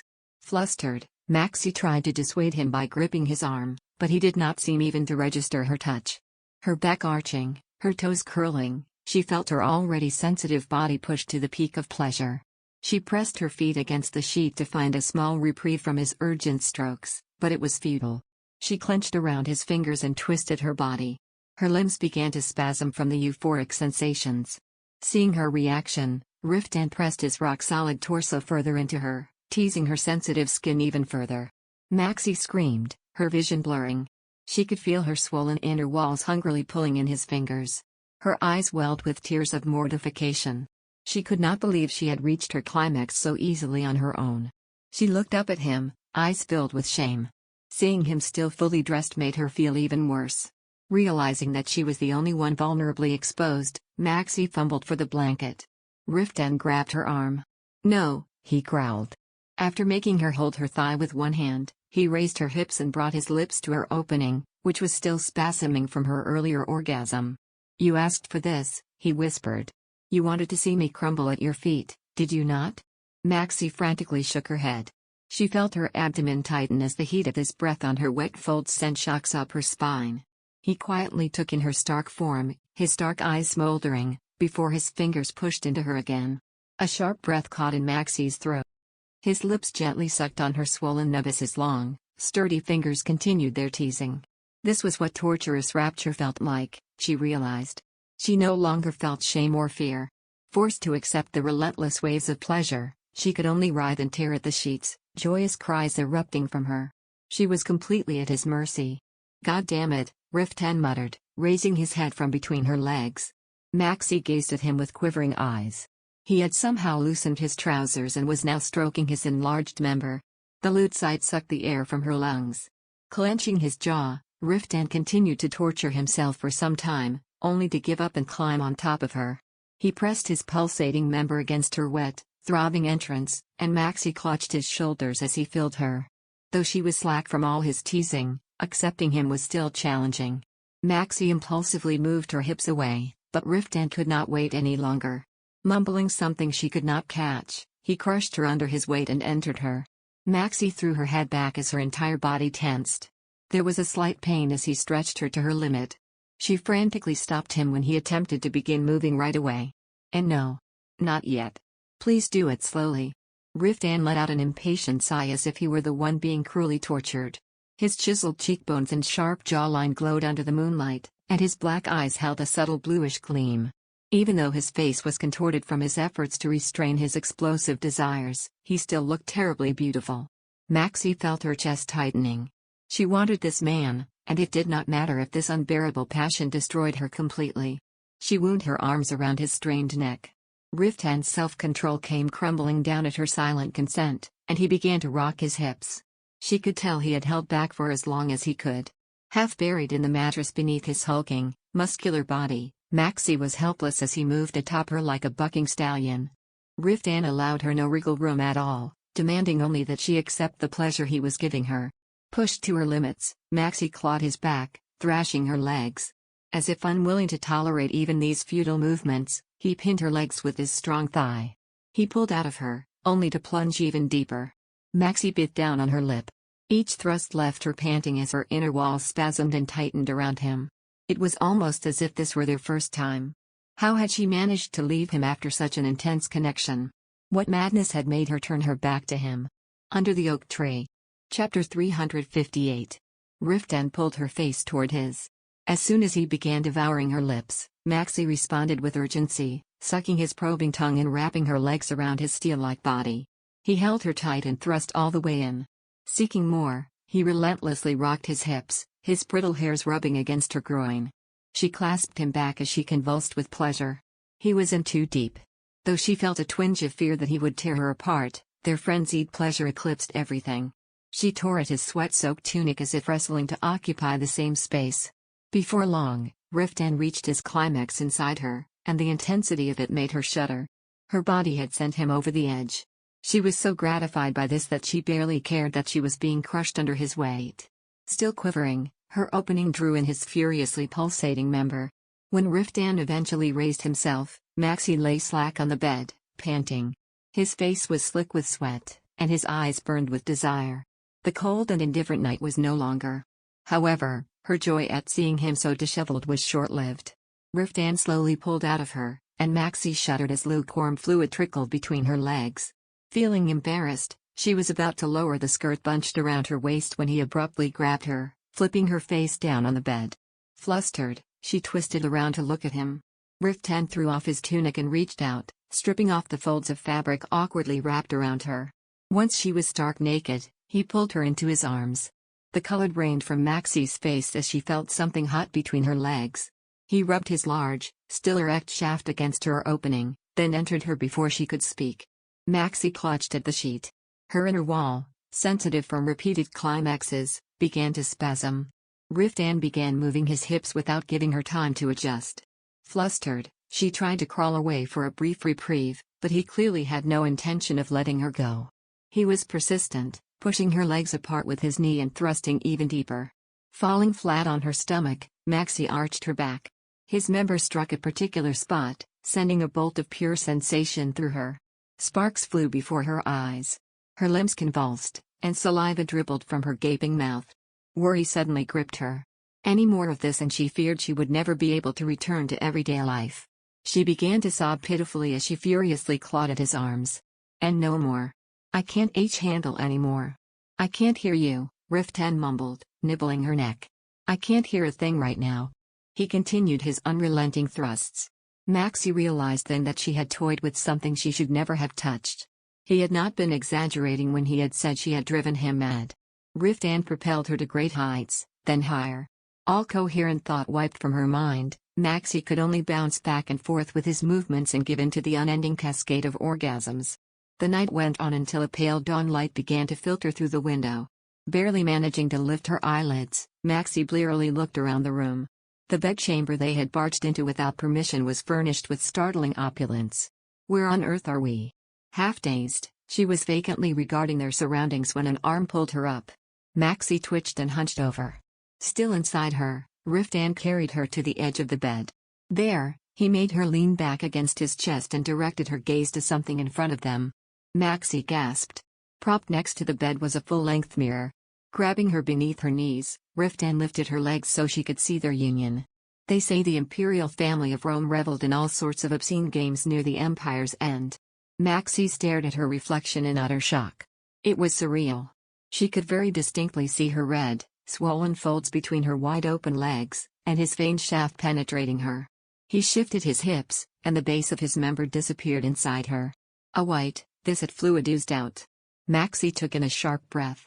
Though her chest felt close to bursting from the lewd sight, she could not look away. Riftan also appeared enthralled by their reflection as he began to move in and out of her.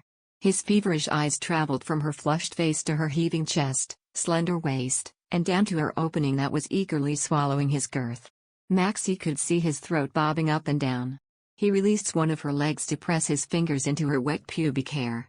Exposing the hard nub concealed within, he began to rub it up and down. The sensation was so intense that Maxie sucked in her stomach and bit down on her lip. The tantalizing feeling bubbling in her stomach made her clamp around him. To her mortification, the mirror showed how hungrily her body was devouring him. She could no longer bear to look. Closing her eyes, she turned her face away. "Open your eyes," Riftan whispered, nipping her shoulder. His voice was hoarse with passion. "Open your eyes and see how we're connected." When Maxie shook her head, he thrust with more force and gently tugged her swollen nipple. The night-long caresses had left her body sensitive to even the lightest touch. Urged on by his sweet but ruthless threat, Maxie opened her eyes. Riftan breathed a satisfied sigh. He murmured in her ear, "Keep your eyes open. Watch how I feel you. How you take me in." His rocking picked up speed. Maxie realized that he was also at his limit. His manhood twitched and expanded each time she clamped around him, and tendons bulged from his strained arms and neck. Bouncing up and down, she watched him in a trance before gripping his bronzed shoulders to prepare for the coming fall. Finally, Riftan drove himself to the hilt and began to shudder. Warm fluid flowed out of their tightly joined union, soaking their groins. The raw scene was the last thing Maxie saw before she finally gave into a deep slumber.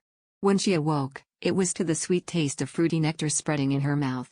She managed to pry her eyes open and found Riftan sitting askew on the bed, holding a goblet to his lips. Confusion clouded her mind. Only when he made her open her mouth and brought his lips down did she grasp what he was doing. In a daze, Maxie swallowed the wine he slowly fed her. His sweet tongue caressed the insides of her cheeks before she tasted the apple wine, the nectar helping to clear her thoughts. Surprised, she gazed at the small bedside table. Resting upon it was a silver tray filled with an assortment of beverages, honey-pickled fruits, and bite-sized tarts. Unease suddenly clutched her heart. Did someone come in?" "A maidservant," Riftan replied tersely, feeding her a slice of apple. Holding the fruit in her mouth, she looked up at him in disbelief. Not only were traces of their passionate lovemaking scattered about the room, but they were both lying on the bed, completely exposed. The mere thought of someone seeing her in such a state made her want to shrivel up from shame. She hastily tried to free herself, but her unresponsive legs made it impossible. "Just stay still. We can't resume just yet," he said calmly, pulling her back to rest against his chest.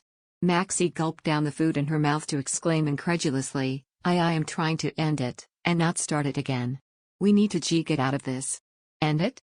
Maxie flinched at the dangerous edge in his voice. "Did you think this would end once you were satisfied? It's never that simple, Maxie. If I had intended it to end so easily, I would not have tried so hard to hold myself back." He cupped her breast, gently kneading her nipple with his thumb. Maxie felt her hair stand on end. He parted her legs, his touch tender as he caressed her opening, still slick with the evidence of their union. "You wanted to know my true feelings, didn't you?" Nibbling her earlobe, he slowly slipped a finger inside her. "You won't be leaving this room. What do you?" Her words caught in her throat as his gently probing finger withdrew and brushed up her thigh, leaving a wet trail. He parted her legs over his waist. Soon, his rigid member filled her. All the tension eased from her, and she went slack on top of him. Riftan patted her back to soothe her moans, bringing a small piece of fruit to her mouth. Eat. You've been asleep for half the day, so you'll be hungry. Maxie gazed up at him as though he were a stranger. Did he truly think she would be able to eat in this situation? When she shook her head, Riftan clicked his tongue reprovingly as if dealing with a fussy child and pressed the fruit into her mouth. Under the oak tree. Chapter 359. Eat. Compelled by his gentle but insistent tone, Maxie began to chew dryly. As soon as she managed to swallow, he hovered a small slice of tart in front of her. Maxie kept her lips firmly sealed, but when he began to stroke her chin coaxingly, she forced herself to take a bite.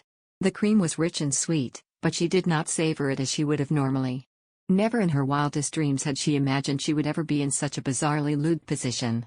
He filled her completely while she sat atop his bare, sculpted body, allowing herself to be fed mouthful by mouthful. The strangeness of it addled her mind. Riftan, on the other hand, looked unperturbed as he occupied himself with being her personal attendant. Trepidation slowly stirred in her. Her body seemed to have a mind of its own, the place where they were joined twitching and clamping around him. The burning in her abdomen began to rise. Riftan did not react. He simply restrained her wriggling hips and growled, "Stop your whining. We're not doing it until you've finished all of this." Growing beet red, Maxie shrilled, "W whining?" She could not believe he was admonishing her like a governess. Paying no heed to her protests, Riftan resumed feeding her. Maxie feared he truly would keep her here until she had finished the entire platter. After anxiously glancing back and forth between his impassive face and the laden tray, Maxie obediently continued chewing. This mortifying situation would never end if she did not. By the time she had taken numerous bites of bread and fruit, the heat in her stomach was unbearable. Squeezing her eaves shut, Maxie tried to quell the sizzling, to no avail. In fact, she felt herself reaching her limit as she rocked her hips against him. The fire within her grew to a blaze. All concern for decorum burning away, she placed her hands on his sculpted waist for support and began to writhe. It was not enough, however. Her modest movements fell short of drawing out the intense pleasure she was seeking. She looked up at him imploringly. I would like tea to stop eating now." Riftan wordlessly regarded her flushed face for a moment, then picked a small strawberry off the plate. "You've barely had anything. Have this." I've had enough, so will you?" Unable to ask him to take over, Maxie bit her lip. A hot shame suddenly overcame her. Here she was, writhing with desire, while Riftan seemed hardly affected. She glowered at his stony face before shifting her weight to her trembling thighs, willing herself to sit up. When she slowly raised her hips to free herself, Riftan clicked his tongue and grabbed her, thrusting upward. Maxie threw her head back, mouth wide open in a silent cry. It felt like a spear to the stomach. She shuddered, the hairs on her body standing on end. Riftan pulled her trembling form down to his chest, saying tersely, "I told you I would satisfy you once you've had this." As he pressed the strawberry to her lips, Maxie stared at him as though he were a madman. Who on earth was he? She did not know this person who was capable of controlling his desires with such cold precision. She glared at him through her tears before meekly opening her mouth.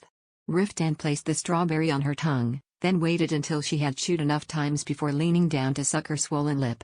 At long last, he began to move against her. The torture was coming to an end. Her relief did not last long, however, as she began to tense against Riftan's increasingly rough thrusts. Though she already felt at her peak, he showed no sign of slowing. Overwhelmed by the building sensation, she furiously shook her head like a deranged woman, clawing at his stomach. The pleasure was now akin to pain. Her stomach was no longer boiling, it was melting away, and her heart felt close to bursting. Even as she thrashed, he thrust deep inside her a few more times. The anguish soon morphed into a searing euphoria. Her limbs felt as though she were flailing underwater. The moment she thought her feet had touched the bottom, she was pulled down to greater depths. As if guided by something, she began to rock her hips to match the ferocity of his movements. Sparks flashed before her eyes, and an electrifying sensation shot up from her sacrum to the top of her head. She threw her head back as her body convulsed, and she felt something spurt from between her legs. And no.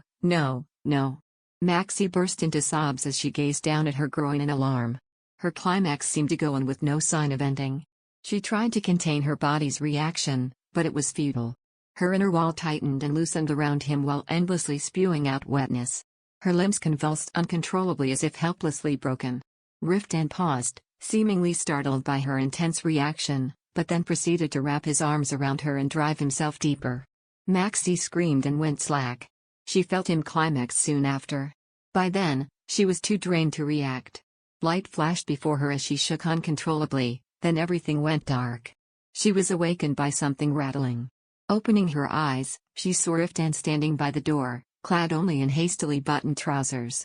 Alarmed, Maxie sat bolt upright. Hearing her awaken, Riftan turned to look at her. "You're up already." Not knowing what to say, Maxie merely blinked her swollen lids. Striding over to the bed, Riftan placed the towel he was holding on the bedside table and hoisted her up. He carried her to the fireplace and lowered her into a bath that had suddenly materialized. Maxie let out a soft moan as her overworked muscles began to ease under the hot water, her aching joints and bones melting like butter. "Is the water not too hot?" It's perfect." Maxie glanced dazedly about the now tidy room. "Was someone here again?" "TDG. The maidservants," Riftan replied calmly before grabbing a small bottle from the rack and uncorking it with his teeth. After pouring the perfumed oil into the tub, he scooped pumpfuls of hot water onto her shoulder. Maxie looked up at him in confusion. How long was I asleep?" "About 2 hours," he answered, gently rubbing her shoulder. Maxie instinctively moved to the edge of the tub to avoid his hand. Narrowing his eyes, Riftan slipped out of his loosely fastened trousers and stepped in after her. The water overflowed, soaking the expensive carpet, to which he paid no mind. Once comfortably leaning against the tub side, he pulled her onto his lap.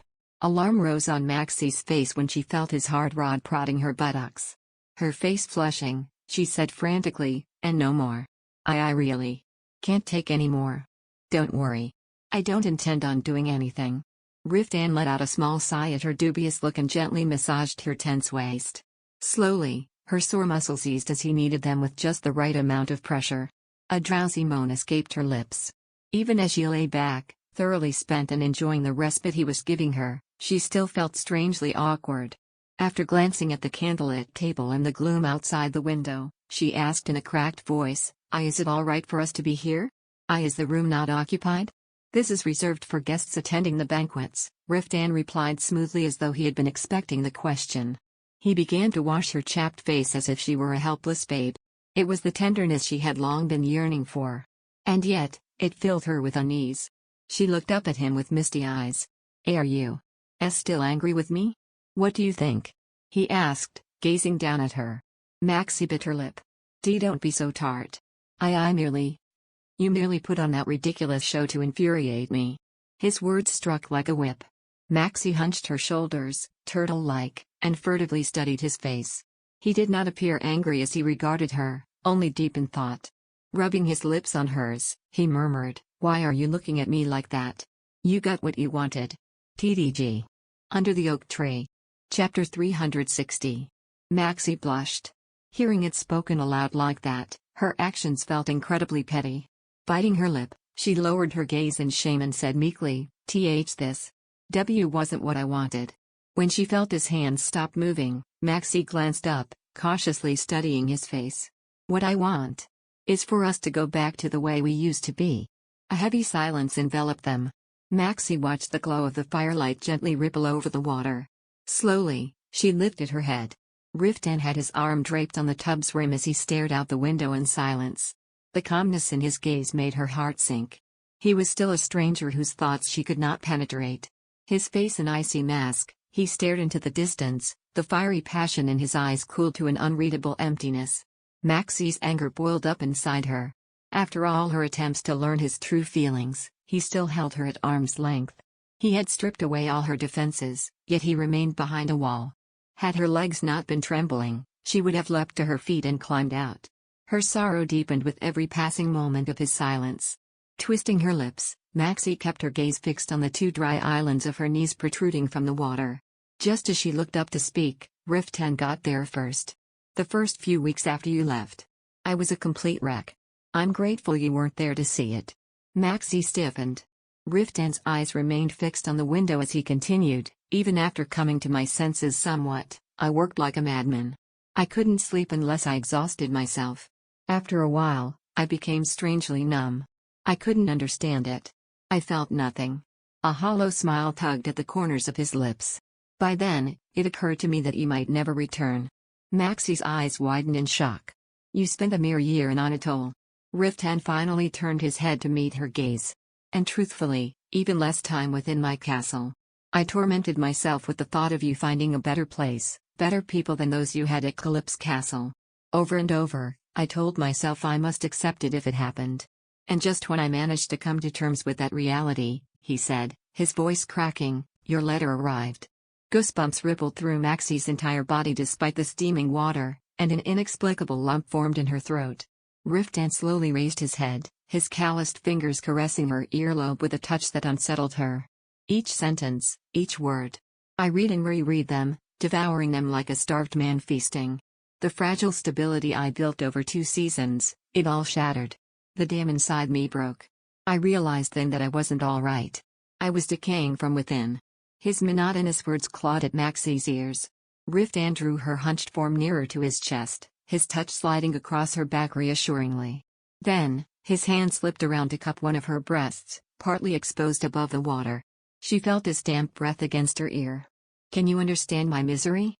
I was close to losing my sanity, longing to hold you, but you weren't there. All I had were scraps of paper. Our Riftan. Her nipple was swollen from all the biting and sucking. His rough palm chafed against it while his head lowered to place a light peck on her cheek. Yet, his voice held none of the tenderness of his gestures. I eagerly awaited your letters with each passing season. I was like a man dying of thirst, desperately waiting for a drop of water. Later, a part of me even hoped you would stop writing. Maxie grew still as shock set in. Unsure of how to respond, she bit her lip. Riftan lifted her chin and silently regarded her tear-streaked face. A crease formed on his smooth forehead. And then, I feared my wish might come true. And I wanted to rend myself apart for ever having held such hopes. That's how wretched the last 3 years have been for me. A strange shudder coursed through Maxie as she looked up. His black eyes glimmered like molten gold in the firelight. Suddenly, the room spun around her.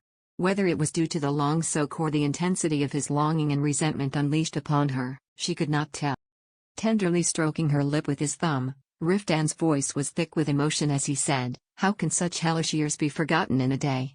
As Maxie struggled to form a response, she felt his hot tongue push into her mouth.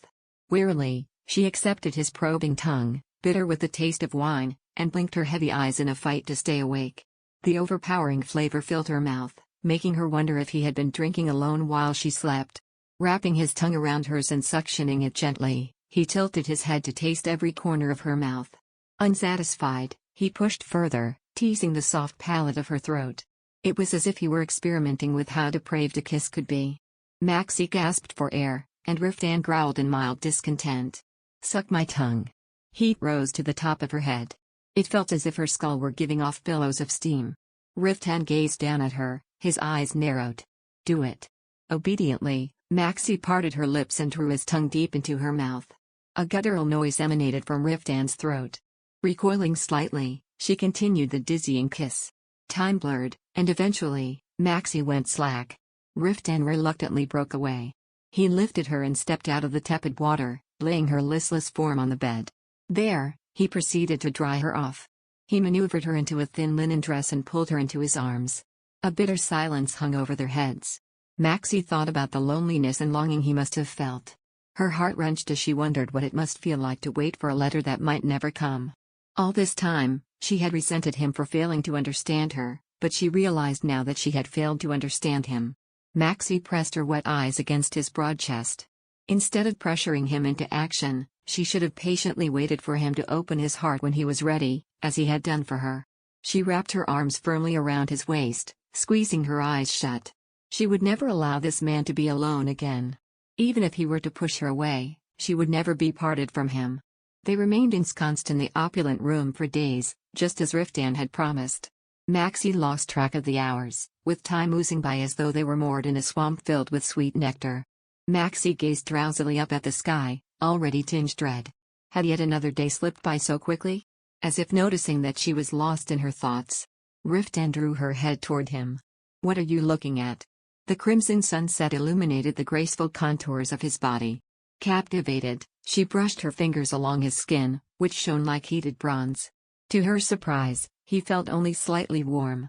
Riftan brought her hand to his lips, giving it a teasing lick. "Do you still want more?" Desire flashed in his eyes, and Maxie hastily shook her head. Her intimate regions still ached from their passionate lovemaking. She withdrew her clammy body from his, saying hoarsely, "Is it all right for us to just stay here? The negotiations have not yet ended, and there is also the Sea Council."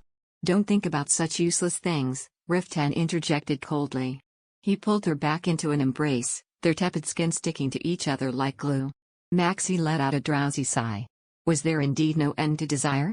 Satisfaction seemed fleeting, always leaving her yearning only moments after experiencing the pleasure of climax.